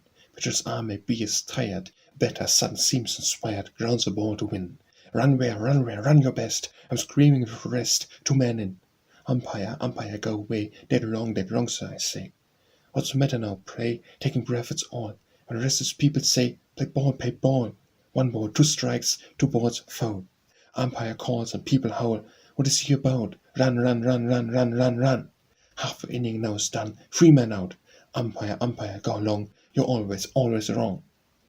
Speak, by Ella Wheeler Wilcox. Obscure the sun, the world is dark. Made of Orleans, Jean of Arc. Sent down by spark. Every heart in France be stirred by such an all-compelling word as thou once heard. Say to each soul, lo, I am near. A voice still speaks in accents clear. Be still and hear. If France is safe, cannot be lost. For tempest torn and terror tossed, count not the cost. Gives the maid of Domremy, gave all gave, life itself to see a country free. Back of great France my spirit towers, to aid her through the darkest hours of God's own powers. Maid of Orleans, Jean of Arc, shine through the night, speak through the dark, the while we hark. Spectres, by Ella Wheeler Wilcox. How terrible these nights when alone, with our scarecrowed hearts we sit in solitude, and know all sorrow to the world unknown does suddenly with silent steps intrude. After guests departed, and the light burned dimly in my room, there came to me, as noiselessly as shadows of a night, the sceptre of the bow that used to be. Out of the gruesome darkness and the gloom I saw it peering, and, in still despair, I watched it gliding swift across the room, until it came and stood beside my chair. Why need I tell thee what its shape or name? Thou hast the secret hidden from the light, and be it sin or sorrow, woe or shame, thou dost not like to meet it in the night. And yet it comes, as certainly as death, and far more cruel since death ends all pain, and lonesome nights we feel its ice breath, and turn and face the thing we fancied slain. With shrinking hearts we view the ghastly shape, we look into its eyes the fear and dread, and know that we can never more escape until the grave doth fold us with the dead. On the swift maelstrom of the eddying world we hurl our woes and think they are no more, but round and round by dizzy billows whirled we reach out sinew arms and swim to shore. Summer Song, by Ella Wheeler Wilcox. The meadowlarks trill and the brown thrushes whistle, from morning to evening fill all the sweet air. My heart is as light as the dawn of a thistle, the world is so bright and the earth so fair. There's life in the wood, there's bloom on the meadow, the air drops with songs that the male birds sing. The sunshine has won the battle with shadow, she's dressed the glad earth with robes of spring. The bee leaves his heath of a field of red clover, and the where the daisies bloom white as the snow, and a mantle of warm yellow sunshine hangs over the calm little pond where the pale lilies grow. In the woodland beyond it 1,000 gay voices are singing in chorus some jubilant air. The bird and the bee and all nature rejoices, the world is so bright and the earth is so fair. I am glad as a child in this beautiful weather, I have tossed all my burdens and trials away. My heart is as light, yes, as light as a feather, I am carefree and careless and happy today. Can it be there approaches a dark dreary tomorrow? Can shadows have fallen this beautiful earth? Today is my own, no foreboding of sorrow shall darken my skies or shall dampen my mirth. Sunset, by Ella Wheeler Wilcox. I saw the daily in all the world's sharp edge, and peer into night's chasm dark and damp. High in his hand he held a blazing lamp, and dropped it and plunged headlong down the ledge. If the lowered splendor had swift paled to grey, I saw the dim sky suddenly flush bright. 'Twas but the expiring glory of a light flung from the hand of the adventurous day. Sunshine and Shadow, by Ella Wheeler Wilcox. Life has its shadows as well as its sun. Its lights and its shades are twinned together, I tried to single them out one by one, single and count them, determine whether there was less blue than there was grey, and more of a deep night than of a day. But dear me, my task is but begun, and I am not halfway into the sun. The longer I look on the bright side of the earth, the more of the beautiful do I discover. And really, I never knew what life was worth till I searched the wide storehouse of happiness over. It is filled from the cellar well up to the skies, the things meant to gladden the heart and the eyes. The doors are unlocked, you can enter each room that lies like a beautiful garden in bloom. Yet life has its shadow as well as its sun. Earth has its storehouse of joy and sorrow. And the first is so wide and my task but begun, and the last must be left for the far distant morrow. I will count up the blessings God gave in a row, but dear me, when I get through them I know shall have little tin left for the rest, for life is a swift flowing river at best. 10,000 men a day by Ella Wheeler Wilcox. All the world was varying, all the world was sad. Everything was shadow-filled, things were going bad.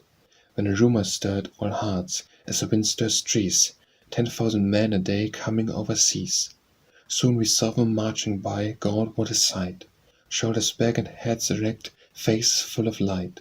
Smiling like a morn in May, moving like a breeze, 10,000 men a day coming overseas. Very soldiers worn with war lifted up their eyes. Shadows seemed to lift a bit, dawn was in the skies. Hope sprang to troubled hearts, strength to tired knees. 10,000 men a day were coming overseas. France and England swarmed with them, khaki-clad and young. Filled with all the joy of life, into line they swung. Warning valor rose anew at the sight of these 10,000 men a day coming overseas. Still they come, and still they come, in their strength and pride. Victory will radiant mean marches on beside. Victory is here to stay, every heart agrees, with 10,000 men a day coming overseas. Thanksgiving by Ella Wheeler Wilcox. We walk on starry fields of white and do not see the daisies. For blessings common in our sight, we rarely offer praises. We sigh for some supreme delight to crown our lives with splendor, and quite ignore our daily store of pleasure sweet and tender. Our cares are bold and push away upon our thought and feeling. They hang about us all the day, our time from pleasure stealing. So unobtrusive many a joy, we pass by and forget it, but voice strives to own our lives and conquer if we let it. There's not a day in all the year but holds some hidden pleasure. Looking back, joys oft appear to bring the past wide measure. Our blessings are like friends hold who love and labor near us. We ought to raise our notes of praise when living hearts can hear us. Full many a blessing wears the guise of worry or of trouble. For seeing is bestowed on wise, who knows the mask is double. But he who has the faith and strength to thank his God for sorrow has found a joy without alloy to gladden every morrow. We ought to make the moments notes of happy, glad thanksgiving. The hours and days a silent phrase of music we are living. And so theme should swell and grow as weeks and months pass hours, and rise sublime at this good time a grand thanksgiving chorus. That's the way, Ella Wheeler Wilcox. Just a little every day, that's the way. Seeds in the darkness swell and grow, tiny blades push through the snow. Never any flower of May leaps to blossom in a burst. Slowly, slowly as the first, that's the way, just a little every day. Just a little every day, that's the way, children learn to read and write, bit by bit and mite by mite. Never anyone, I say, leaps to knowledge and its power. Slowly, slowly, hour by hour, that's the way, just a little every day. The Actor by Ella Wheeler Wilcox. Man with your wonderful door, woman with genius and grace, you can teach the whole world with your power if you are but worth the place. The stage is a force and a factor, and molding the thought of the day. For only the heart of the actor as high as the theme of the play. Not as coarse a sermon can reach us for feelings to reason like you. Nor author can stir us and teach us with lessons as subtle and true. Your words and your gestures obeying, we weep or rejoice with your part, and the player behind all his playing, you ought to be great at his art. No matter what role you are giving, no matter what skill you betray, the everyday life you are playing is certain to color the play. The thoughts we call secret and hidden are creatures of malice and effect. They steal forth unseen and unbidden to meet motive and act. A genius that shines like a comet fills only one part of God's plan. And the lesson the word derives from it is made by the life of a man. Be worthy your work if you love it. The king should be fit for the crown. Stand high as your art or above it, make us look up and not down. The Black Charger by Ella Wheeler Wilcox. There's a terrible steed that rests not night nor day, but onward and onward, forever away, for hamlet, for village, for country, for town, is heard the great thud of its hoofs beating down, is seen the fierce eye, is felt the hot breath, and before it, behind it, spreads ruin and death. By castle, by cottage, by hut and by hall, so fast and fiercely passes them all. He breathes on the youth of the face of the morn. He leaves them a mark for the finger of scorn. He cries, "Mount and ride, will bear you away to the fields of pleasure. Come, mount me, I say." Alas for the youth, he's born like the wind. He leaveth his manhood, his virtue behind. And faster, still faster, he speeds down the track. The many shall follow, and few shall come back. He breathes on the heart that is stricken with grief.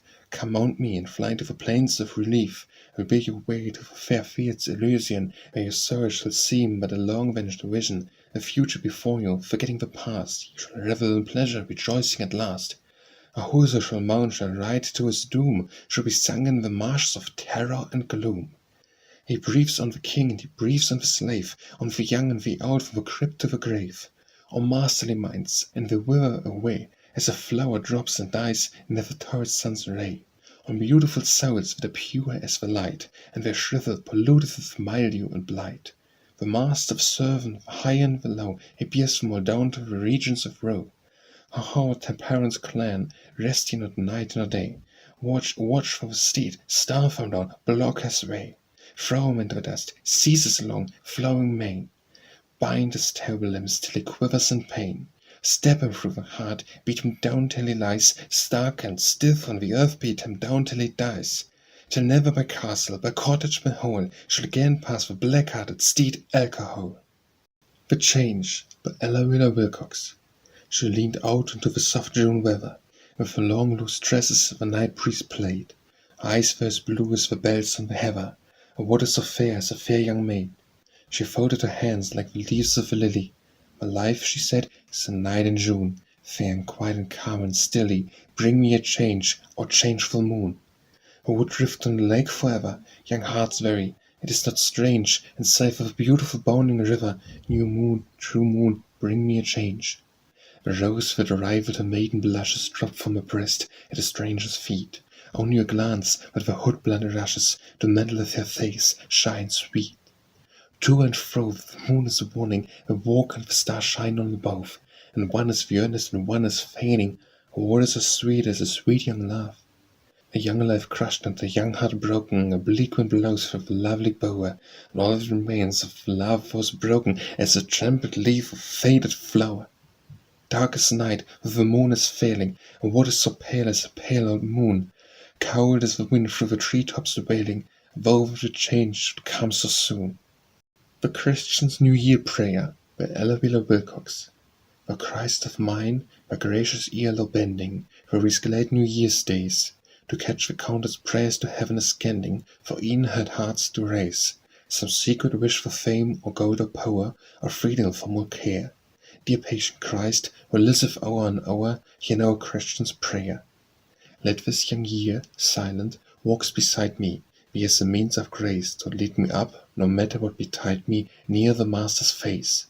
If it need be ere I reach the fountain where living waters play, my feet should bleed from sharp stones on the mountain, then cast them in my way. If my vain soul needs blows and bitter losses to shape it for thy crown, then bruise it, burden it with crosses, thy sorrows bear it down. Do what thou wilt to mould me to thy pleasure, and if I should complain, heap full of anguish yet another measure, until I smile at pain. Send dangers, deaths, but tell me how to dare them, enfold me in thy care. Send trials, tears, but give me strength to bear them. This Christian's prayer. Visitee by Ella Wheeler Wilcox. I own the charms of lovely nature, still in human nature more delight I find. For sweet the murmuring voices of a rill, I much prefer the voices of my kind. Like the roar of cities, in the mart, where busy toilers strive for place and gain, I seem to read humanity's great heart, and share its hopes, its pleasures, and its pain. A rush of hurrying trains that cannot wait, the tread of myriad feet, would say to me, "You are the architect of your own fate, toil on, hope on, and dare to do and be." I like the jingled music of the loud boat bells, a whistle's sudden shrill reply, and where's inspiration in the crowd, a magnetism flashed from eye to eye. My sorrows all seem lightened and my joys augmented when the combat world walks near. Close to mankind my soul best keeps its poise. Give him the great town's bustle, strife and noise, and let, who will, hold nature's calm more dear. The Coming Man by Ella Wilcox. Oh, for the great departed who formed our country's laws, not for the bravest hearted who died in freedom's cause, not for some living hero to whom will bend the knee, a muse will raise a song of praise, and for the man to be. For out of the strife which woman is passing through today, a man that is more than human shall yet be born, I say. A man in whose pure spirit no dross of self will lurk, a man who is strong to cope with wrong, a man who is proud to work. A man with hope undaunted, a man with godlike power, shall come when he most is wanted, shall come at the needed hour. He shall silence the din and clamour of clan disputing with clan, and toil's long fight with purse-proud might shall triumph through his man. And now he is coming, to help, to guide, to save. For hear no martial drumming and see no flags that wave. And the great soul travail of woman and the boldly fought unfurled, a heralds that say he is on the way, the coming man of the world. Mourn not for vanished ages, with the great heroic man, who dwell in history's pages and live in the poet's pen. For the grandest times are before us, and the world is yet to see the noble worth of his old earth, and the men that are to be. The Common Lot by Ella Wilcox. It is a common fate, a woman's lot, to waste on one the riches of her soul, who takes the wealth she gives him, but cannot repay the interest, and much less the whole. As I look up into your eyes and wait for some response to my fond gaze and touch, it seems to me there is no sadder fate than to be doomed to loving overmuch. Are you not kind? Yes, so very kind, so thoughtful of my comfort and so true. Yes, yes, dear heart, but I, not being blind, now that I am not loved as I love you. One tender word, a little longer kiss, will fill my soul with music and with song. And if you seem abstracted, or I miss the heart tone from your voice, a word goes wrong. And oftentimes you think me childish, weak, when at some thoughtless word the tears will start. You cannot understand the aught you speak, as power to stir the depths of my poor heart. I cannot help it, dear, I wish I could, or feign indifference where I now adore. For if I seemed to love you less, you would, manlike, I have no doubt, love me the more. 'Tis a sad gift, that much applauded thing, a constant heart, the fact of daily proof that constancy finds of the cruel sting, that fickle natures win the deeper love. The Deadliest Sin by Ella Wilcox. There are not many sins when once we sift them, in actions of evolving human souls striving to reach high goals, and falling backward into dust and mire, some element we find that seems to lift them above our condemnation even higher, into the realm of pity and compassion. So beauteous a thing is love itself, confession, a chain of sins, descending to desire. It wanders into dangerous paths, and leads to most unholy deeds, and light-struck walks in madness toward the night. Wrong ofttimes is an over-ripened right, a rank weed grown from some neglected flower, lightning uncontrolled. Flames meant for joy and beauty used to revenge and destroy. For sins like these repentance can atone. There is one sin alone which seems all unforgivable, because it springs from no temptation, no need, and no desire, save to make sweet faith bleed, and to defame God's laws. Or vile heaven the murderer or the thief, who slays the body and robs the purse, if he who strives to kill the mind's belief, and rob it of its hope, or life beyond this little painful span. God has no curse quite dark enough to punish such a man, who seeing how souls grope and suffer in this world of mighty losses, and our hearts stagger on bed of life's crosses, yet strives to rob them of their staff of fate, and make them think dark death ends all existence. Think the worshipped child cowed in its mother's arms is but a clot that has not gone to God. That souls united by love undivided, how they can be deaf be torn asunder to meet no more. It must be true that under this earth of ours there lies a purgatory, for those who seek to rob grief of the glory which shines through hope of life immortal. In sin's selection, this is the vilest sin, needless and cruel, ugly, gaunt and mean, without one poor excuse on which to lean, a vandal sin, which with no hope of gain finds pleasure only in another's pain. God, where all other sins on earth persist, strike dumb the blatant, loud-mouthed atheist. The Destroyer by Ella Wilcox. With care and skill and cunning art, she parried time's malicious dart, and kept the years at bay, till passion entered in her heart and aged her in a day. The Duel by Ella Wilcox. Oh, many a duel the world has seen, it was bitter with fate, it was red with gore. But I sing of a duel by far more cruel, when never a poet was sung before. It was wailed by night, year by day and by night, with never a pause or hold or rest, and the curious spot where this battle was fought was a throbbing heart in a woman's breast. They met two rivals in deadly strife, and they fought for this woman so pale and proud. One was a man in the prime of his life, and one was a corpse in a mouldy shroud. Unwrapped in a sheet from his head to his feet, the other one clothed in worldly fashion. But the rival to dread is a man who is dead, for he has been loved and life with passion. The living lover he battled with sighs, he strove for woman with words that burned, but stiff and stark lay the corpse in the dark, and silently yearned and yearned and yearned. One spoke of a rapture but life still held, for hearts that yielded to love's desire, and one through the cold grave's earthly mould sent thoughts of the past with a fraught of fire. The living lover seized hold of her hands. "You are mine," he cried, "and we will never part." But she felt the clutch of a dead man's touch on the tense-drawn strings of her aching heart. Yet the touch was of ice, and she shrank with fear of the hands of the dead, are cold, so cold, and warm with the arms that waited near to gather her close in the clinching fold. And warm was the light in the living eyes, with the eyes of the dead, how they stare and stare. With sudden surrender she turned to the tender and passionate lover who wooed her there.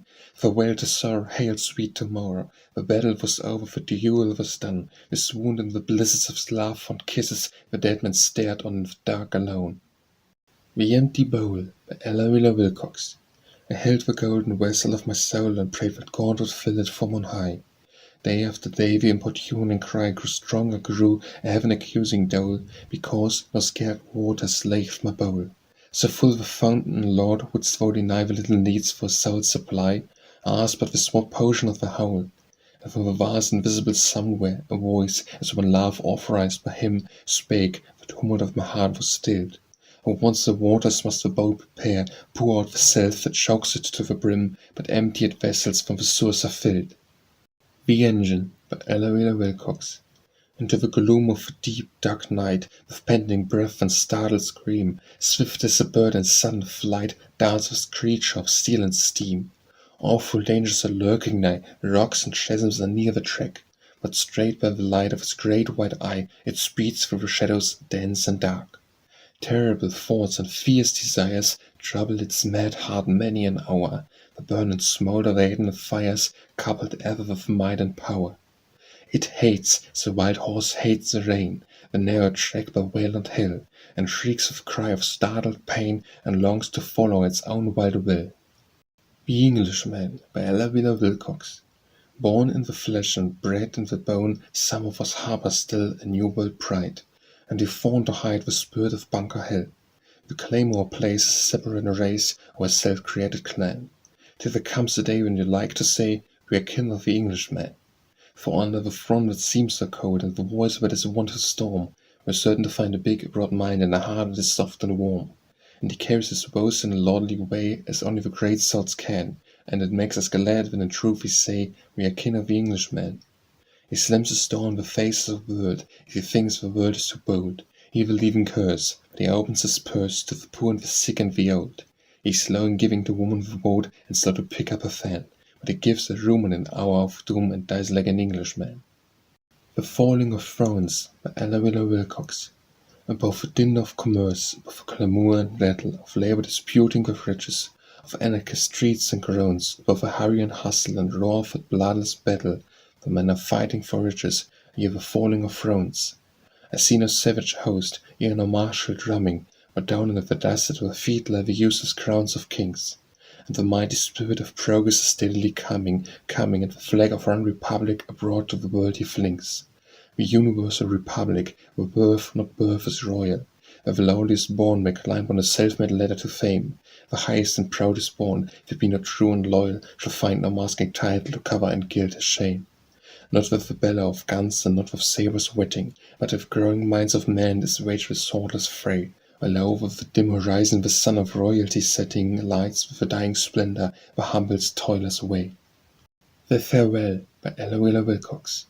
'Tis not the untried soldier new to danger or fears to enter into active strife. Amidst the roll of drums the cannons rattle he craves adventure and thinks not of life. For the scared veteran knows the price of glory, he does not court the conflict of the fray. He has no longing to rehearse that gory and most dramatic act of war's dark play. He who to love has always been a stranger, all unafraid may linger in your spell. My heart is known with warfare and its danger, it craves no repetition, so farewell. The Foolish Elm by Ella Wheeler Wilcox. The bold young autumn came riding along one day where an elm tree grew. "You are fair," he said as she bent down her head, "too fair for your robe's dull hue. You are too young for a garb so old. Your beauty needs color and sheen. I would clothe you in scarlet and gold, befitting the grace of a queen. For one little kiss on your lips, sweet elm, for one little kiss no more, I would give you, I swear, a robe more fair than ever a princess wore. One little kiss on those lips, my pet, and lo, you shall stand, I say, queen of the forest, and better yet, queen of my heart alway." She tossed her head, but he took the kiss. 'Tis the way of lovers bold, and the gorgeous dress for what sweet caress she gave of the morning was old. For a week and a day she ruled a queen in beauty and splendid attire. For a week and a day she was loved, I ween, with the love that is born of desire. Then bold-eyed autumn went on his way in search of a dream more fair, and mob winds tattered the garments and scattered the finery here and there.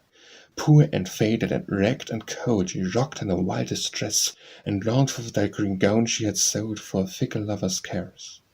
And the days went by, and winter came, and as the runner's tempest beat on the shivering tree, whose ropes of flame he had trampled under his feet, I saw her reach up to the mocking skies, her poor arms bare and thin. How well a day is it that obey the woman who trades with sin. Girl of the USA by Ella Wheeler Wilcox. Of the maidens of France is certainly fine, the thing every fellow will state, to what you may call it, coif way, they put up their hair is great. And they know how to dress in their clothes in a fetching Frenchy way, and yet to me there's just one girl, the girl of the USA. I like to listen when French girls talk, or I am weak in the parlez-vous game, but the language of youth in every land is somehow about the same, and I've learned the regular code of shrugs, and they seem to know what I say. But the girl whose voice goes straight to my heart is the girl of the USA. I haven't a word but words of praise for these dear little girls of France, and I will confess that I felt a thrill as I faced the line of advance. But I haven't been taken a prisoner yet, and I won't be until the day when I carry my colors to lay at the feet of a girl of the USA. The Hour by Ella Wheeler Wilcox. This is the world's stupendous hour, the supreme moment for the race, to see the emptiness of power, the worthlessness of wealth and place, to see the purpose and the plan conceived by God for growing man. And they who see and comprehend that ultimate and lofty aim, await in patience for the end, knowing injustice cannot claim one lasting victory or control laws that bear progress for the whole. This is an epoch-making time. God thunders through the universe a message glorious and sublime, and once a blessing and a curse. Blessings for those who seek his light, curses for those whose law is might.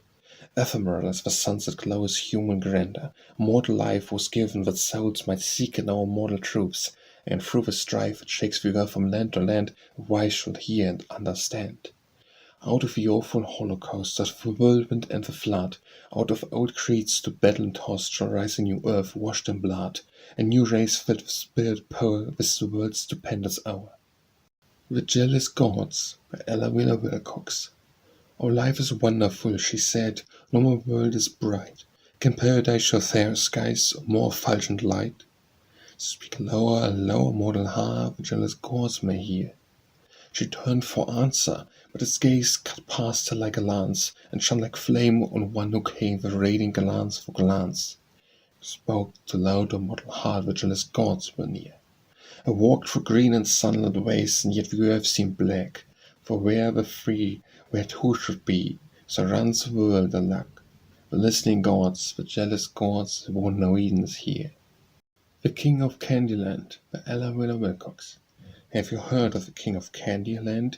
Well, listen while I sing. He has pages on every hand, who is a mighty king, and thousands of children bend his knee and bow to his ruler of high degree.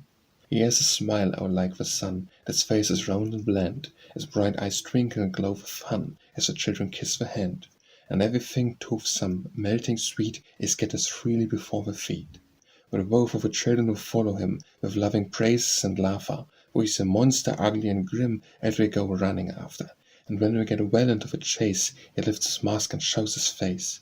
Ah, but that is a gruesome sight for the followers of the king. Their cheeks go pale at once so bright, they sob instead of sing. Their teeth drop out and their eyes grow red, they cannot sleep when they go to bed.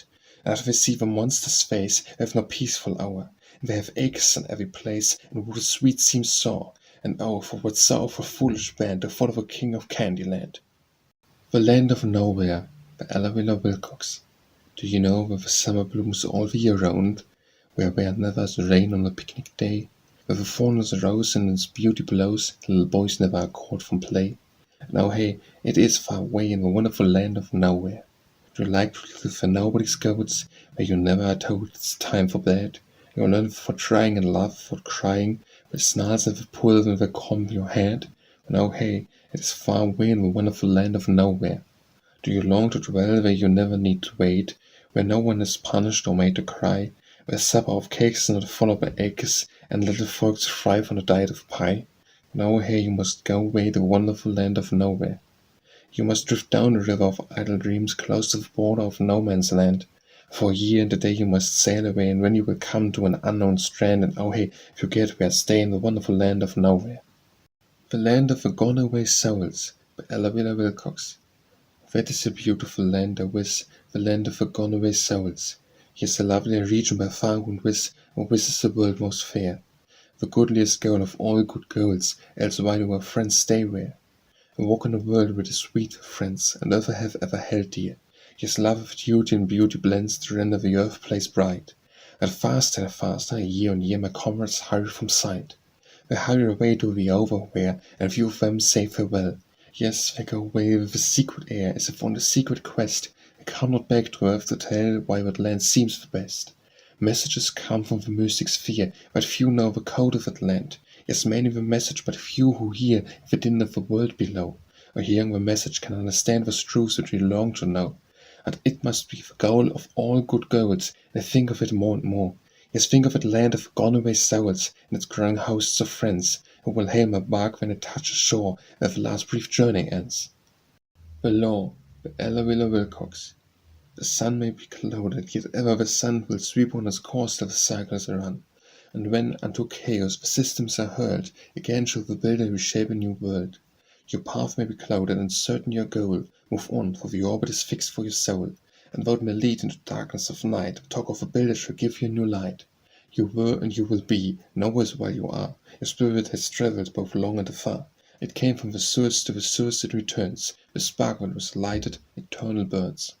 It slipped in the jewel, it leaped in the wave, it roamed in the forest, it rose in the grave. It took on strange garbs for long eons of years, and on the soul of yourself it appears.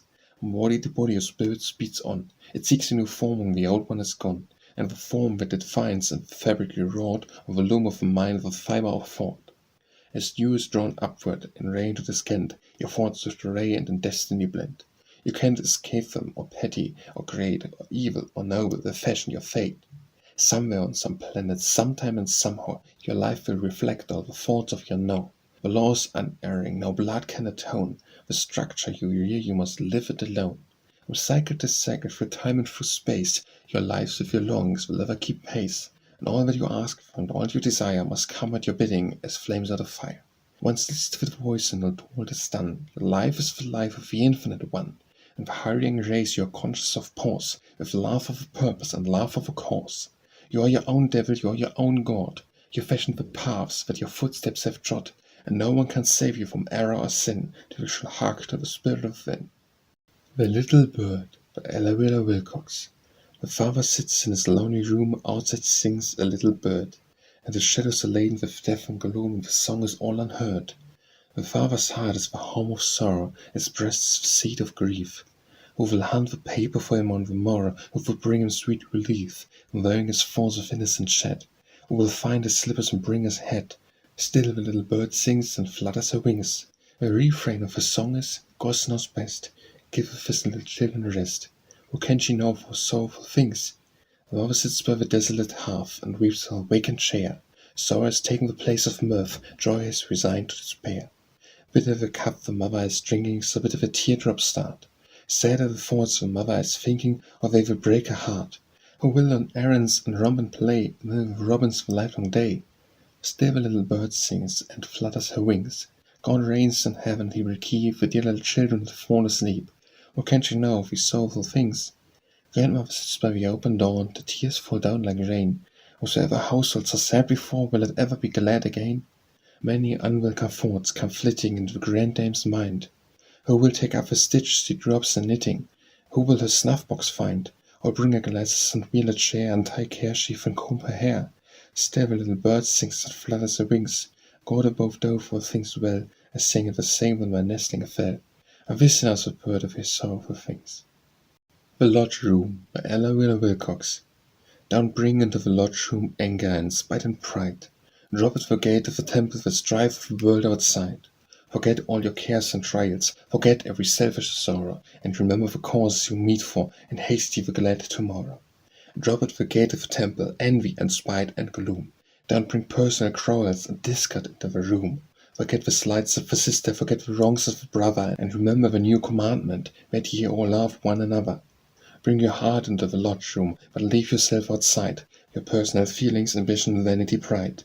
Center each thought and power on the cause of which you assemble, fetter the demon liquor and make ye the traffic tremble.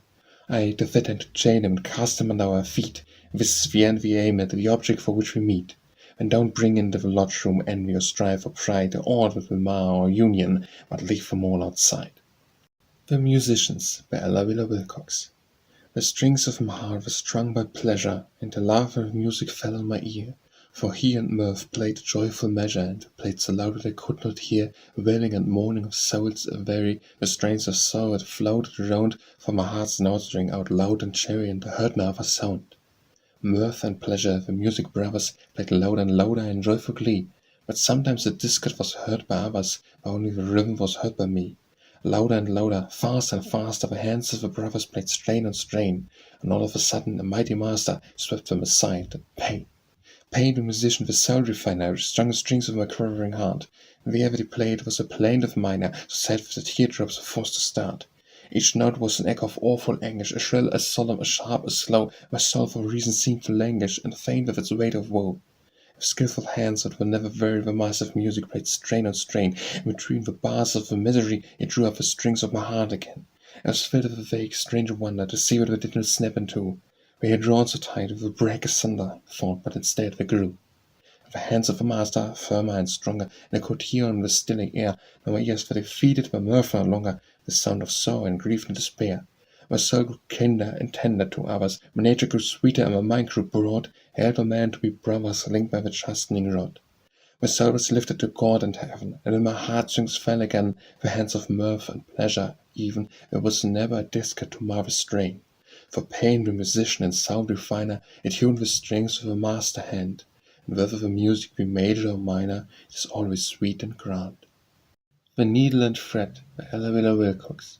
The needle and thread one day were wet, but Tim lacked this priest. A paper of pins and scissors twins were among guests at the feast. The dandy trimmed the ball-like slim dance with mis-tape measure, but he stepped on a trail and she called him a whale, and that put an end to their pleasure. Wrinkled and fat the beeswax sat, and talked with a needle case. I am glad, she said, at my knees the thread has married into this race.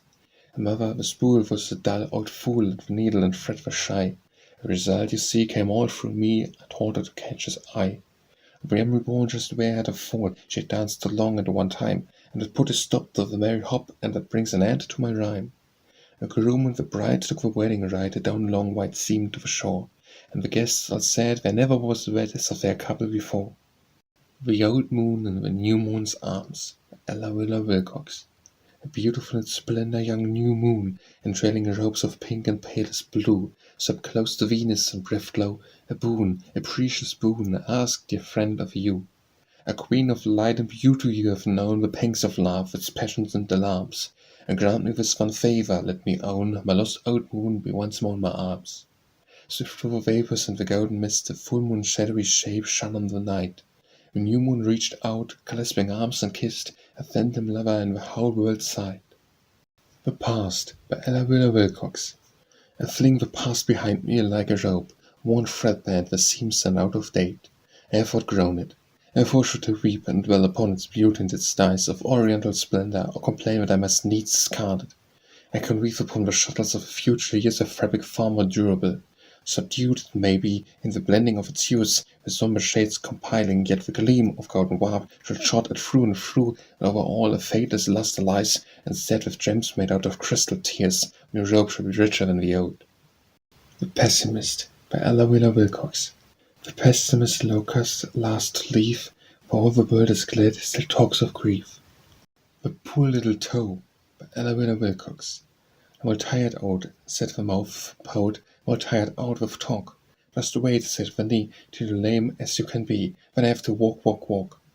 My work, said the hand, is the hardest in the land, and thy mind is harder yet, said the brain. No toil, said the eye, as steady as I, when you'll have reason to complain.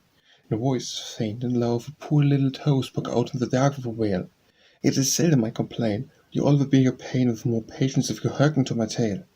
I am the youngest of 5, and the others live and thrive. We are cared for and considered and admired. I'm overlooked and snubbed, I'm pushed away and rubbed, always sick and ailing, sore and tired. But I carry all the weight of a body, small or great, yet no one ever praises what I do. I'm always in the way, and it is I who have to pay for the folly and the pride of all of you. And the mouth and the brain and the hands, it is plain what trouble your lives with woe, the hardest lot of order certainly before the poor little humble little toe, the snubbed little rubbed little toe. A rainbow of promise, by Ella Wheeler Wilcox. In the face of the sun are great thunderbolts hurled, and the storm clouds have shut out its light. But a rainbow of promise now shines on the world, and the universe thrills at the sight. It's the flag of our union, the red, white, and blue, our star-spangled banner, our pride, fair symbol of all that is noble and true, flung over our continents wide. Flung out in its glory our land and our sea, with a message from God in each star, a glorious promise of peace yet to be in the fluttering folds of each bar. A rainbow of promise, a bright emblem of hope, fair flag of each cause that is just. No longer endaubed or darkness we grope, in the star-spangled banner we trust. The River, by Ella Wheeler Wilcox. I am a river flowing from God's sea, through the wires ways.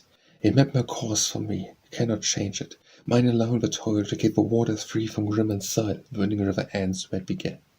And when my life had compassed its brief span, I must return to that mysterious source. So let me gather daily on my course, perfume from the blossoms as I pass, balm from the pines and healing from the grass, and carry down my current as I go, not common stones but precious gems to show. In tears, the holy water from sad eyes, back to God's sea, from which all rivers rise. Let me convey, not blood from wounded hearts, nor poison with the upper stream part. And overflowed whales shall leap my joy, let me not devastate them nor destroy, but rather leave them there to the side. Mine be the lot to comfort and delight. And if down awful chasms I needs must leap, let me not murmur at my lot, but sweep on bravely to the end without one fear, knowing that He who planned my way stands near. For love is all and over me. Amen. The saddest hour, by Ella Wheeler Wilcox. The saddest hour of anguish and of loss is not that season of supreme despair, and you can find no least light anywhere to gild the dread black shadow of a cross. Not in that luxury of sorrow when we sup on salt of tears and drink the gall of memories of days beyond recall, of lost delights that cannot come again, or when with eyes that are no longer wet we look out on the great wide world of men and smiling lean toward the bright tomorrow, then backward shriek with sudden keen regret to find that we are learning to forget, and when we face the saddest hour of sorrow. The Signboard, by Ella Wheeler Wilcox. I will paint you a sign, Ramsella, and hang it above your door, a truer and better signboard than ever you had before. I will paint with the skill of a master, and men you should pause to see this wonderful piece of painting so like the reality. I will paint yourself, Ramsella, as you wait for that fair young boy, just in the morning of manhood and mother's pride and joy. He has no thought of stopping, but you greet him with a smile, and you seem so blithe and friendly that he pauses a chat a while. I will paint you again, Ramsella, I will paint you as you stand, with a foaming glass of liquor extended in your hand. He wavers, but you urge him, drink, pledge me just with one, until he takes the glass and drains it, and the hellish work is done.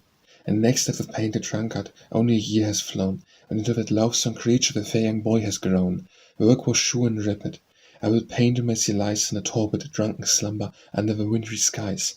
I will paint the form of a mother as she kneels at the darling's side, a beautiful boy that was dearer than all the world beside. I will paint the shape of a coffin, labelled with one word, lost. I will paint all this, Ramsella, and will paint it free of cost. The sin and the shame and the sorrow, the crime, the wonder and the woe, that are born there in your workshop, no hand can paint you now, but I paint you a sign a Ramsilla, and many shall pause to view, with a wonderful swinging signboard, so terrible, fearfully true. The soul's farewell to the body, by Ella Wilcox. So we must part forever. And over I long have beat my wings and cried to go, free from your narrow, limited control, forth into space, the true home of a soul, yet now that hour is drawing near, I pause reluctant, finding you so dear. All joys await me in the realm of God, must you my comrade, a mother and the sod. I was your captive, yet you were my slave, your prisoner, yet obedience you gave to all my earnest wishes and commands. Now to warm my leave was willing hands that toiled for me or held the books I read, was feet that trod where I wished to treat, was arm that clasped my dear ones, the breast on which one laughed and loving heart found rest, was lips which my prayers to God have risen, was eyes that were the windows to my prison. Though these, all these, this angel bids me sever, dear comrade body, fare we well forever. I go to my inheritance, and go with joy that only a freed soul can know. Yet in my spirit wanderings I trust, I may sometimes pause near your sacred dust. The Speech of Silence by Ella Wilcox. The solemn sea of silence lies between us, and overlifts them loves me, and yet I wish some white ship would come sailing across the ocean, beating a word for me. But that come awes me with its awful stillness, an anxious doubt so fierce disturb my breast. I only ask some little wave of language to stir this vast infinitude of rest. I am oppressed with this great sense of loving, so much I give, so much receive from we. Like subtle incense rising from a censer, so floods the fragrance of my love around me. All speech is poor, and written words unmeaning, yet such I ask, blown hither by some wind, to give relief to this too perfect knowledge, the silence so impressed on my mind. I pour the love that needeth word or message, to banish doubt and nourish tenderness. Ask them but to temper love's convictions, the silence all too fully doth express, to deep the language which the spirit utters, to vast the knowledge which my soul hath stirred. Since some white ship across the sea of silence and wrapped its utterance with a word. The Spirit of Great John by Ella Wilcox.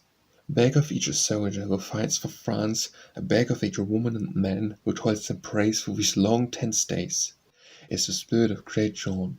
For the love she gave, and the life she gave, and the eyes of God sufficed to crown her with light and power and might that made her second to Christ. And so in that hour at the man she came, to the seeing eyes of men, and the blind of you still felt and knew that the Spirit had come again. And she will come in each crucial hour, and joy shall follow despair, for Jean sees of France on his knees, and she hears the voice of its prayer.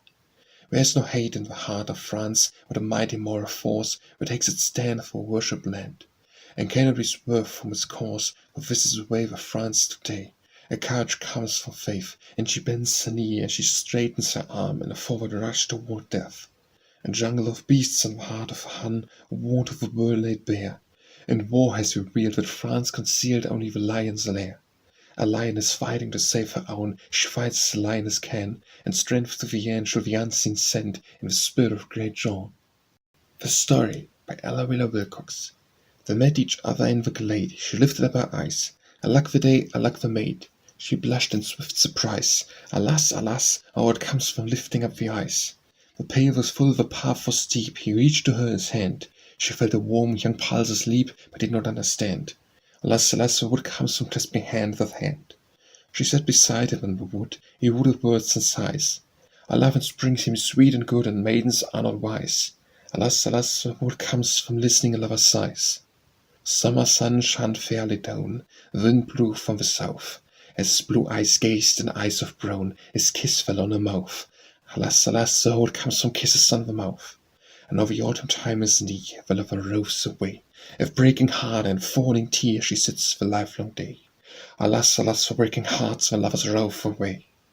The Story of Grumbletown by Ella Wilcox. There was a boy named Grumbletown who ran away to sea.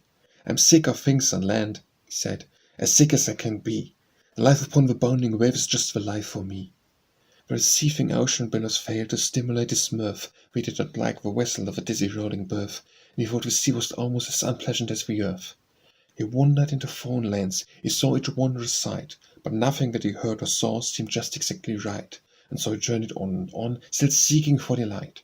He talked with kings and ladies grand, he dined in courts, they say, but always found the people dull and longed to get away, to search for that mysterious land they should want to stay. He wandered over all the world. His hair grew white as snow. He reached that final bourne at last, where all of us must go, but never found the land he sought. The reason would you know? The reason was that north or south, where his steps were bent, on land or sea, in court or hall, he found his discontent, for he took his disposition with him everywhere he went. The Summer Girl by Ella Wheeler Wilcox. She's the jauntiest of creatures, she's the daintiest of misses, with her pretty patent leathers or her alligator ties, with her eyes inviting glances and her lips inviting kisses, as she wanders by the ocean or strolls in the country skies. She's a captivating dresser, and her parcels are stunning. Her fates will take your breath away, her heads are dreams of style. She's not so very bookish, but with repartee and punning, she can send the sevens laughing and make even doodlets smile. She has no attacks of talent, she's not a stage-struck maiden. She's wholly free from hobbies and she dreams of no career. She's mostly gay and happy, never sad or care-beladen, though she sometimes sighs a little if a gentleman is near. She's a sturdy little walker and she braves all kinds of weather. In a rain of fog or mist drives a rival crimson wreck, her fluffy hair goes curling like a kinked-up ostrich feather around her ears and forehead and the white nape of her neck. She's like a fish in the water. She can handle reins and racket. From head to toe and fingertips she's truly alive. And she goes promenading in the most distracting jacket, wrapped around her feet suggests how laundresses may thrive. She can dare the wind and sunshine in the most bravado manner, and after hours of sailing she has merely cheeks of rose. Old Sol himself seems smitten at most will only tender, though to everybody else he gives a danger signal nose. She's a trifle sentimental, and she's fond of admiration, and she sometimes flirts a little in the season's giddy whirl. But win her if you can, sir, she may prove your life's salvation, for an angel masquerading after she, the Summer Girl. The Summons by Ella Wheeler Wilcox. Some day, when the golden glory of June is over the earth, and the birds singing together in a wild, mad strain of mirth, and the skies are as clear and cloudless as the skies in June can be, I would like to have the summons sent down from God to me. Some glowing golden morning in the heart of a summer time, as I stand in the perfect vigor and strength of my youth-clad prime. And my heart is light and happy, and the world seems too bright to me. I would like to drop from this earth life as a green leaf drops from a tree. I would not wait for the foes with faded eyes and hair, or pass out swift and sudden, or grow heartsick with care. I would break some morn in my singing, or fall in my springing walk, as the full-blown flower will sometimes drop all the bloom from the stalk. I think the leaf would sooner be the first to break away than to hang alone on the orchard in the bleak November day. And I think the fate of the flower that falls in the midst of bloom is sweeter than if it lingered to die in the autumn's gloom. And so on my youth's glad morning while the summer walks abroad, I would like to hear the summons it must come some time from God. I would pass from the earth's perfection to the endless June above, the fullness of living and loving to the noon of mortal love. The Tavern of Last Times by Ella Wheeler Wilcox. A modern hour from London, as we spin into a silver thread the miles of space between us and our goal. There's a place apart from city traffic, dust, din, green with great trees, the heights a quiet inn. Here Nelson last looked on the lovely face which made his world, where its magic rays trailed rosy clouds across each early sin. And leaning lawnward is the room where Keats wrote the last one of those immortal songs, called by the critics of his day mere rhymes. A lark high in the boxwood above repeats those lyric strains to while passing throngs, there by the little tavern of last times. The Tendril's Faith by Ella Wheeler Wilcox. Under the snow and the dark and the cold, a pale little sprout was humming, sweetly it sang, neath the frozen mould of the beautiful days that were coming. How foolish your songs, said the lump of clay, what is there asked to prove them? Just look at the walls between you and the day, now have you the strength to move them? And in the ice and under the snow the pale little sprout kept singing, I cannot tell how, but I know what the days are bringing. Birds and blossoms and buzzing bees, blue skies above me, bloom on the meadows and buds and trees, and a great glad sun to love me. People spoke next. You are quite absurd, it said, with your song's insistence. Who never saw tree or bird, of course there are none in existence. But I know, the tendril cried, and the beautiful sweet unreason, slow from its prison glorified, it bursts in the glad spring season. The Tiger by Ella Wheeler Wilcox. In the still jungle of the senses lay a tiger soundly sleeping, till one day a bold young hunter chanced to come that way. "Oh, come," he said, "that splendid creature lies, along to rouse him into swift surprise." Well-aimed arrow shot from the morrow's eyes. Lo, the tiger rose up and turns, a coal of fire his glowing eyeballs burns, his mighty frame with savage hunger yearns. It crouches for spring as ice delayed, alas, boat hunter, what shall be thy fate? Or canst not fly, it is too late, too late. Once having tasted human flesh, when we're woven to a whole rash world of men, awakened tiger will not sleep again. The times, by Ella Wheeler Wilcox. The times are not degenerate. Man's faith mounts higher than of old. No crumbling creed can take from mortal soul the need of that supreme Creator God. The rave of dead beliefs we cherished in our youth fades but to let us welcome newborn truth. Man may not worship at the ancient shrine, proud on his face and self-accusing scorn. That night is past, he hails a fair morn, and knows himself as something all divine. No humble worm whose heritage is sin, but born of God, he feels the Christ within. Not loud his prayers as in the olden time, but deep his reference to that mighty force, the good working of a great all source, which makes the present earth so sublime. Religion no means something high and broad, a man stood never half so near to God. The Traveller, by Ella Wheeler Wilcox. Who travels alone with his eye on the heights, who laughs in the daytime, weeps on the nights. The couch goes down at the set of the sun, and thought of the journey is all borne by one. He speeds up to grief, for fully gaily he ride, or travels alone without love at his side. Or travels alone without lover or friend, but hurries from nothing to naught at the end. Or great be his winnings and high be his goal, he is bankrupt in wisdom and beggared in soul. Life's one gift of value to him is denied, or travels alone without love at his side. It is easy enough in this world to make haste, if one live for that purpose, but think of a waste. For life's a poem too leisurely read, and the joy of a journey lies not in its speed. Oh, vain is achievements and petty is pride, who travels alone without love at his side. The Trio, by Ella Wheeler Wilcox. We laugh but once, a great gold orb of light, from dawn to eventide doth cast his ray, and the full splendor of his perfect might is reached but once throughout the livelong day. We laugh but once, waves with ceaseless motion, today and night plash on the people's shore, and the strong tide of the resistless ocean sweeps in but 1 hour of the 24. We laugh but once, a score of times, perchance we may be moved in fancies, fleeting fashion, may treasure up a word, a tone, a glance, and we once we feel the soul's great passion. We laugh but once, love walks with death and birth, the saddest, the unkindest of the three. Only once while we sojourn on earth can that strange trio come to you or me. The Truth Teller, by Ella Wheeler Wilcox. The Truth Teller lifts the curtain and shows us the people's plight, and everything seems uncertain and nothing at all looks right. And out of the blackness grouping my heart finds the word in bloom, where it somehow is fashioned for hoping and it cannot live in the gloom. He tells us from border to border that race is warring with race, of riot and mad disorder the earth's a wretched place. And yet if the sun is setting I am thinking of peace, not strife, for my heart is a way of forgetting all things save the joy of life. I heard in my youth beginning that earth was a region of woe and trouble and sorrow and sinning, and Truth Teller told me so. I knew it was true and tragic, then won over much that was wrong, and when by some curious magic the heart of me burst into song. The years have been going, a mixture of pleasure and pain, and Truth Teller's books are showing that evil is on the gain.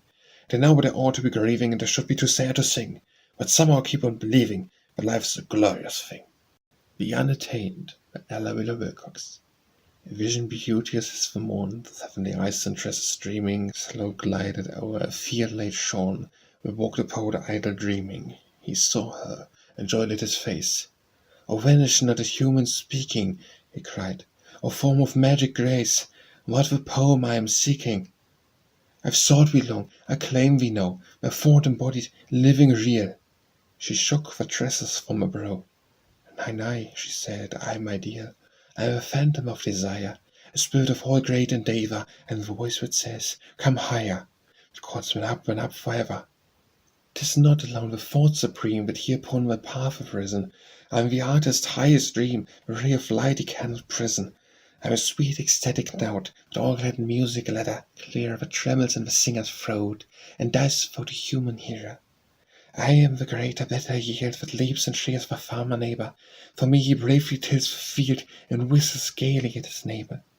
Not thou alone, O poet's soul, dost seek me through an endless more, but to the toiling, hoping whole I am at once for hope and sorrow.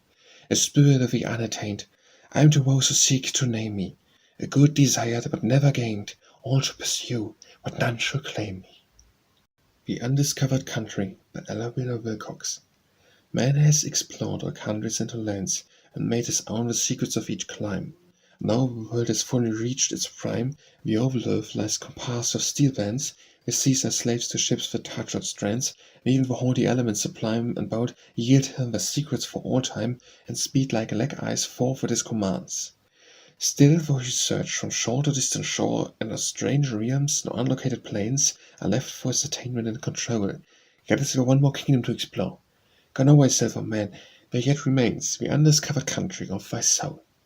The Universal Road, Ella Wilcox. As we journey along with love and a song, we see on New's flower-decked slope, like a beacon of light shining fair on the side, the beautiful station of hope.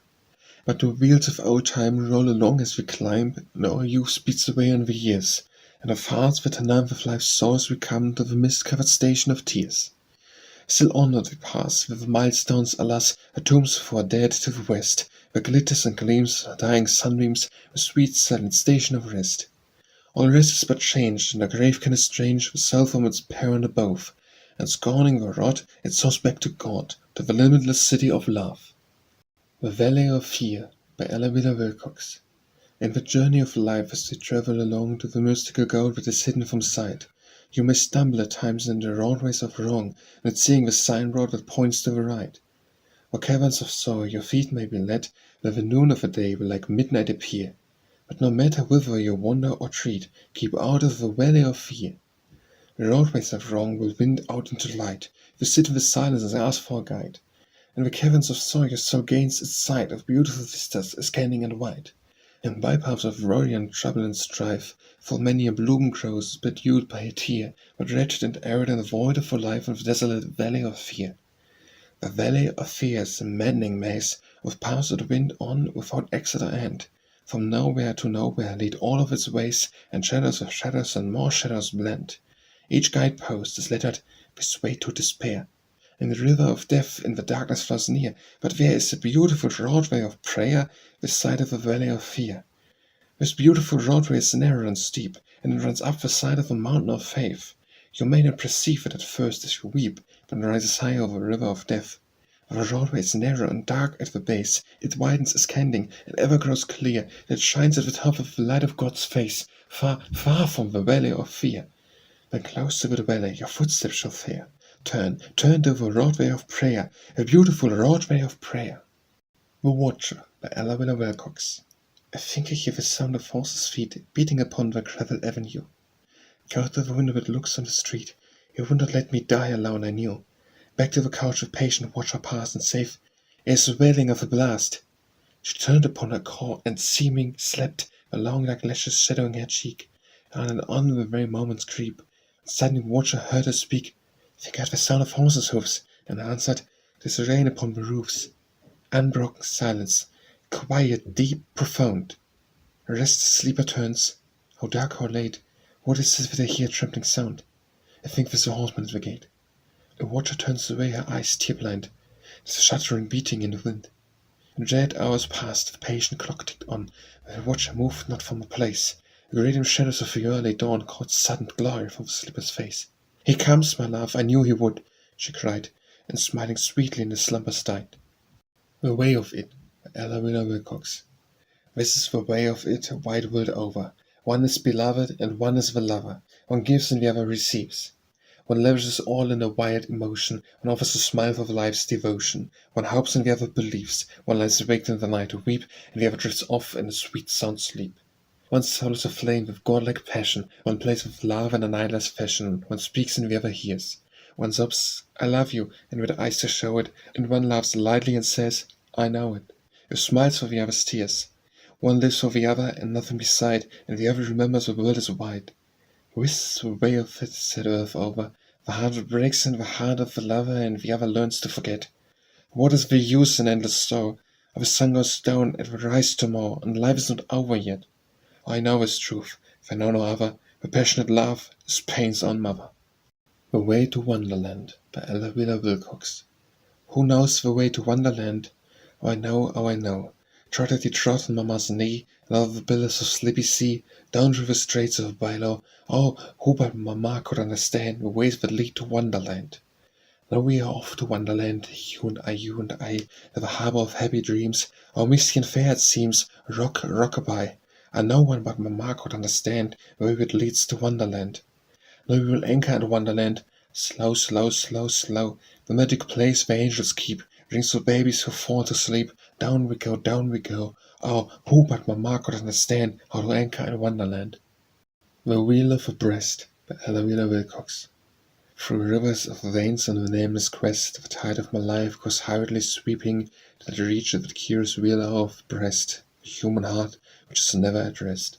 Faster, faster it cries, and leaping, plunging, dashing, speeding away, the wheel and the river work night and day. I know not wherefore, I know not whither, this strange tide rushes with such mad force. It glides on hither, it slides on thither, over and over the selfsame course, with never an outlet and never a source. And it lashes itself to the heat of passion, and whirls the heart in a mill-wheel fashion. I can hear in the hush of the still, still night the treeless sound of that mighty river. I can hear it gushing, gurgling, rushing, with wild, delirious, strange delight, and a conscious pride in its sense of might, as it hurries and roars my heart forever. And I wonder oft as I lie awake, and list the river that seethes and surges of the wheel that it shits and urges. I wonder oft if it wheel will break, if mighty pressure it bears some day, or slowly and verily whir away. For little by little the heart is whirring, like a wheel of a mill, as the tide goes tearing and plunging hurriedly through my breast, a network of veins in a nameless quest, from and forth into unknown oceans, bringing its cargoes of fierce emotions, with never a pause or an hour for rest. The Winds of Fate by Ella Wheeler Wilcox. One ship drives east and another drives west, with the selfsame winds will blow. There's a set of the sails and not the gales which tells us the way to go. Like winds of the seas, the waves of fate, as we voyage along through life. There's a set of the soul that decides its goal, not the calm or the strife. Who wish, by Ella Wheeler Wilcox. Should some great angel say to me tomorrow, "Thou must we retreat the pathway from the start, that God will grant in pity for thy soul some one dear wish nearest to thy heart." This will my wish, from my life's dim beginning, let be what has been, wisdom planned the whole. My want, my woe, my errors, and my sinning, all were needed lessons for my soul. The world's need, by Ella Wheeler Wilcox. So many gods, so many creeds, so many paths of the wind and wind, while just the art of being kind is all the sad world needs. The Year, by Ella Wheeler Wilcox. What can be said in New Year rhymes that's not been said 1,000 times? The New Year's come, the old year's gone, we know we dream, we know. We rise up laughing with the light, we lie down weeping with the night. We hug the world until it stinks, we curse it then and sigh for wings. We live, we laugh, we woo, we wed, we live our prides, we shed our dead. We laugh, we weep, we hope, we fear, and that's the burden of the year. Then and Now, by Ella Wheeler Wilcox. A little time agone, a few brief years, and there was peace within our beauteous borders. Peace and a prosperous people, and no fears of war and its disorders. Pleasure was ruling goddess of our land, with attendant mirth she led a jubilant, joy-seeking band about riant earth. Do you recall those laughing days, my brothers, and those long nights that trespassed in the dawn? Those throngs of idle dancing maids and mothers who lilted on and on, card-mad, wine-flushed, bejeweled and half-stripped, and women whose sweet mouth had never sipped from sin's black chalice, woman good at heart, who, in the winning maze of pleasures marred, and lost the sun-kisses way to wholesome pleasures of an earlier day. Oh, you remember them? You filled the glasses, you cut in at the games of bridge, you left your work to drop in on the dancing classes before the day was cleft in twain by noontide. And the night waxed late, you led your partner forth to demonstrate the new steps before a cheering throne, and time and peace danced by your side along. Peace is a lovely word, and we bore that red word, war. But look, ye brothers, what this war has done for daughters and for son, for manhood and for womanhood, whose trend seemed year on year toward weakness to descant. Upon this woof of darkness and of terror, woven by human error, built the pattern of a new race soul, and it shall last while countless ages roll. If a loud call of drums out of the island of the weakling comes, the hero valiant with self-sacrifice, ready to pay the price war asks of man to help a suffering world. And out of the arms of pleasure where they whirled, in wild unreasoning mirth, beheld the splendid women of the earth living new selfless lives, toiling mothers, sisters, daughters, wives of men gone forth as target for the foe. And though we know man is divine, we see the heavenly spark shining above the smoke and gloom and dark, which was not visible in peaceful days. God wonders are their ways, for out of chaos comes construction, out of darkness and of doubt and the black pit of death comes glorious faith. A wandered ways comes thrift from weakness, strength and power. To the summits man and woman lift their souls from self-indulgent in this hour, this crucial hour of life, so shines the golden side of this black shield of strife. There's work to be done by Ella Wilcox. 'Tis the song of the morning, the words of the sun, as he swings over mountains. There's work to be done. I must wake up the sleepers and banish the night, must paint up the heavens, tuck the stars out of sight. Drive the dew on the meadows, put warmth in the air, chase the fog from the lowlands, take gloom everywhere. No pausing, no resting, there's work to be done. There's upward and onward, still on, says the sun. 'Tis the song of our soldiers who bravely march on. There's souls to be gathered, there's work to be done. You must wake up the sleepers and teach them to think. You must paint it from horrors, breakers of drink. Dry the tears of the mourners, put the cups out of sight, and eastward and westward proclaim there is light. 'Tis the Marseilles of progress, there's work to be done. The song of our soldiers, the song of the sun. We shall not win by Ella Wilcox. Whatever the strength of our foes is now, whatever it may have been, this is our slogan and this our foe. We shall not win, we shall not win. For out of darkness we call the aid of the evil forces of sin. We utter our slogan unafraid, we shall not win, we shall not win. We know we are right and know we are wrong, so to God above and within we make our woe and we sing our song. We shall not win, we shall not win. It rises over the shriek of shell and over the cannon's din. Our slogan shall scatter the hosts of hell. They shall not win, they shall not win. Thought Magnets by Ella Wilcox. With each strong thought there the earnest longing for aught what deems needful to the soul. Invisible vast forces are set thronging between we and that goal. 'Tis only when some hidden weakness alters and changes my desire, or makes it less, that this mysterious army ever falters or stops short of success. Thought is a magnet, and the longed for pleasure or boon or aim or object is the steel, and its attainment hangs but on the measure of what my soul can feel. 3 and 1 by Ella Wilcox. Sometimes she seems so helpless and mild, so full of sweet unreason and so weak, so prone to some capricious whim or freak, no gay, no tearful, no anger wild, by strange moods of waywardness beguiled and entertained. I stroke her pretty cheek, and soothing words of peace and comfort speak, and laugh as a father laughs a child. Sometimes when I am troubled and sore pressed, or every side were fast advancing care, she rises up with such majestic air, I deem as some Olympian goddess guest, who brings my heart new courage, hope, and rest.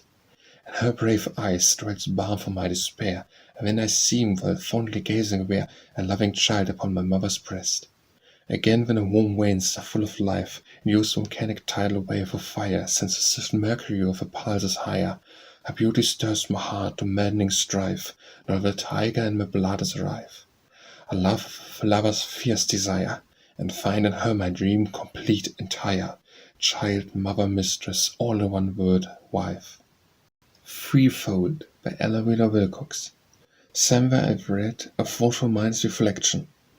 All perfect things are threefold, to know a love as a rare symbol of perfection. The brain's response, warm blood's rapturous glow, the soul's sweet language, silent and unspoken. All this unite us with a deathless tie. And when our frail contentment is broken, our spirits will be lovers still on high. My dearest wish you speak before I word it, you understand the workings of heart. My soul's thought, breathed where only God has heard it, you fathom with your strange divining art. And like a fire that cheers and lights and blesses, and floods a mansion full of happy heat, so does the subtle warmth of your caress pervade me with rapture keen and sweet. And so sometimes, as you and I together exult in all dear love's threefold delights, I cannot help but make me wonder whether, when our free souls attend the spirit heights, even if we reach that upper realm where God is, and find the tales of heavenly glory true, I wonder if we shall not miss our bodies and long at times for ours on earth renew. As now we sometimes pray to leave for our prison and soar beyond all physical demands, so may we not sigh when we have arisen for just one old-time touch of lips and hands. I know, dear heart, a thought like this seems daring concerning God's vast government above, yet even there I shrink from wholly sparing one element for whiz or threefold love. Three Friends by Ella Wheeler Wilcox. Of all the blessings which my life has known, I value most and most praise God for three. Want, loneliness, and pain was comrades true, who masquerade in the garb of foes for many a year, and filled my heart with dread. Yet fickle joys, like false pretentious friends, have proved us worth within this trio. First want taught me labor, and led me up the steep and toilsome paths to hills of pure delight. Should only by the feet with no fatigue did it press on until the heights appear.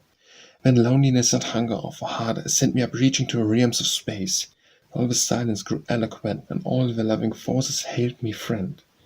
Last pain afforded me prayer, placed in my hand the staff of close communion with the ever soul, that I might lean upon it to the end, and find myself made strong for any strife.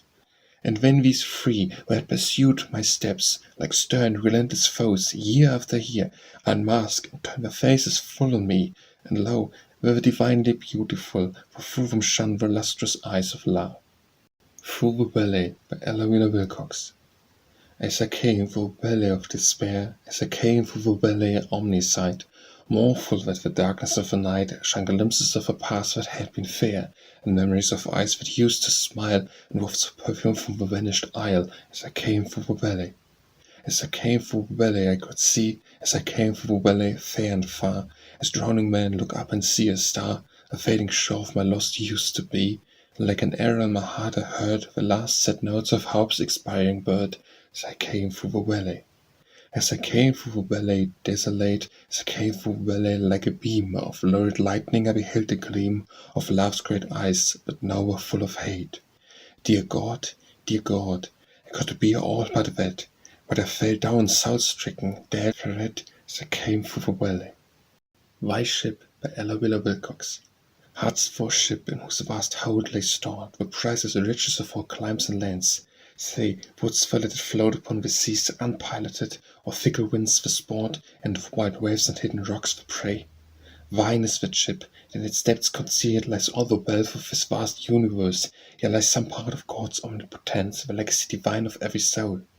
Thy will, O man, thy will is that great ship, and behold it drifting here and there, one moment lying motionless in port, when on high seas be suddenly impulse flung, when drying on the sands, and yet again sent forth on idle quests to no man's land, to carry nothing and to nothing bring, till worn and fretted by the aimless strife, and buffeted by vacillant winds, it flounders on a rock, or springs a leak with all its unused treasures in the hold. Go save thy ship, thou sluggard, that the wheel and steer to knowledge, glory, and success. Great mariners have made the pathway plain for we to follow. Hold thou to the course of concentration channel, and all things shall come unanswered by worthless wish, as comes the needle to the magnet's call, or sandal to the prisoned blade of grass, that yearns all winter to the kiss of spring. Time and Love by Ella Wheeler Wilcox. Time flies, swift hours hurry by, and speed us on to untried ways.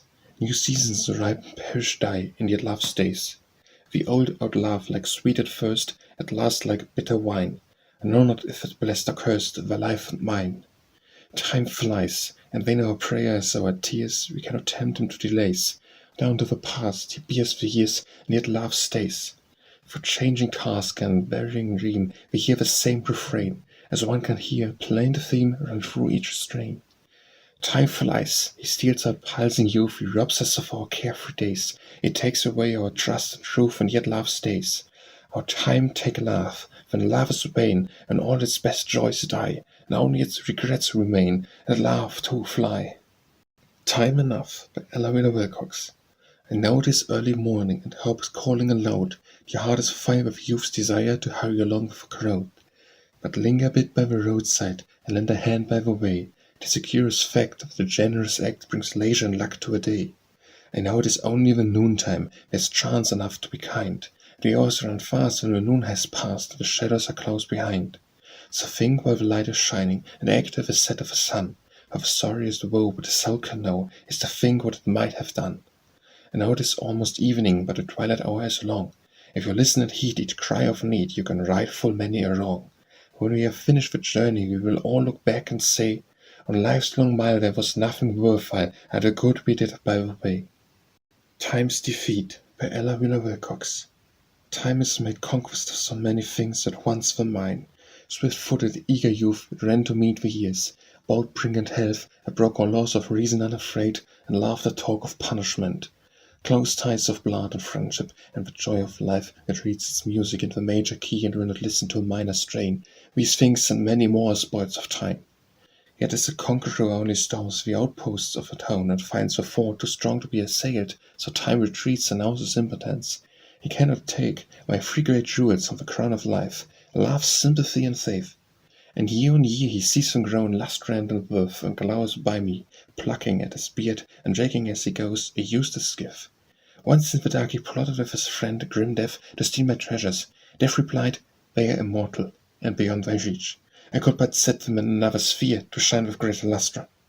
Time and Death passed on together, knowing their defeat, and I am singing by the road of life. Time's Hymn of Hate by Ella Wheeler Wilcox. O boastful wicked land that once was beautiful and great, how bitter and how black must be your self-inviting fate, while time goes down with centuries and sings his hymn of hate. Time's voice is just, his words ring true, for as the past recedes, the clear-eyed future slowly writes the story of its deeds. And as time toward the infinite his cheeks his flight is winging, he shall go singing the hymn of hate, of men and gods, for all your deeds of lust, for all your acts of cruelty, and hell-concocted schemes, more hideous than the darkest plot of which a devil dreams, which sprang from your Medusa head before it touched the dust. Bend with a strangling hand of fate, that strident voice of yours shall hush to silence soon or late, the justice that endures will mobilize its mighty ranks and free the human race, and shall all space, yea, all the chains of sphere on sphere, with that loud hymn be ringing, which time goes singing his far-flight winging, and all the cherubs of God that dwell in regions o'er us shall swell the chorus. Our boastful, wicked land that once was beautiful and great, how desolate and dark must be your self-inviting fate, where time goes down the centuries and sings his hymn of hate. Tired by Ella Wheeler Wilcox. I am tired tonight, and something the wind maybe, or the rain, or the cry of a bird in the copse outside has brought back the past and its pain. And I feel as a city thinking that the hand of the dead old June has reached out of my heart's loose strings and is drawing me up in tune. I am tired tonight, and I miss you, and long for you, love, through tears. It seems but today that I saw you go, you who have been gone for years. And I seem to be newly lonely, I who am so much alone, and the strings of my heart are well in tune, they have not the same old tone. I am tired, and that old sorrow sweeps down the bed of my soul, as a turbulent river might suddenly break away from a dam's control. A berth a wreck on its bosom, a wreck with a snow-white sail. The hand of my heartstrings thrums away, they only respond with the wail. 'Tis the set of a sail, or one ship sails east, by Ella Wheeler Wilcox. But through every wind there openeth a way, and a way, and a way. The high soul climbs the highway, and the low soul gropes the low. And in between on the misty flats the rest drift to and fro. But to every man there openeth a highway and a low, and the mind decideth where his soul shall go. One ship sails east, and another west, where the steps and winds that blow. The set of the sails, and not the gales, that tells the way we go. Like the winds of the sea, the waves of time, is the journey along through life. It is the set of the soul that determines the goal, not the calm of strife. To marry or not to marry, by Ella Wheeler Wilcox. Mama says, be in no hurry, marriage oft means care and worry. Auntie says, if men are grave, wife a synonym for slave. Father asks, in tones commanding, how does Bradstreet rate his standing? Sister groaning to her twin's size, with marriage care begins. Grandma near life's closing days murmurs, sweet are girlhood's ways. More twice widowed, sod and grass, looks at me and moans, alas. They are 6 and I am 1, life for me has just begun. They are older, calmer, wiser, age should aid by youth's adviser. They must know, and yet dear me, when Harry's eyes I see, all the world of love are burning. My 6 advisors turning, I make an answer. Oh, but Harry is not like most men who marry. Fate has offered me a prize. Life with love means paradise. Life without it is not worth all the foolish joys of earth. So, in spite of always say, I shall name the wedding day. True Charity by Ella Wilcox. I gave a beggar for my little store of well-earned gold. He spent the shining ore and came again, and yet again, still cold and hungry as before. I gave a thought, and through that thought of mine he found himself a man supreme divine, fed, clothed, and crowned with blessings manifold, and now he begs no more. Twilight Thoughts by Ella Wilcox. The god of the day has vanished, the light from the hills has fled. The hand of an unseen artist is painting the west on red. All threaded with gold and crimson, all burnished with amber dye, and dipped with purple shadows the glowy flame of high. Fair beautiful world of ours, fair beautiful world, but oh, how darkened by pain and sorrow, how blackened by sin and woe. The splendor pales in the heavens and dies in a golden gleam, and alone in the hush of twilight I sit in a secret dream. I think of the souls that are straying in the shadows as black as the night, of hands that are groping blindly in search of shining light, of hearts that are mutely crying and praying for just one ray to lead them out of the shadows into the better way. And I think of the father's children who are trying to walk alone, who have dropped the hand of a parent and wander in ways unknown. How the paths are rough and thorny, and I know they cannot stand, they will faint and fall by the wayside unguarded by God's right hand. And I think of the souls that are yearning to follow the good and true, they're striving to live unsullied, yet I know not what to do. And I wonder when God the Master shall end this very strife, and lead us out of the shadows into the deathless life. Twin-born by Ella Wilcox. He who possesses virtue at its best, or greatness in the true sense of the word, has one day started even with the herd, whose swift feet no speed, but its sin's behest. It is the same force in the human breast which makes men gods or demons. If we gird for strong emotions by which we are stirred, with might of will and purpose, height unguessed shall dawn for us. If we give them sway, we can sink down and console with the lost. All virtue is worth just the price it cost. Black sin is oft white truth that missed its way, and wandered off in paths not understood. Twin-born, I hold great evil and great good. Two Loves by Ella Wilcox. The woman he loved, while he dreamed of her, danced on till the stars grew dim. But alone with the heart from the world apart sat the woman who loved him. The woman he worshipped only smiled when he poured out his passionate love. And the other somewhere kissed her treasure most rare, a book he had touched with its glove. The woman he loved betrayed his trust, and he wore the scars for life. They cared not nor knew that the other was true, no man called her his wife. The woman he loved stood fast in halls, while they sang his funeral hymn. Our sad bells told that the year was old, the woman that loved him. Two Nights by Ella Wilcox. One night was full of rapture and delight, of reunited arms and swooning kisses, and all the unnamed and unnumbered blisses which fond souls find in love of love at night. Heart beat with heart, and each clung into each, with twining arms that did but loose their hold to cling still closer, and fond glances told these truths of which raised no uttered speech. There was sweet love and endearing words, but broken by the kiss that could not wait, and coping sounds as of dear little birds that in springtime love and woe and mate. And languid sighs for brief of love's content, and all too soon this night of rapture went. One night was full of anguish and of pain, of nerveless arms and mockery of kisses, and those caresses where one sick heart misses the quick response the other cannot feign. Hands I'll clasp and lost hold, with averted eyes that turned away, in those depths no love nor longing lay, the saddest of all truths too plainly told. There was salt sorrow and the gall of tears, some useless words that ended in a moan, and the dire dread of long unending years, when one must walk forevermore alone. Deep shuddering sighs told more than lips could say, the long night of sorrow wore away. Two Roses by Ella Wilcox. A humble wild rose, pink and slender, was plucked and placed in a bright bouquet beside a Giacomo in its royal splendor, and above my lady's bridal lay. Said the haughty bud in a tone of scorning, I wonder why you are called a rose. I lay so fate in a single morning, no blood of mine in your pale cheek glows. Your coarse green stalk shows dust of a highway, you have no depths of fragrant blue. What could learn a rusty byway to fit you to lie in my lady's room? I've called the dawn, her warm white bosom, what have you to offer for such a place beside my fragrant splendid blossom, rife of colour and rich of grace? Such a sweet wild rose, despite your dower, of finer breeding and deeper hue, despite your beauty fair hybrid flower, as I who should lie on her breast, not you.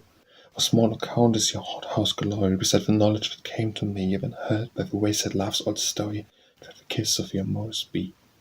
Unanswered Prayers by Ella Wilcox. Like some schoolmaster, kind and being stern, who hears the children crying over his slates and calling, "Help me, master," yet helps not, since in the silence and refusal lies their self-development, so God abides unheeding many prayers. He is not deaf to any cries sent up from earnest hearts, he hears and strengthens when he must deny. He sees us weeping over life's hard sums, but should he give us the key and dry our tears, what would it profit us when school were done and not one lesson mastered? What a world, where this if all our prayers were answered, not in famed Pandora's box with such vast ills as lie in human hearts. Should our desires, voiced one by one in prayers can to God, come back as heavens shaped to our wish, what chaos would result. In my fierce youth, I sighed out of breath enough to move a fleet, voicing my prayers to heaven for fancied boons which were denied. And the denial bends my need to prayers of gratitude each day of my mature years. Yet from those prayers I was always regarded with strife and conscious of new strength. Pray on, sad heart, with which thou pleadest for may not be given, but in the lofty altitude where souls supplicate God's grace are lifted, where I should find help to dear thy daily lot which is not elsewhere found. Unconquered by Ella Wilcox. Always skilled and strong, and though my foe ever fierce is thy relentless hate, or firm thy hand and strong thy aim, and straight the poisoned arrow leaves the bended bow to pierce the target of my heart, I know I am the master yet of my own fate. O canst not rob me of the best estate, of fortune, of fame and friends, your love shall go. Not to the dust shall my true self be hurled, nor shall I meet the worst assaults dismayed. And all things in the balance are well weighted, there is but one in the world, O canst not force myself to wish me ill, it's the only evil that can kill. Uncontrolled by Ella Wilcox. The mighty forces of mysterious space are one by one subdued by lordly man. The awful lightning that for eons ran, the devastating and untrammeled race, nor bears message from place to place like carriers those. The winds lead on his van, the lawless elements no longer can resist his strength, but yield with sullen grace. As boat feet scaling heights before untrod, light darkness, air and water, heat and cold, he bids come forth and bring him power and pelf. And yet, though ruler, king, demigod, he walks with his fierce passions uncontrolled, the conqueror of all things, save himself. Until the night, by Ella Wilcox. Of the ocean of life's commotion, we sail till the night comes on. Sail and sail in a tiny boat, drifting wherever the billows go. Out on the treacherous sea afloat, beat by the cruel winds that blow, hither and thither our boat is drawn, the day dies out, the night comes on. Of the meadow of light and shadow we wander with their feet, seeking a ball men call fame, grasping the dead sea fruit named wealth, finding each but an empty name. The night steals on by stealth, I count the season of slumber sweet, and hope lies dead in the arms of her feet. Over the river a great forever stretches beyond our sight, but now by the glistening pearly gates, afar from the region of strife and sin, a beautiful angel always waits to welcome the sheep with a shepherd in. And out of the shadows of gloom and night they enter the mansion of peace and light. Upon the Sand by Ella Wilcox. All love that has not friendship for its base is like a mansion built upon the sand. For brave its walls as any in the land, and its tall turrets lift their heads in grace. For skilful and accomplished art it strays most beauteous designs on every hand, and gleaming statues in dim niches stand, a mountain play in some flower hidden place. Yet when from the frowning east a sudden gust of adverse fate is blown, or sad rains fall, day in, day out against its yielding wall, lo, the fair structure crumbles to the dust. Love to endure life's sorrow and earth's woe, these friendships solid mason work below. Vanity Fair by Ella Wilcox. In Vanity Fair, as we bow and smile, as we talk of the opera, Arthur, weather, as we chat of fashion and fad and style, we know we are playing a part together. You know of the mirth she wears, she borrows, she knows you laugh but to hide your sorrows. We know that under the silks and laces and back of beautiful beaming faces lie secret troubles and grim despair and Vanity Fair. A Vanity Fair on dress parade, our colors look bright and our swords are gleaming. And many uniforms worn and freighted, most for weapons despite their seeming, are dull and blunted and badly battered.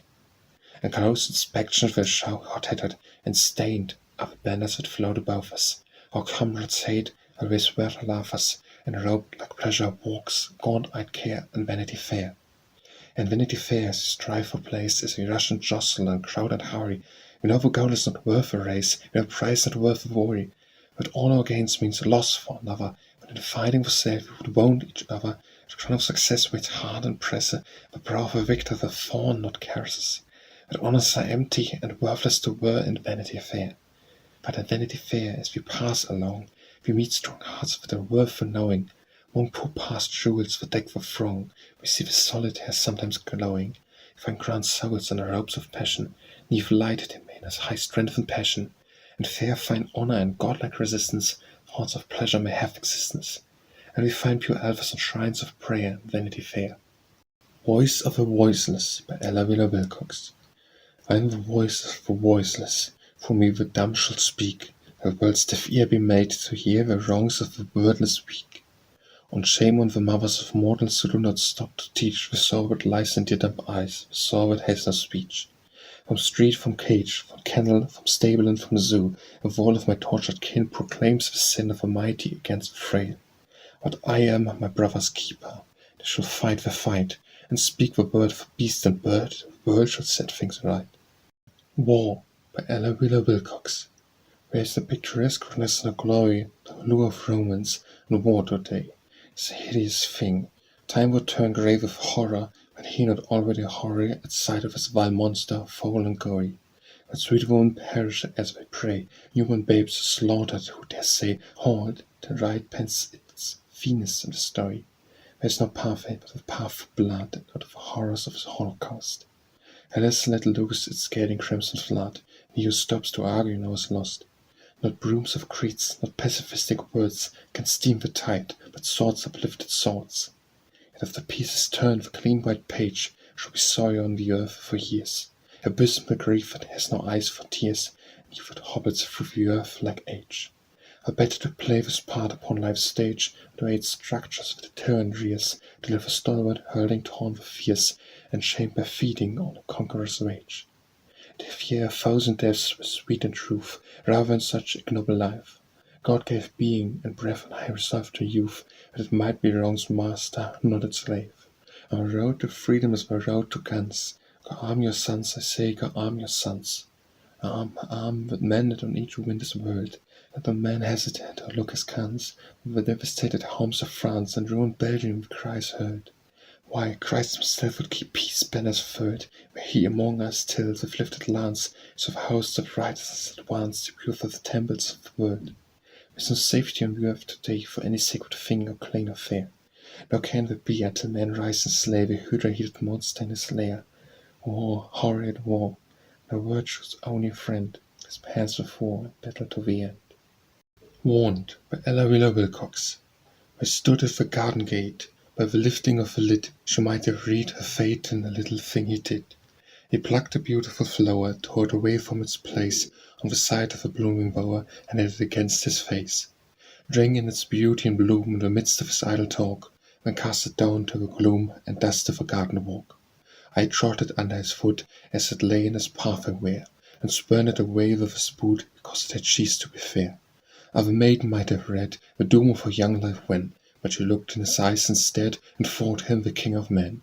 She looked in his eyes and blushed, she hid in his strong arms fold, and the tale of a flower crushed and spurned was once more told. Warning by Ella Wheeler Wilcox. High in the heavens I saw the moon this morning, that bade the sun shine bright, and to my soul it spoke, in a voice of warning, remember night. What is flirtation? By Ella Wheeler Wilcox. What is flirtation? Really, how can I tell you that? But when she smiles I see it whiles when he lifts his head. 'Tis walking in the moonlight, 'tis buttoning on a glove, 'tis lips that speak of place next week, while eyes are talking love. 'Tis meeting in the ballroom, 'tis whirling in the dance, 'tis something hid beneath the lid more than a simple glance. 'Tis lingering in the hallway, 'tis sitting on the stair, 'tis bearded lips and fingertips if mamma isn't there. 'Tis tucking in the cage, 'tis asking for a call, 'tis long good nights and tender lights, and that is no, not all. 'Tis parting when it's over, and one goes home to sleep. This joys must end, tra-la, my friend, or one goes home to weep. What shall we do? By Ella Wheeler Wilcox. Here, no, for evermore, our lives must part. My path leads where, and yours another way. What shall we do with this fond love, dear heart? It grows a heavier burden day by day. Hide it in all life's caverns void and vast, there's no room enough to hide it, dear. Not even the mighty storehouse of the past could cover it from our own eyes, I fear. Drown it? Why, were the contents of each ocean merged into one great sea, the shallow one would be its waters to sink with emotion, so deep it could not rise to live again. Burn it, and all the furnace flames below it would not in 1,000 years expire. Nay, it would thrive, exult, expand, and grow, for from its very birth it fed on fire. Starve it? Yes, yes, that is the only way. Give it no more food of glance or word or sigh, nor memories even of any bygone day, nor crumbs of vain regrets, so let it die. What Uncle Rob says, by Ella Wheeler Wilcox. Uncle Rob says that once on a time the fireflies were stars with the others up in the skies. They used to shimmer and dance and play night after night with the Milky Way. And then Papa was stern old sun said, "Off to bed with your heavy one." These bold little stars refused to obey, sighed with clouding and ran away. As they ran to the earth, these bad stars said, "We are quite too old to be sent to bed." So when they went exiled out of the skies, that's how we came with the fireflies, as Uncle Rob says. What We Want, by Ella Wheeler Wilcox. We have scores of temperance men, bold and earnest, brave and true, fighting with the tongue and pen, and we value what we do. But, my friends, to gain our ends, you must use the ballot too. And we tell about our cause, politicians only smile. While the mold and make our laws, what care they for rank or file? Preach and pray, they sneer and say, and make liquor laws a while. I want men who dare to fling party ties and bonds away, who will cast them off and cling to the right, and boldly say, "No beer bloats shall get our votes, shall our cause gain the day." What would it be, by Ella Wheeler Wilcox? And what were the words of Jesus, and what would he pause and say, if he were to meet in Homer Street the Lord of the world today? Oh, I think he would pause and say, "Go on with your chosen labor, speak only good of your neighbor, widen your farms and lay down your arms, or dig up the soil of each zebra." Now what were the answer of Jesus if he should ask for a creed to carry us straight to a wonderful gate when soul and body is freed? Oh, I think he would give us this creed. Praise God whatever betide you, cast joy on the lives beside you, better the earth by growing in worth, with love as the law to guide you. Now what were the answer of Jesus if we should ask him to tell of the last great goal of a homing soul, where each of us hopes to dwell? Oh, I think it is this he would tell. The soul is the builder, when waked, the mind is the kingdom, then take it, and fort upon fort let Eden be wrought, for heaven will be what you make it. Whatever is best, by Ella Wheeler Wilcox. I know as my life grows older and mine eyes have clearer sight, that under each ring of rod somewhere there lies the root of right, which each sorrow has its purpose by the sorrowing oft unguessed, but as sure as the sun brings morning, whatever is best. I know that each sinful action, as sure as the night brings shade, is somewhere sometime punished, for we all be long delayed. I know that the soul is sided, sometimes by the heart's unrest, and to grow means often to suffer, but whatever is best. I know there are no errors in the great eternal plan, all things work together for the final good of man. To know as my soul speeds onward in this grand eternal quest, I shall say as I look back earthward, whatever is best. When, by Ella Wheeler Wilcox. I dwelt in the western inland, afar from the sounding sea, but I seemed to hear it sobbing and calling aloud to me. My heart cries out for the ocean, as a child for its mother's breast, to long to lie in the waters and be lulled in its arms to rest. I can close my eyes and fancy to hear its mighty roar, and I see its blue waves splashing and plunging against the shore, and with foam caps below, and the seagulls wheel and cry, and the cool wild wind is blowing, and the ships go sailing by. Oh, wonderful mighty ocean, I shall ever stand, my heart is gone already, there on thy gleaming strand. And shall ever wander away from the inland west, and strand by thy side the ocean, and rock on thy heaving breast. When I am dead, by Ella Wheeler Wilcox.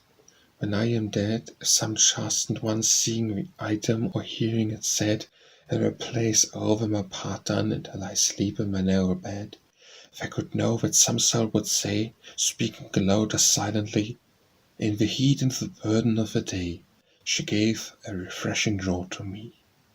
Or, when I was lying nigh unto death, she nursed me to life and to strength again, and when I labored and struggled for breath, she smoothed and quieted down my pain.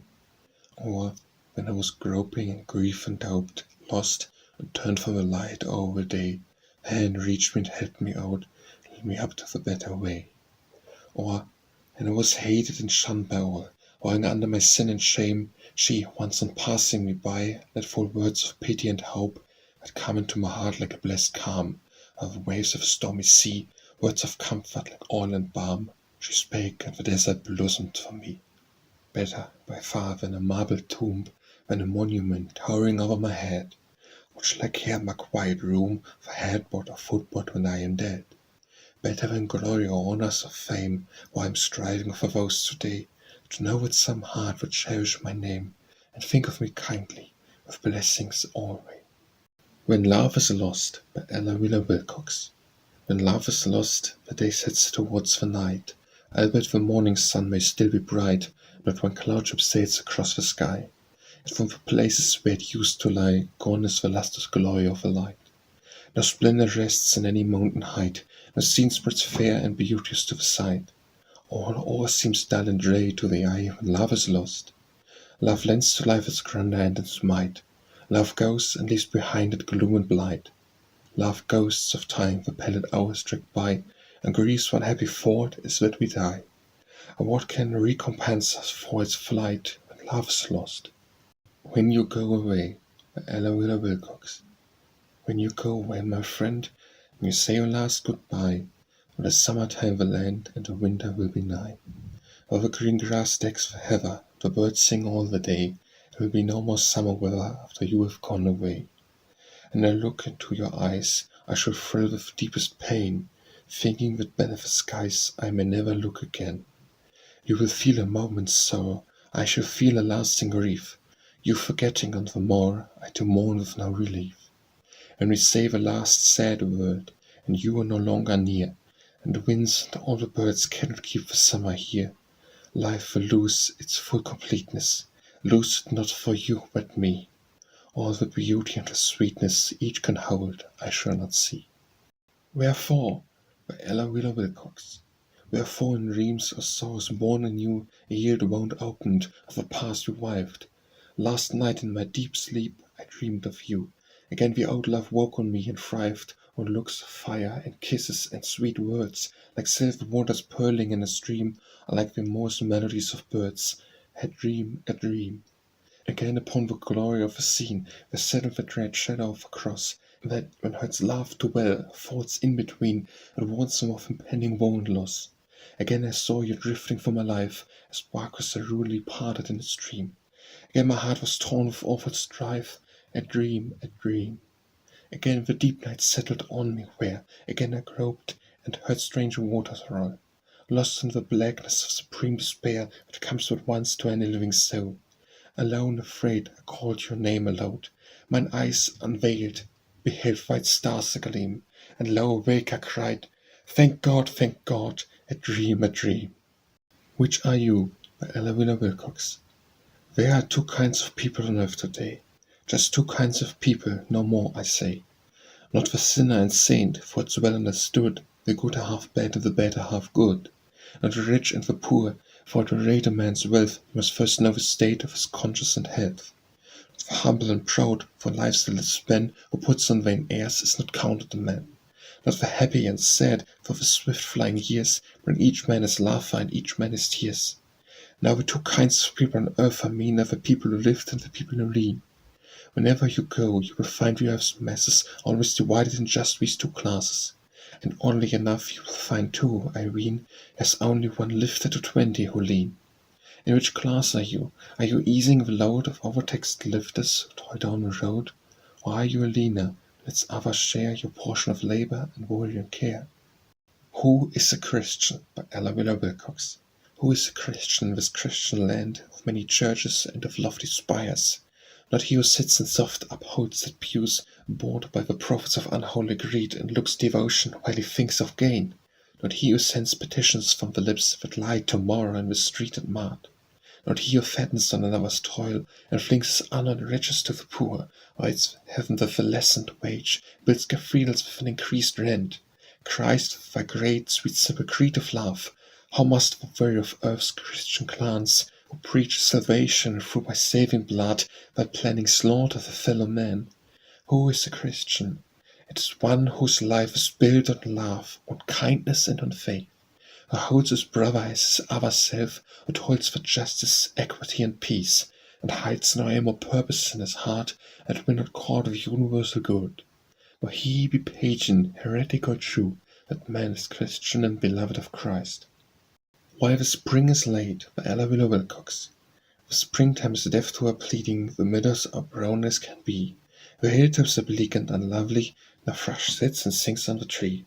I hear many practical people explain why the spring loiters so, but dear one, we are all mistaken, that the reason I alone know. The southern spring's handmaiden told me her mistress declared, hour and hour of it, till you were here to give greeting, she'd visit her prairies no more. None of us household stand by her. The thrush says he cannot come here and sing the old songs that you loved so, unless you are lingering near. The wild pinks will rival your blushes, the violets blue as the sky, declare it no pleasure to blossom, unseen by your beautiful eye. Oh, darling, I'm loath to upbraid you, so come without further delay. Each moment you linger, remember you are keeping the springtime away. And come, we are waiting to welcome the birds and the flowers, 'tis true, and warm when all is welcome, fair girl, that is waiting for you. Will, by Ella Wheeler Wilcox. There's no chance, no destiny, no fate that circumvent or hinder or control the firm resolve of a determined soul. Gifts count for nothing, will alone is great. All things give way before it is soon or late. No obstacle can stay the mighty force of a sea-seeking river in its course, or cause the scanning orb of day to wait. Each well-born soul must win what it deserves, and the foot preyed of luck, fortunate is he whose earnest purpose never swerves, whose slightest action or inaction serves the one great aim. Why, even death stands still, and waits an hour sometimes for such a will. Winter Rain, by Ella Wheeler Wilcox. Falling upon the frozen world last night, I heard the slow beat of a winter rain. Poor foolish drops, down dripping all in vain. The ice-bound earth but mocked their puny might, for better had the fixedness of white, and uncomplaining snows which make no sign, but cowardly smile and pitying moonbeams shine, but sealed its sorrow from all human sight. Long, long ago, in blurred and burdened years, I learned the uselessness of uttered woe. For sinew fate deals the most skilful blow, I do not waste the gall of my tears, and feed my pride upon its bitter, while I look straight into the world's bold eyes and smile. Wishing, by Ella Wheeler Wilcox. Do you wish the world were better? Let me tell you what to do. Set a watch for your actions, keep them always straight and true. Rid your mind of selfish motives, let your thoughts be clean and high. You can make a little Eden of the sphere you occupy.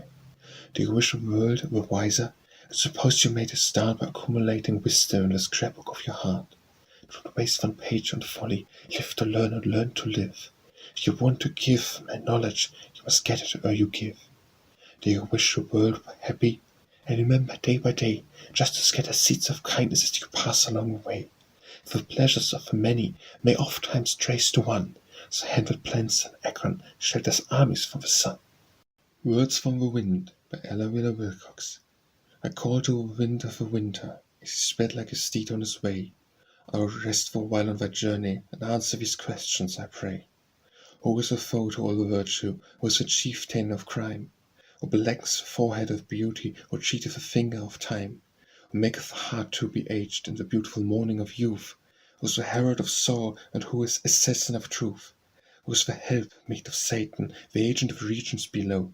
Who is the promoter of vices, who loadeth the bosom with woe? Who stealeth the strength of the mighty, who stealeth the wits of the wise?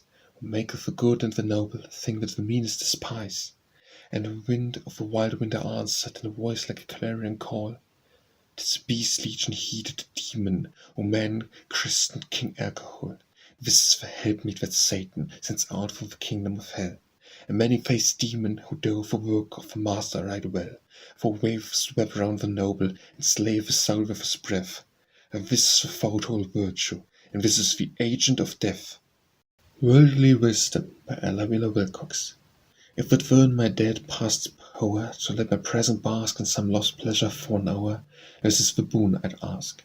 Re-pedestal from out the dust, where long ago 'twas hurled my beautiful and noxious trust in this unworthy world. the symbol of my soul's own truth. I saw it go with tears, the sweet unwisdom of my youth that vanished with years. Since knowledge brings us only grief, I would return again to happy ignorance and belief in motives and in men. For worldly wisdom learned in pain is in itself a cross, significant mayhap of gain, yet sign of saddest loss. Worthwhile by Ella Wheeler Wilcox. It is easy enough to be pleasant when life flows but like a song. The man worthwhile is the one who will smile when everything goes dead wrong. Of a test of a heart is trouble, and it always comes with years. The smile that is worth the praises of earth is the smile that shines through tears.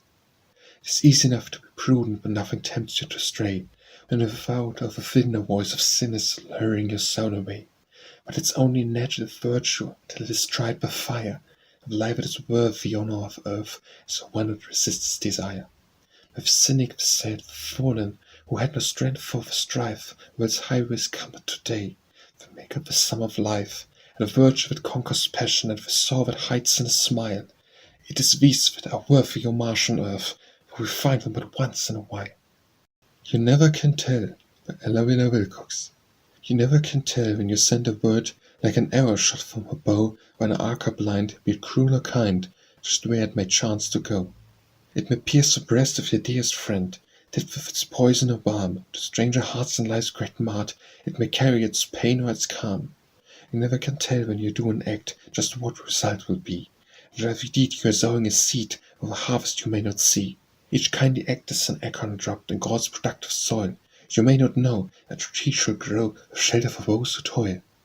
You never can tell what your thoughts will do in bringing you hate or love. For thoughts are things, and their airy rings swifter than carrier doves. You follow the law of the universe. Each thing must create its kind, and by speed or the track to bring you back whatever went out from your mind. You will forget me by Ella Wheeler Wilcox. You will forget me. The years are so tender, they bind up the bones which you think are so deep. The stream of our youth will fade out of the splendor, fades from the skies when the sun sinks to sleep. The cloud of forgetfulness over and over will bench the last rosy colors away, and the fingers of time will weave garlands to cover the scar which you think is a life mark today. You will forget me, one boon you covet, though both of things will soon seem the prize in the heart which you hold not in keeping to prove it true or untrue, will lose worth in your eyes. The one drop today which you deem only wanting to fill your life cup to the brim, soon will seem but a wantless mind, the ghost which is haunting the hills of your heart pass out with a dream. You will forget me, will thank me for saying the words which you think are so pointed with death. Time laughs a new lay, the dirge he is playing will change for you soon to lively stray. I shall pass from your life, I shall pass out forever.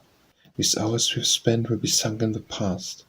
Youth buries its dead, grief kills seldom or never, and forgetfulness covers all sorrows at last.